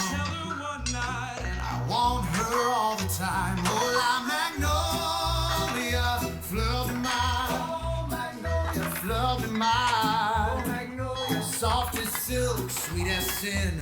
Took me under, stole my breath, left me drowning, wanting death. Oh, la magnolia, fleur de mal. Soft as silk, sweet as sin. Took me under, stole my breath, left me drowning, wanting death. She don't need diamonds, don't wear a man's ring. Just wants hands on her hips, innocence they'll bring. She rides like thunder, moans like sin, then slips through your fingers like she's never been. Elle embrasse, elle mord et glisse entre mes doigts. She kisses, she bites, she slips. Et moi, pauvre yo, je la veux encore une fois. I want her, oh, one more time. Oh, la magnolia, fleur du mal. Oh, magnolia, fleur du mal. Magnolia, soft as silk, sweet as sin. Took me under, stole my breath, left me drowning, wanting death. Oh, la magnolia, fleur du mal. Soft as silk, sweet as sin. Took me under, stole my breath, left me drowning, wanting death. You ever beg for mercy before you even began? Ever touched the fire and still reached in again? She'll let you have her, she'll let you break. But ask for her heart, that's your mistake. Elle danse, elle ment, elle brûle, elle joue. She kisses, she lies, she burns. Mais jamais, jamais, elle n'appartient à vous. Never does she belong to you. Oh la Magnolia, belle et cruelle. Magnolia, beautiful and cruel. Magnolia, soft as silk, hot as hell. Took me under, stole my soul, left me drowning, wanting death. Oh la Magnolia, you the shadow. Oh mon amour, pour une dernière heure dans la poussière. My chest tightened. You're too clever for your own damn good, Zariya Hendrickson. You keep saying that. And you keep proving me right. Shadowbrook Camp had not existed when I left. I left Witchcrest with red thread on my wrist and the weight of stories I never told. I left thinking I could outrun the mountain. But the thing about the old witch is, she doesn't chase you, she waits. And when you come crawling back thinking yourself changed, thinking the past might welcome you like a home, she greets you like a stranger. The place I returned to wasn't the valley I remembered. Now, the town stood where the valley had once yawned open, as if it had always been there, as if the land itself had folded around it. Saloons, boarding houses, storefronts, all stacked along streets, worn into the dirt by boots and wagon wheels. A town built by hands that never stopped working, never stopped digging, never stopped taking. I stepped off the stagecoach expecting, foolishly perhaps, that something would feel familiar. But Shadowbrook did not know me. The street smelled of coal smoke, damp wood, the sweat of hard living.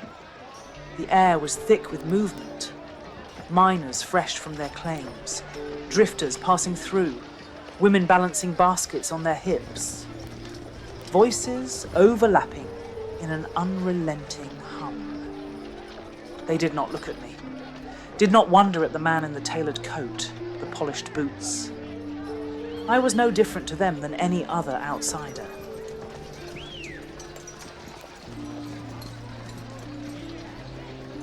The sign above the door read Aunt Tilly's Restaurant. Not eating house, not cook shop. Restaurant. The kind of name that didn't quite belong in a mining town, but no one questioned it. If Aunt Tilly Sinclair wants her place called a restaurant, then that's the way it was going to be. And no one dared say otherwise. And yet, as I passed Aunt Tilly's, something in the corner of my eye pulled me inward. A familiar face.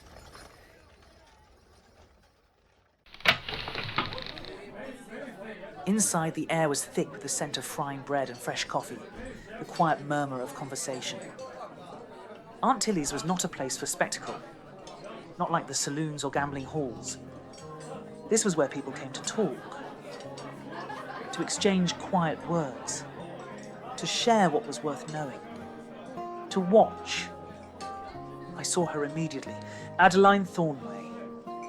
She sat at a corner table, one arm draped lazily over the back of her chair, her other hand wrapped around a cup of coffee, fingers stirring slow, idle circles. But she was no longer the half-starved feral child I remembered from the outskirts of Witchcrest Peak. The girl with the dirt-stained fingers and the two big eyes had grown into a woman who wore her place well. Even in a simple black frock, she looked like she belonged. Not to the town, but to herself. She'd seen me before I had seen her, and she smirked like she had been waiting. You got something to say, Hale? She drawled, tipping her head slightly. Or are you just gonna stand there looking lost? The familiarity of it struck deep. My throat tightened. You remember me? She let out a quiet snort, shaking her head. Ghost tongue? Of course I do. Ghost Tongue, a name I hadn't heard in years. A name I had once been. Before I could respond, Adeline gestured loosely to the empty chair across from her. Ghost Tongue, you look like a man waiting for an invitation that ain't coming. Sit down, Hale. Then, with the kind of practiced charm that came from knowing exactly how to command a room, she tipped her head ever so slightly and said, Come now, Mr. Hale. Won't you join us? Her tone made it sound like a request. Her eyes made it clear it wasn't. I hesitated. For a moment, Adeline's smirk deepened. But it was not just her at the table. A girl sat beside her, small but poised, a book open in front of her. She'd stopped reading some time ago. Dark hair neatly plaited, though strands had already worked themselves loose.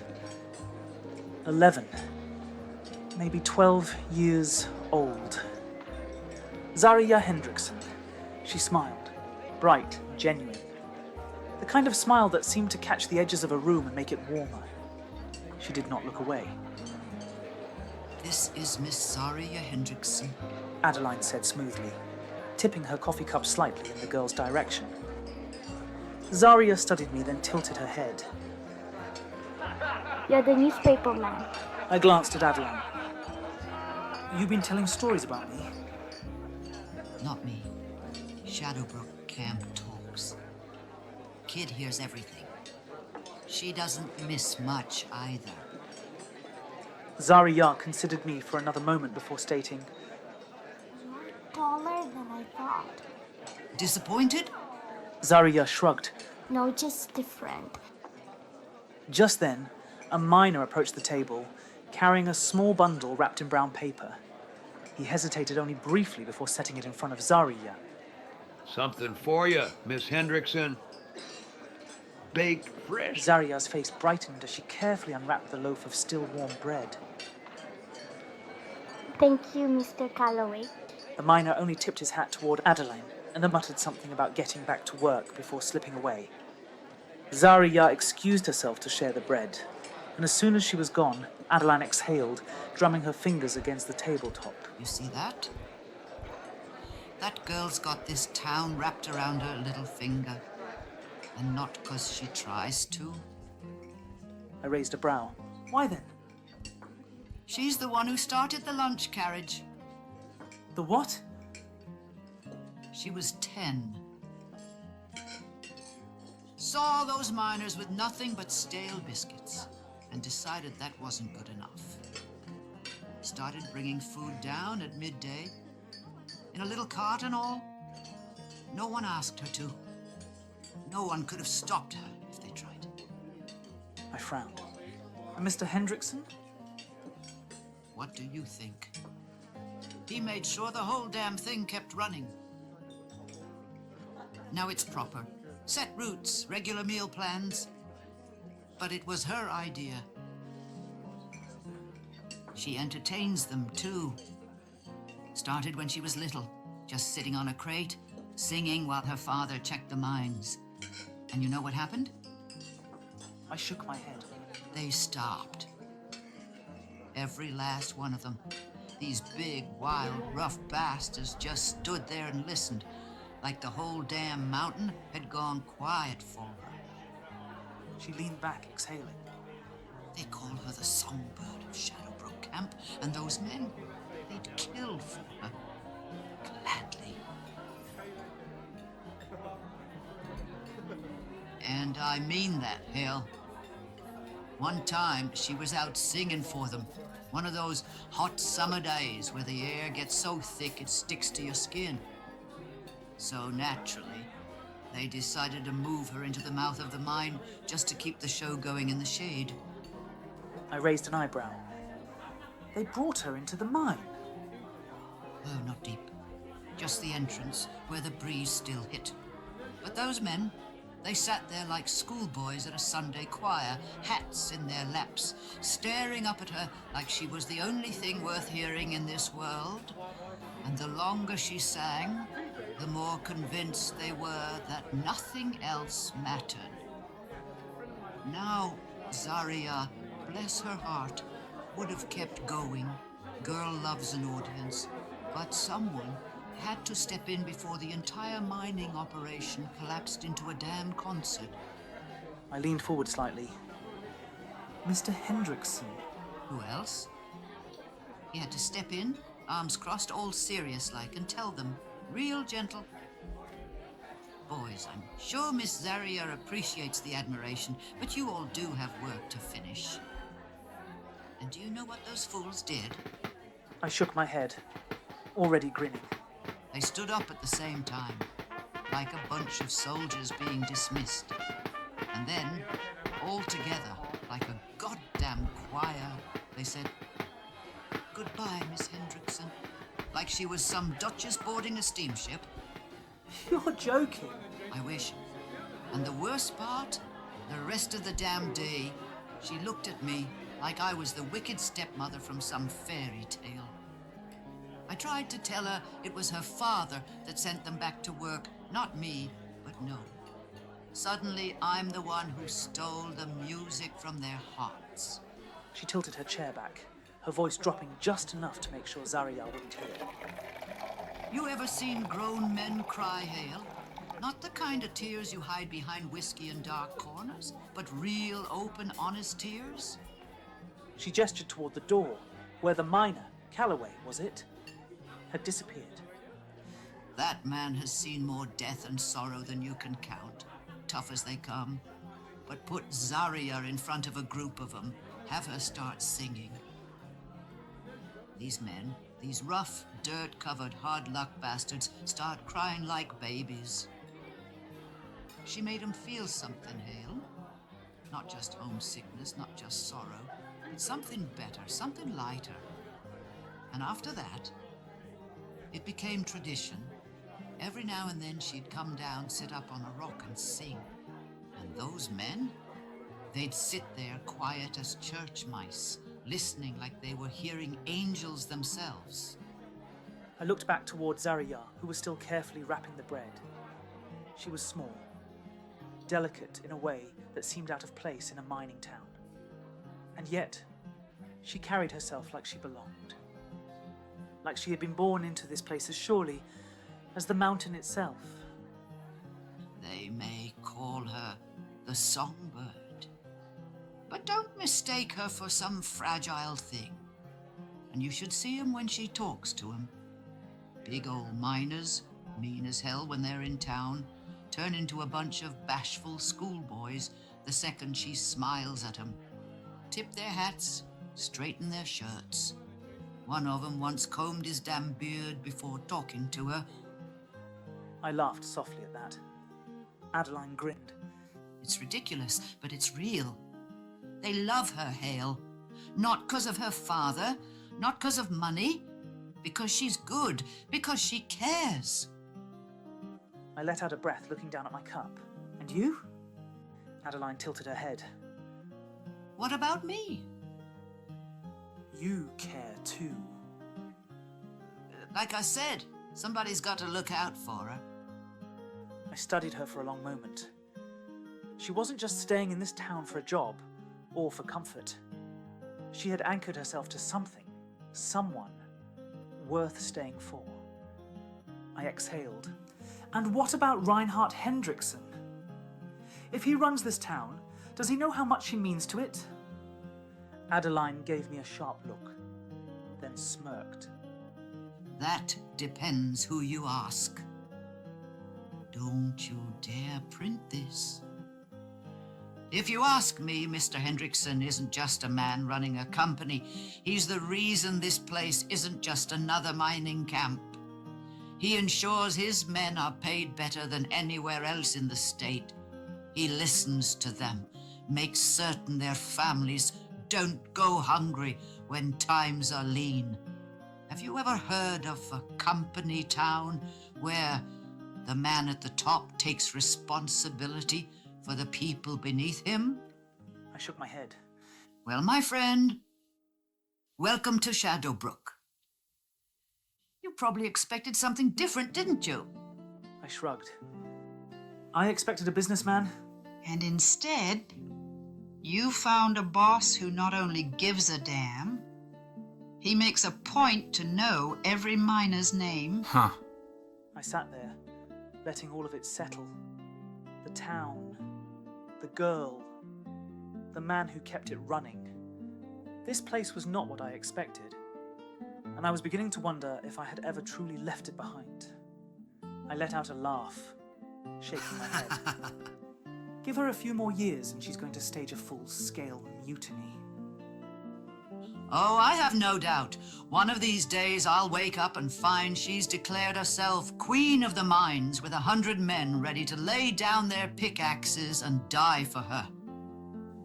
I tapped my fingers against my cup. And what will you do when that day comes? She lifted her drink with a smirk. Try to negotiate better working conditions, I suppose.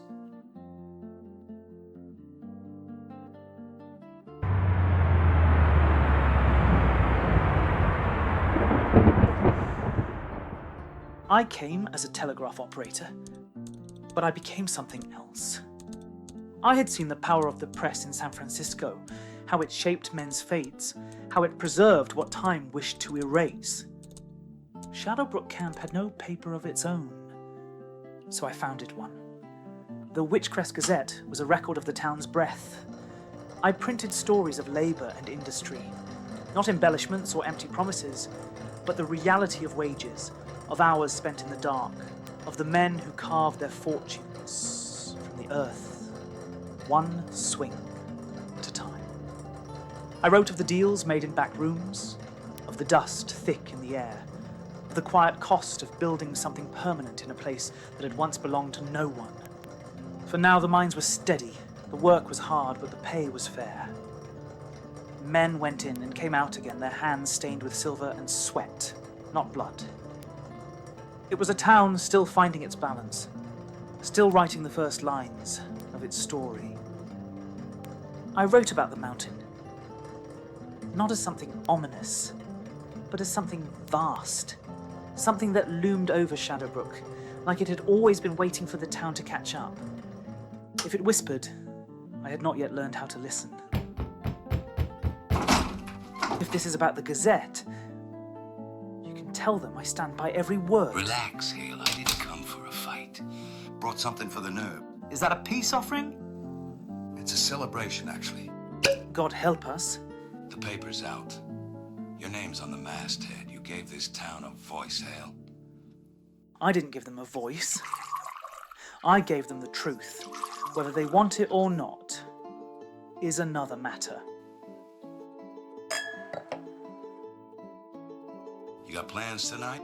Sorting my notes. Correcting typeset. Wondering if I've ruined my damned reputation beyond repair. So no plans? Not unless you count insomnia. Good, then I've already done you a favor. Why? Johnny Bailey, what have you done? Last time you did me a favor, it ended with me apologizing to Mother Gambrel over a basket of missing apples. That was barely theft. She left him on the porch. Yes. For me. Which I confirmed after eating 3. And she boxed your ears, then chased you away screaming, "That'll learn ya." You're lucky she didn't hex you. You know, she just might explain why I got kicked by my horse last year. What happened? He wanted my apple. But my point is, you've earned a night that isn't made of ink, ghosts, and deadline dust. Is there a reason you're not telling me where? The Magnolière Sombre. Bordello? That's an odd place to send a journalist. That's why I am sending you as a man. You've been wound tight since the day you stepped off the stagecoach. Figured you could use a night off somewhere. Besides, my treat. This is a bad idea. Buggy is waiting.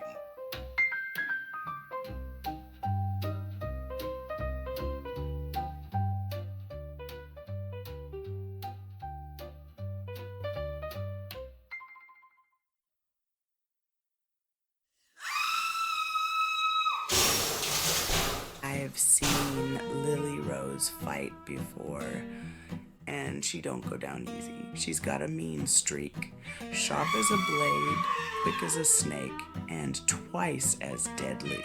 She's pulled a knife on a man before, put the fear of God in him. She's broken noses, cracked ribs, sent men crawl walking out of here begging for mercy. She'd fight the girls too when they got too bold or too careless.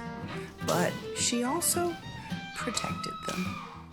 Say a man got rough, say he didn't pay, she'd handle it.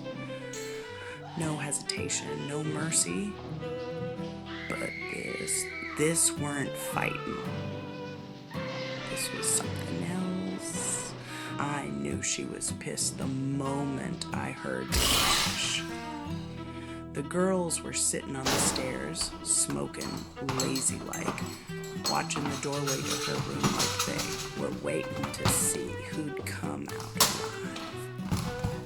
Violet exhaled a curl of smoke. Bad night? Might be her time of the month. But I knew better. Or maybe someone's gone and been real stupid.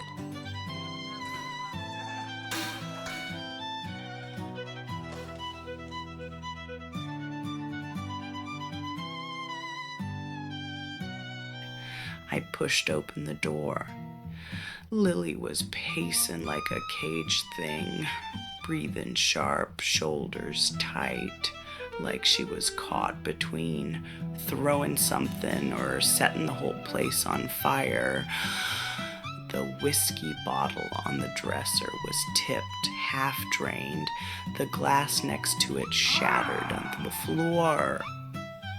Her hands were shaking at her sides, but not from fear, from something worse. "What's eating you, sugar?" She spun to me, eyes sharp enough to cut.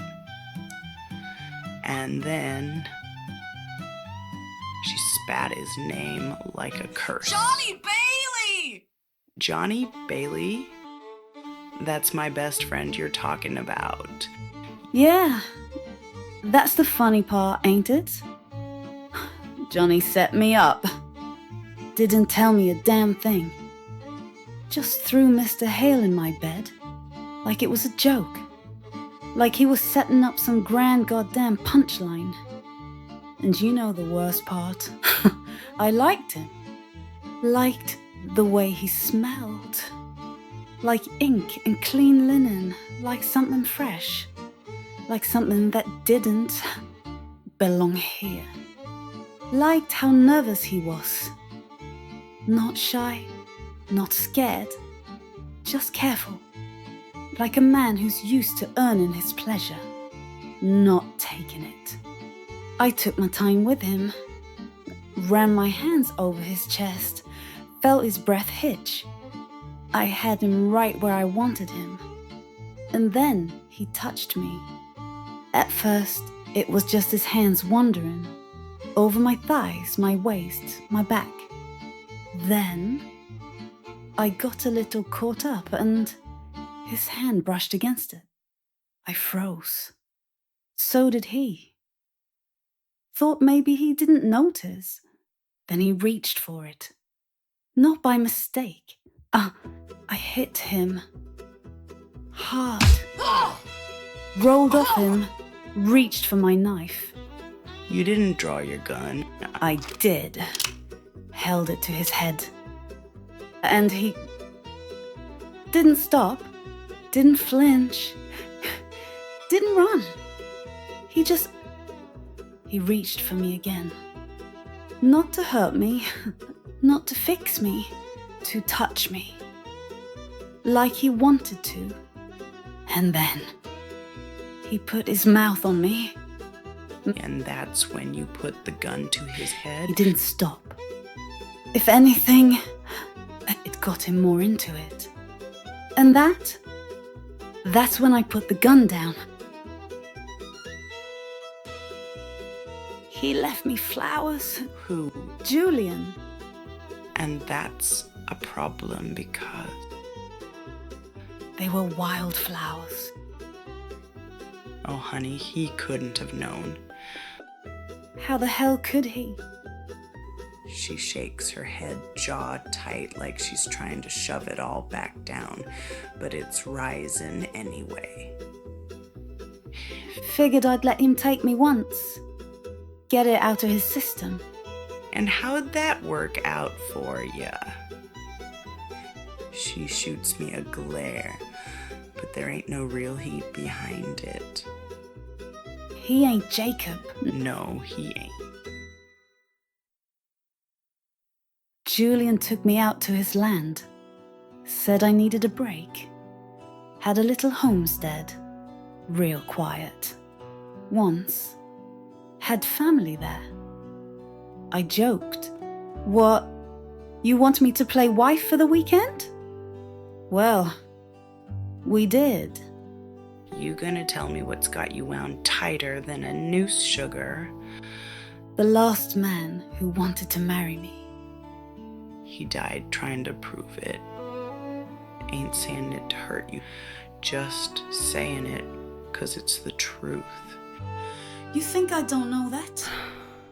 Goddamn fool. That's supposed to be me or you. I ain't playing house, Jules. I ain't asking you to. She was sitting at his little wash basin, wiping the paint off her face. Didn't think nothing of it. Didn't hear him come in. Then she felt it. Him, standing behind her, watching real close. And then his hand on her face. She went still, didn't breathe, didn't move, and real slow, real careful. He took the cloth from her hands and finished the job. The first time a man ever saw her without the mask.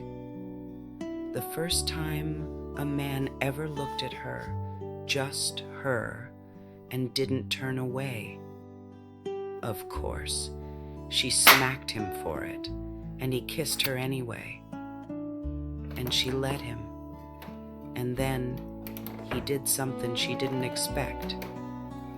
He walked over to his desk, pulled something from his bag, and set it down in front of her.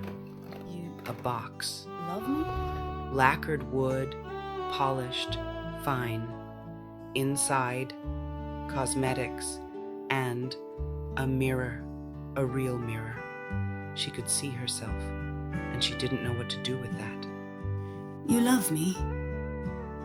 Yeah, I do. I told him I ain't gonna be kept. Told him straight. What you gonna do, Julian? Propose. And you know what he did? Knelt, didn't he? Right here, in the middle of the damn room. Didn't say nothing. Didn't ask. Just offered. Then he said it. Lily Rose, will you marry... Shut up, Julian. Then, he reached into his pocket. Pulled out the ring. Just held it there. Didn't say nothing. Didn't rush. Just waited. I looked at it. I took it, turned it over in my hand. Felt the weight of it, the meaning of it. And then... What do you say, Lily Rose? Is it yes or no? And you sent him out with a bloody nose. Damn right I did. Ruth? I think I'm gonna marry him.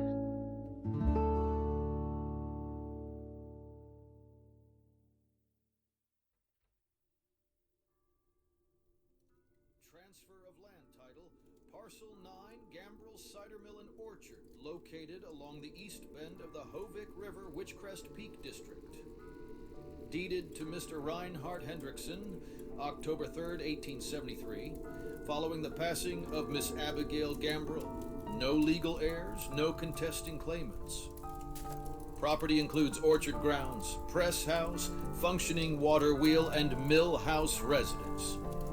Caretaking duties assumed by Miss Matilda Sinclair. Compensation authorized by Mr. Hendrickson under personal account. Filed in reserve. No civic designation. Orchard remains productive. Press remains operational. Study. Hendrickson Hall. The fire has burned low, casting deep shadows across the mahogany desk. Stacks of ledgers sit beside his untouched glass of whiskey. The room smells of tobacco, old paper, and the quiet weight of a man who has made too many decisions in his life. He isn't expecting company, but he should have known better. The door swings open, hard, as if the hinges themselves flinched. The entire house feels it. Reinhardt doesn't even look up at first, just exhales, real slow, pressing his fingers together, before finally glancing toward the door. Yeah. And there she is, Zariya Hendrickson, all fire and defiance, standing in the doorway like she's about to stage a full-scale mutiny. Man should take care of his own, right? Reinhardt narrows his eyes. Zariya. But she's already marching forward, not giving him a chance to get a word in. In one hand, she's still holding the damn curtain, lace twisted around her wrist like a battle banner. But in her other hand, a small satchel. She slams it down. Inside, a handful of gold nuggets, heavy, unpolished, raw. The sound they make when they hit the wood is dense, weighty, the kind of sound that changes things. Reinhardt stares. He blinks. And for a full solid 5 seconds, he doesn't say a word, just slowly. Slowly, he picks up one of the nuggets, rolling it between his fingers. The weight of it sinks into his palm. His brows draw together. Where did you get this? Where do you think? Reinhardt looks at her, then looks back at the gold, as if the pieces might start explaining themselves. The miners. She nods, arms still folded tight, her weight shifting like she's bracing for a fight. The miners? The ones you pay, the ones who trust you, the ones who trust me. He looks at her sharply. And you're telling me they just gave you this gold? They didn't just give me anything. They wanted me to have it because they listen when I sing. They told me my song makes them feel like men again when the mountain tries to turn them into nothing. Deadly serious, standing in front of her father, the most powerful man in town, and she does not waver. So, yes, Papa, the miners gave me gold, and I've been keeping it, waiting. Reinhardt leans back, watching her real careful now. Waiting for what? She doesn't blink. For her. The words hit the space between them like a hammer. Reinhardt exhales through his nose, sets the nugget back down, staring at the pile. Zariya. No, Papa. Listen. You call her a lady. You always have. You made sure no one disrespected her, even when the rest of town whispered. She's like a sister to me, and you taught me. We don't leave our own. So, act like it. Silence. Reinhardt looks at his daughter, the storm of her, the conviction in her eyes, and then finally he exhales. Slow, long, measured. He taps a finger against the desk, thinking. Then, at last, he leans forward, hands folding together. You want me to use it for her dowry? It's hers already. So let's just make it official. The fire crackles. Reinhardt presses his lips together, considering. Then he reaches into a drawer, pulls out a leather-bound ledger, flips it open, and grabs a pen. Without a word, he starts writing. Zariya leans forward, eyes narrowing. What are you doing? Making the deposit official. You want a dowry? Fine. I'll set up the transfer, find the right man to handle it, and by tomorrow, Lily Rose will have this dowry. Zariya blinks. Wait, that's it? He glances up, arching a brow. Did you expect me to say no? She falters because, honestly, yes, she did. Zariya, I don't know why you always expect a fight when all you had to do was ask. Because you like to argue, that's why. Not true. In addition to ascertaining that you have thoroughly thought out your idea, I also happen to like watching you win the debate. Zariya rolls her eyes. You grown-ups are so exhausting. Yet occasionally useful. But before she can retreat in full-blown victory, something occurs to her. She stops, tilts her head, looks at her father real close, as if piecing together some unseen puzzle. Papa? Lily Rose shouldn't just get married and disappear. Reinhardt pauses, eyes flicking up. No. No. She should do something bigger. Reinhardt leans back, studying her, real careful now. And what do you suggest? An orphanage. An orphanage? What do you mean? You obviously are inspired, my dear. Go on. Papa.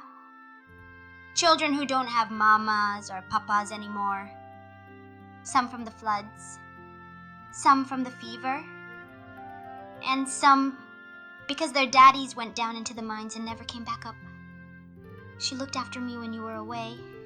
Before Adeline came, she kept the house warm. She made sure I ate. She told me stories so I wouldn't be afraid. And if she could do all that for just one little girl, she can do it for more. Who better to take them in? Reinhardt doesn't answer. He just watches her, something flickering behind his gaze. And suddenly Zariya realizes he's not just entertaining the idea, he's seriously considering it. You think she'd do it? Zariya grins. Give her the choice, Papa. Then finally, Reinhardt nods. And just like that, Lily Rose's future is rewritten. In small mining towns like Shadowbrook Camp, gold and money live under the same roof. Now here, you wouldn't find a big marble bank or a grand hall, just a single building with two functions. The assayer's desk, where raw ore gets tested and weighed, and the bank counter, where it gets converted into cash or a deposit. The scale tells you what it's worth. The ledger tells you if it'll last. It's brought their findings straight in. Gold dust, nuggets, even half-cleaned ore. And if the assayer said it was good, the bank made it real. One side of the counter measured what your hands pulled out of the earth. The other side turned it into a future. If you were lucky.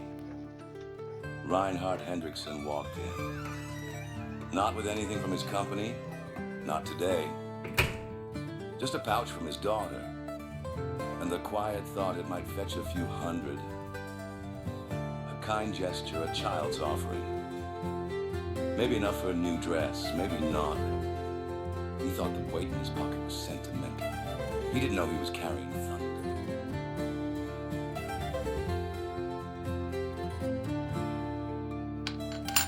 $2,418 ounces. Purity's excellent. Veins real fine. Current rate, $20.67 an ounce. Sir, that's over $50,000. $1,000? Yes, sir. $50,137. 23 cents.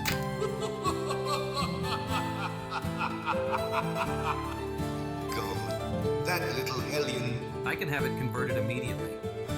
Convert it and open a new account. Under whose name, sir? Miss Lily Rose Forestier. Done. Would you like her notified? Yes. Send along a messenger boy. That'll be enough. You're not staying? No, I sense a storm coming.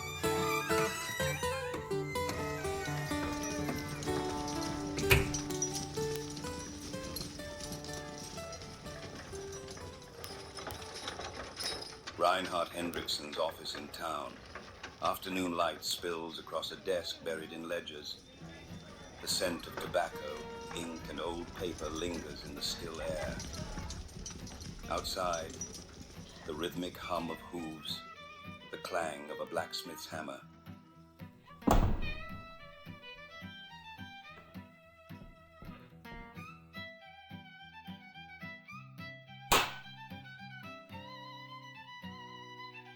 Well now, I suppose I deserve Standing before that. him is Lily Rose Forestier. Hair wild from the wind, gloves still on, her bodice not even fully buttoned. In one hand, a crumpled slip of paper. The bank notice. $50,000.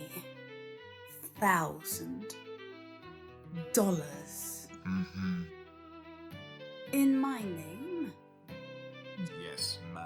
What the hell do you think you're doing? Now hold on. Before you take the other side of my face off, you might want to ask who put me up to this. Zariya? Now you see, she sent me on the mission and made damn sure I followed orders. That girl's been squirreling away gold for months. Every time she visited the camps, those miners handed her a piece of their pay. Dust, flakes, little lumps. She never spent a cent. Said she was saving it. Saving it for you. That child has no damn sense. She's got a mouth like a saw blade and enough grit to shame a preacher, just like her mother did. She asked me to offer you this too. It's a deed to a property. The Gambrel cider mill and orchard, passed to me after old Miss Abigail died. No heirs, no contest, until he's been tending it ever since. Quietly.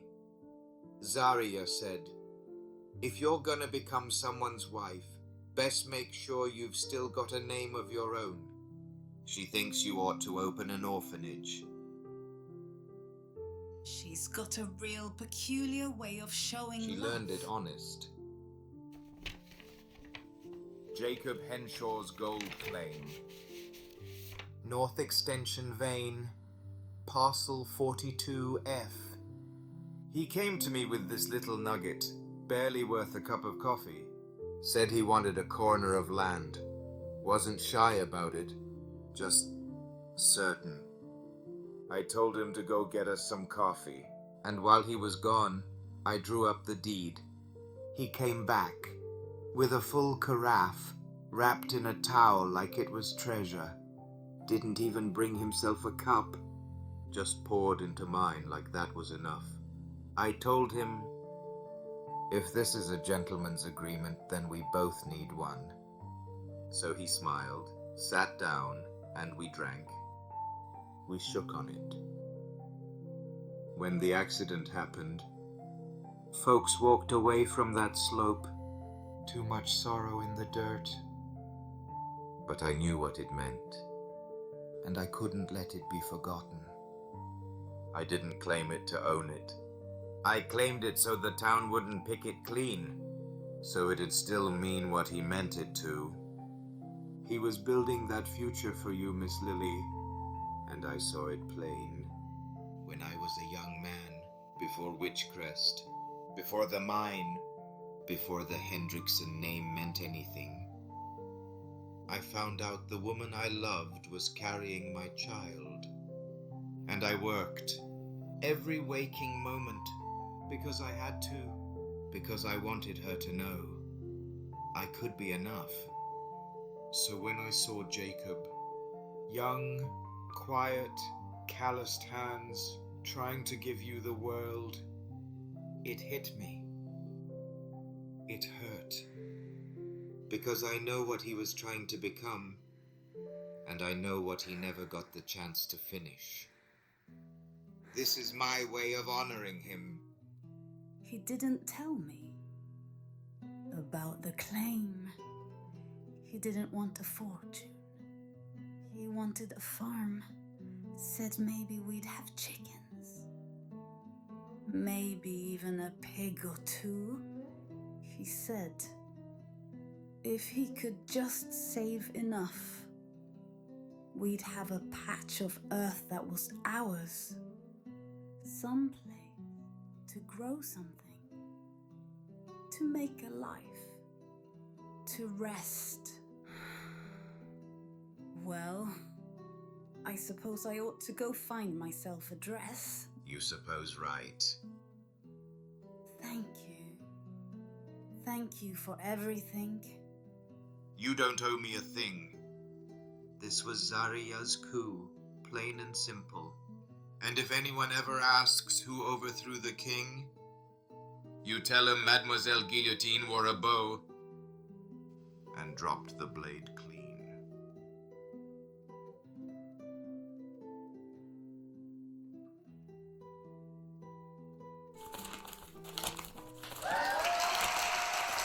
From the Witchcrest Gazette, a most celebrated union. The marriage of Miss Lily Rose Forestier and Mr. Julian Theodore Hale. Shadowbrook Camp was host to a most joyous occasion on Sunday last, the 12th of June, upon the marriage of Mr. Julian Theodore Hale, esteemed editor of the Witchcrest Gazette, to Miss Lily Rose Forestier, a lady of both beauty and reputation, well regarded within this community. The ceremony, held within the modest confines of the town chapel, was attended by many of Shadowbrook's most notable residents, including Mr. Reinhardt Hendrickson and his daughter, Miss Zariya Hendrickson, whose involvement in the preparations for the day was evident in the finery of the occasion.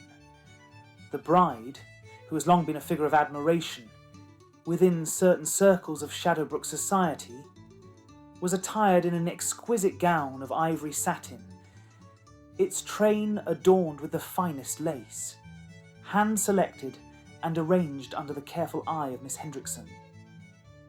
A crown of magnolia blossoms, chosen with particular sentiment, graced her hair, complementing a veil of delicate embroidery. She bore herself with a quiet elegance, her expression composed, yet alight with that knowing confidence for which she is so well recognised. The groom, known for his discerning mind and the sharp wit of his pen, met the occasion with equal steadiness. Attired in a fine suit of black broadcloth, he bore the solemnity of the moment with the same gravity he applies to his work, though those who knew him well could not fail to note the flicker of something deeper. A man who has long sought the truth in all things, and at last found it in the woman before him. Mr. Reinhardt Hendrickson had the honour of escorting the bride, an act which, though unspoken, bore great significance to those in attendance. The ceremony itself was one of simplicity and sincerity. The vows exchanged in quiet but firm resolution before God and gathered witnesses. Following the ceremony, the newlyweds and their guests retired to Aunt Tilly's, where a reception was held in their honour. The evening was marked by revelry of the most joyous sort, with a generous spread of fine fare, lively music, and dancing that carried well into the night. The couple shared their first dance beneath the glow of lantern light, the bride's laughter rising over the strains of a fiddle as those in attendance toasted to their health and happiness. The couple is to reside at the Hale family homestead, a property of well-kept farmland and sturdy foundation, settled beyond the town's main thoroughfare. Long held within the Hale family, the estate now passes to Mr. Hale, its heir, who will continue its stewardship alongside his new wife. It is the wish of this publication, and indeed all of Shadowbrook, that their marriage be blessed with prosperity, companionship, and many happy years to come. From the Witchcrest Gazette, a new endeavour for Shadowbrook's future. Plans for an orphanage underway. Shadowbrook Camp, a town built upon the labour and resilience of its people, has long known the weight of hardship.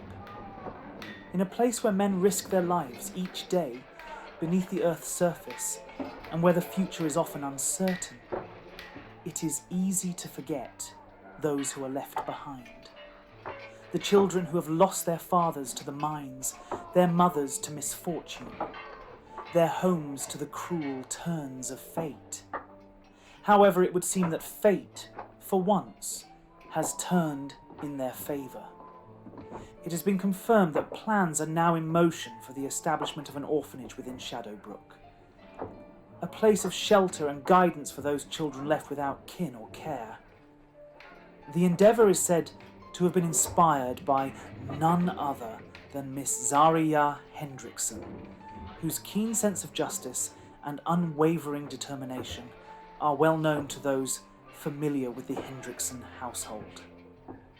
Those close to the family report that Miss Hendrickson first raised the matter within her own home, arguing that a town as prosperous as ours should not allow its most vulnerable to go uncared for.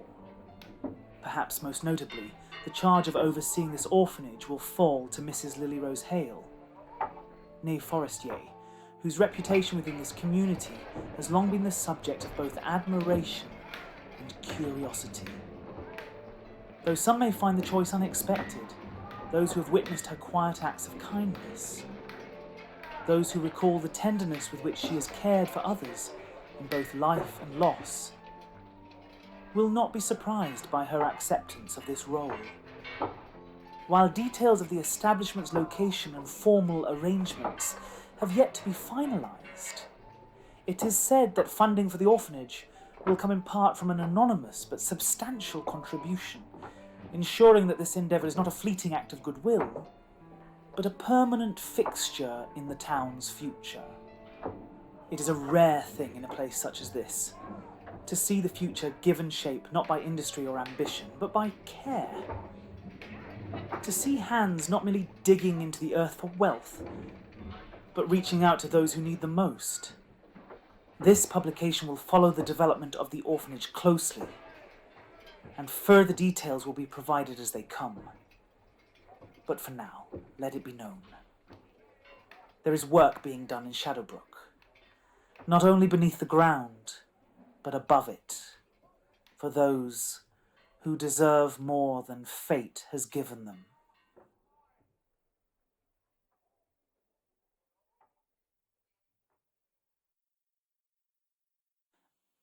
Obituary, published in the Witchcrest Gazette, October 1891. Written by Julian Hale.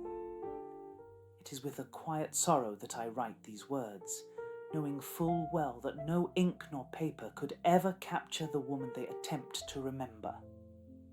Mrs. Lily Rose, Forestier Hale, departed this world on the evening of October 3rd, 1891, seated in the parlour of Madame Ruth's old shop, a place she tended long after its owner was gone. Born in 1848, she came into this world as Thaddeus Forenier, but she did not let the name define her. She was once the finest jewel of Le Magnolière Sombre, but she was never merely the sum of what men saw in her. She became the matron of Shadowbrook's orphanage, a mother to those who had none. Her passing was not a tragedy, nor was it unexpected. The town has been fading for years now. She leaves behind no children of blood, but many of the heart. And she leaves me. I do not write this as an editor or a journalist. She was my wife, my companion, and my equal. She was the only thing in this cursed town that ever truly made sense to me. And now she's gone. There will be no funeral, for there is no one left to attend it. She will not be forgotten. She has simply stepped into the next room, where Ruth is waiting with a deck of cards and a knowing smile.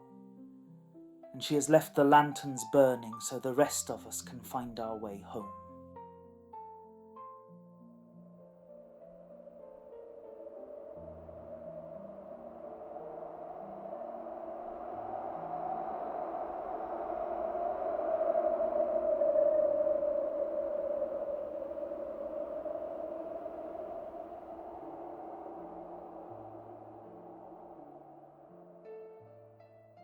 Unpublished letter to the editor, the San Francisco Chronicle, April 17, 1906. Recovered from Chronicle Archives, Box 14B, Rural Memory, Orphaned Testimonies. Filed for publication April 18, 1906. Pulled before press due to the earthquake. To the editor. Sir, I do not expect this letter will command much attention in a city such as ours, with all its proper business and daily worries. And I am well aware that the closing of a charitable home here or there is no cause for great alarm in the eyes of those who never needed one. But I felt compelled to write, for the sake of memory and of truth. I was raised in a place called Shadowbrook Camp, nestled in the mountains some ways east of here, beneath the dark and watchful shoulders of Witchcrest Peak. The town is scarcely marked anymore, just a scattering of stone, earth, and silence. But for a time, it lived.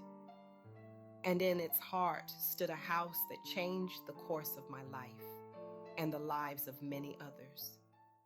It was called Little Angel's Rest. It was no formal institution. There were no uniforms, no rules nailed to the walls. No patrons of society came calling to inspect our progress. But none of us lacked for what we needed most. The house was white, with blue shutters and a warped porch that leaned left when the snows came heavy. A copper bell was hung from the gatepost, though we were warned not to ring it without good reason. It stood near the Hovick River bend, just past the remnants of old Mother Gambrel's apple orchard. It was run, lived in really, by a woman named Mrs. Lily Rose Hale, known to some in earlier years as La Magnolia, though we children scarcely knew what that meant. She was not of ordinary bearing. There was always a perfume about her, faint and floral, and she carried herself as one who had once been watched closely and had learned to use it like armor. But whatever her past, she gave her life to us. We were not few. I believe there were 8 of us when I came to stay, though that number rose and fell with the years and the winters. Some stayed only a season. Others, like myself, remained until the mountain itself seemed to loosen its hold. Some of us arrived nameless. Others bore names we could not pronounce or were too young to answer to them.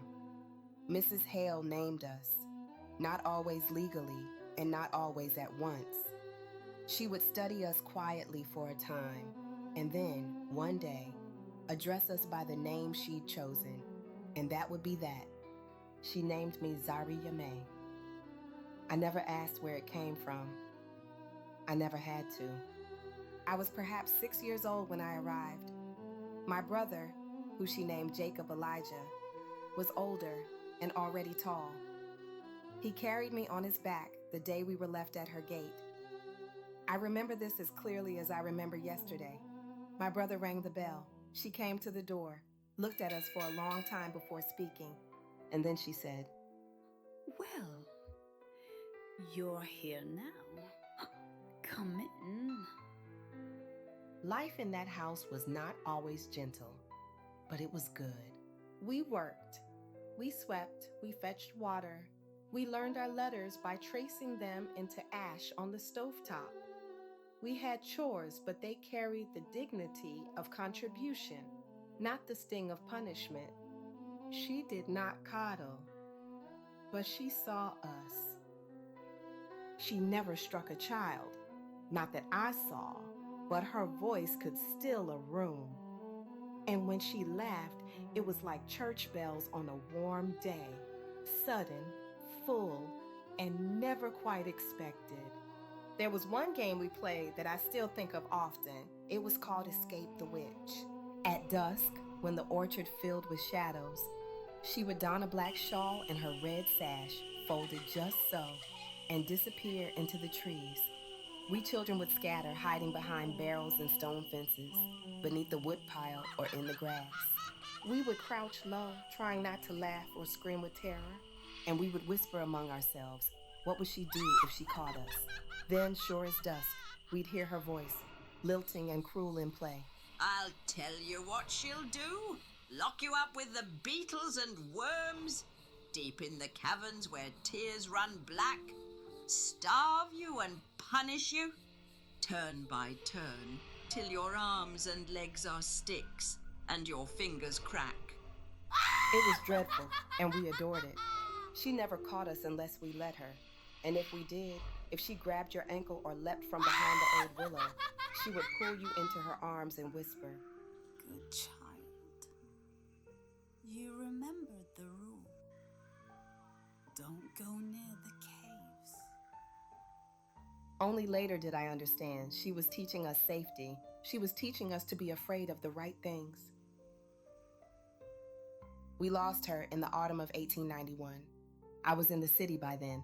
I did not see her after, but I carry her still. This letter, however long, however strange, may be the only account that remains of that house, of what we were and who she was. So if it finds a place in your archives or even one small corner of your pages, let it do what I cannot do in person. Let it say her name, Lily Rose Hale. She was not our blood, but she was our home, and she gave us the only names we were ever proud to answer to. I remain Mrs. Zadie Mae Caldwell, formerly Zariya Mae Hale. 23rd and Shotwell, San Francisco, April 17, 1906.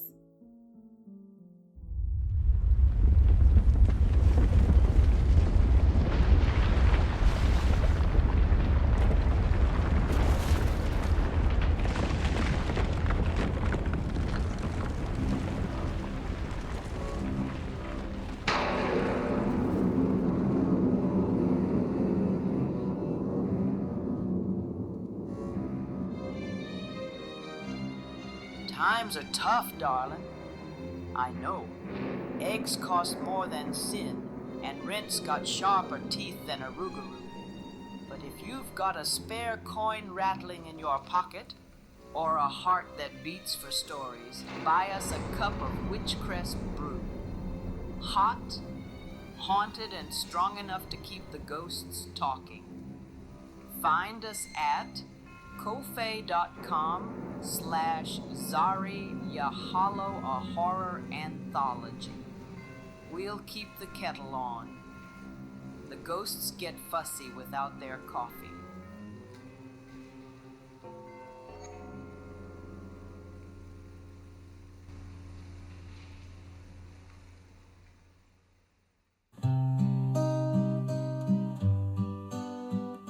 Lavender's blue, dilly dilly, lavender's green. When I am king, dilly dilly, you shall be queen. Who told me so, dilly dilly, who told me this?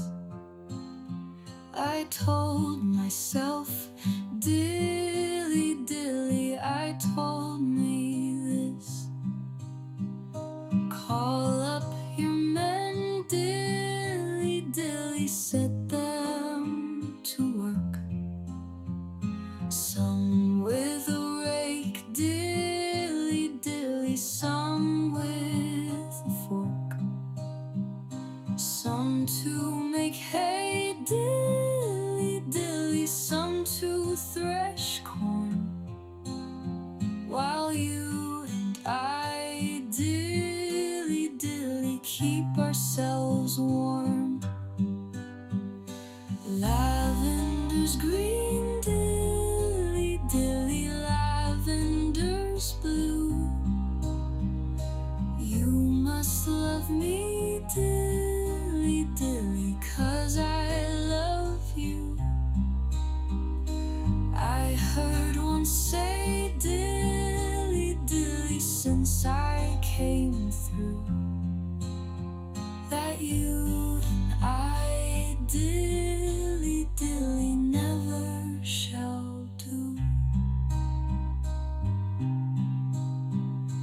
Up in the pines, dilly dilly past Widow's Bend.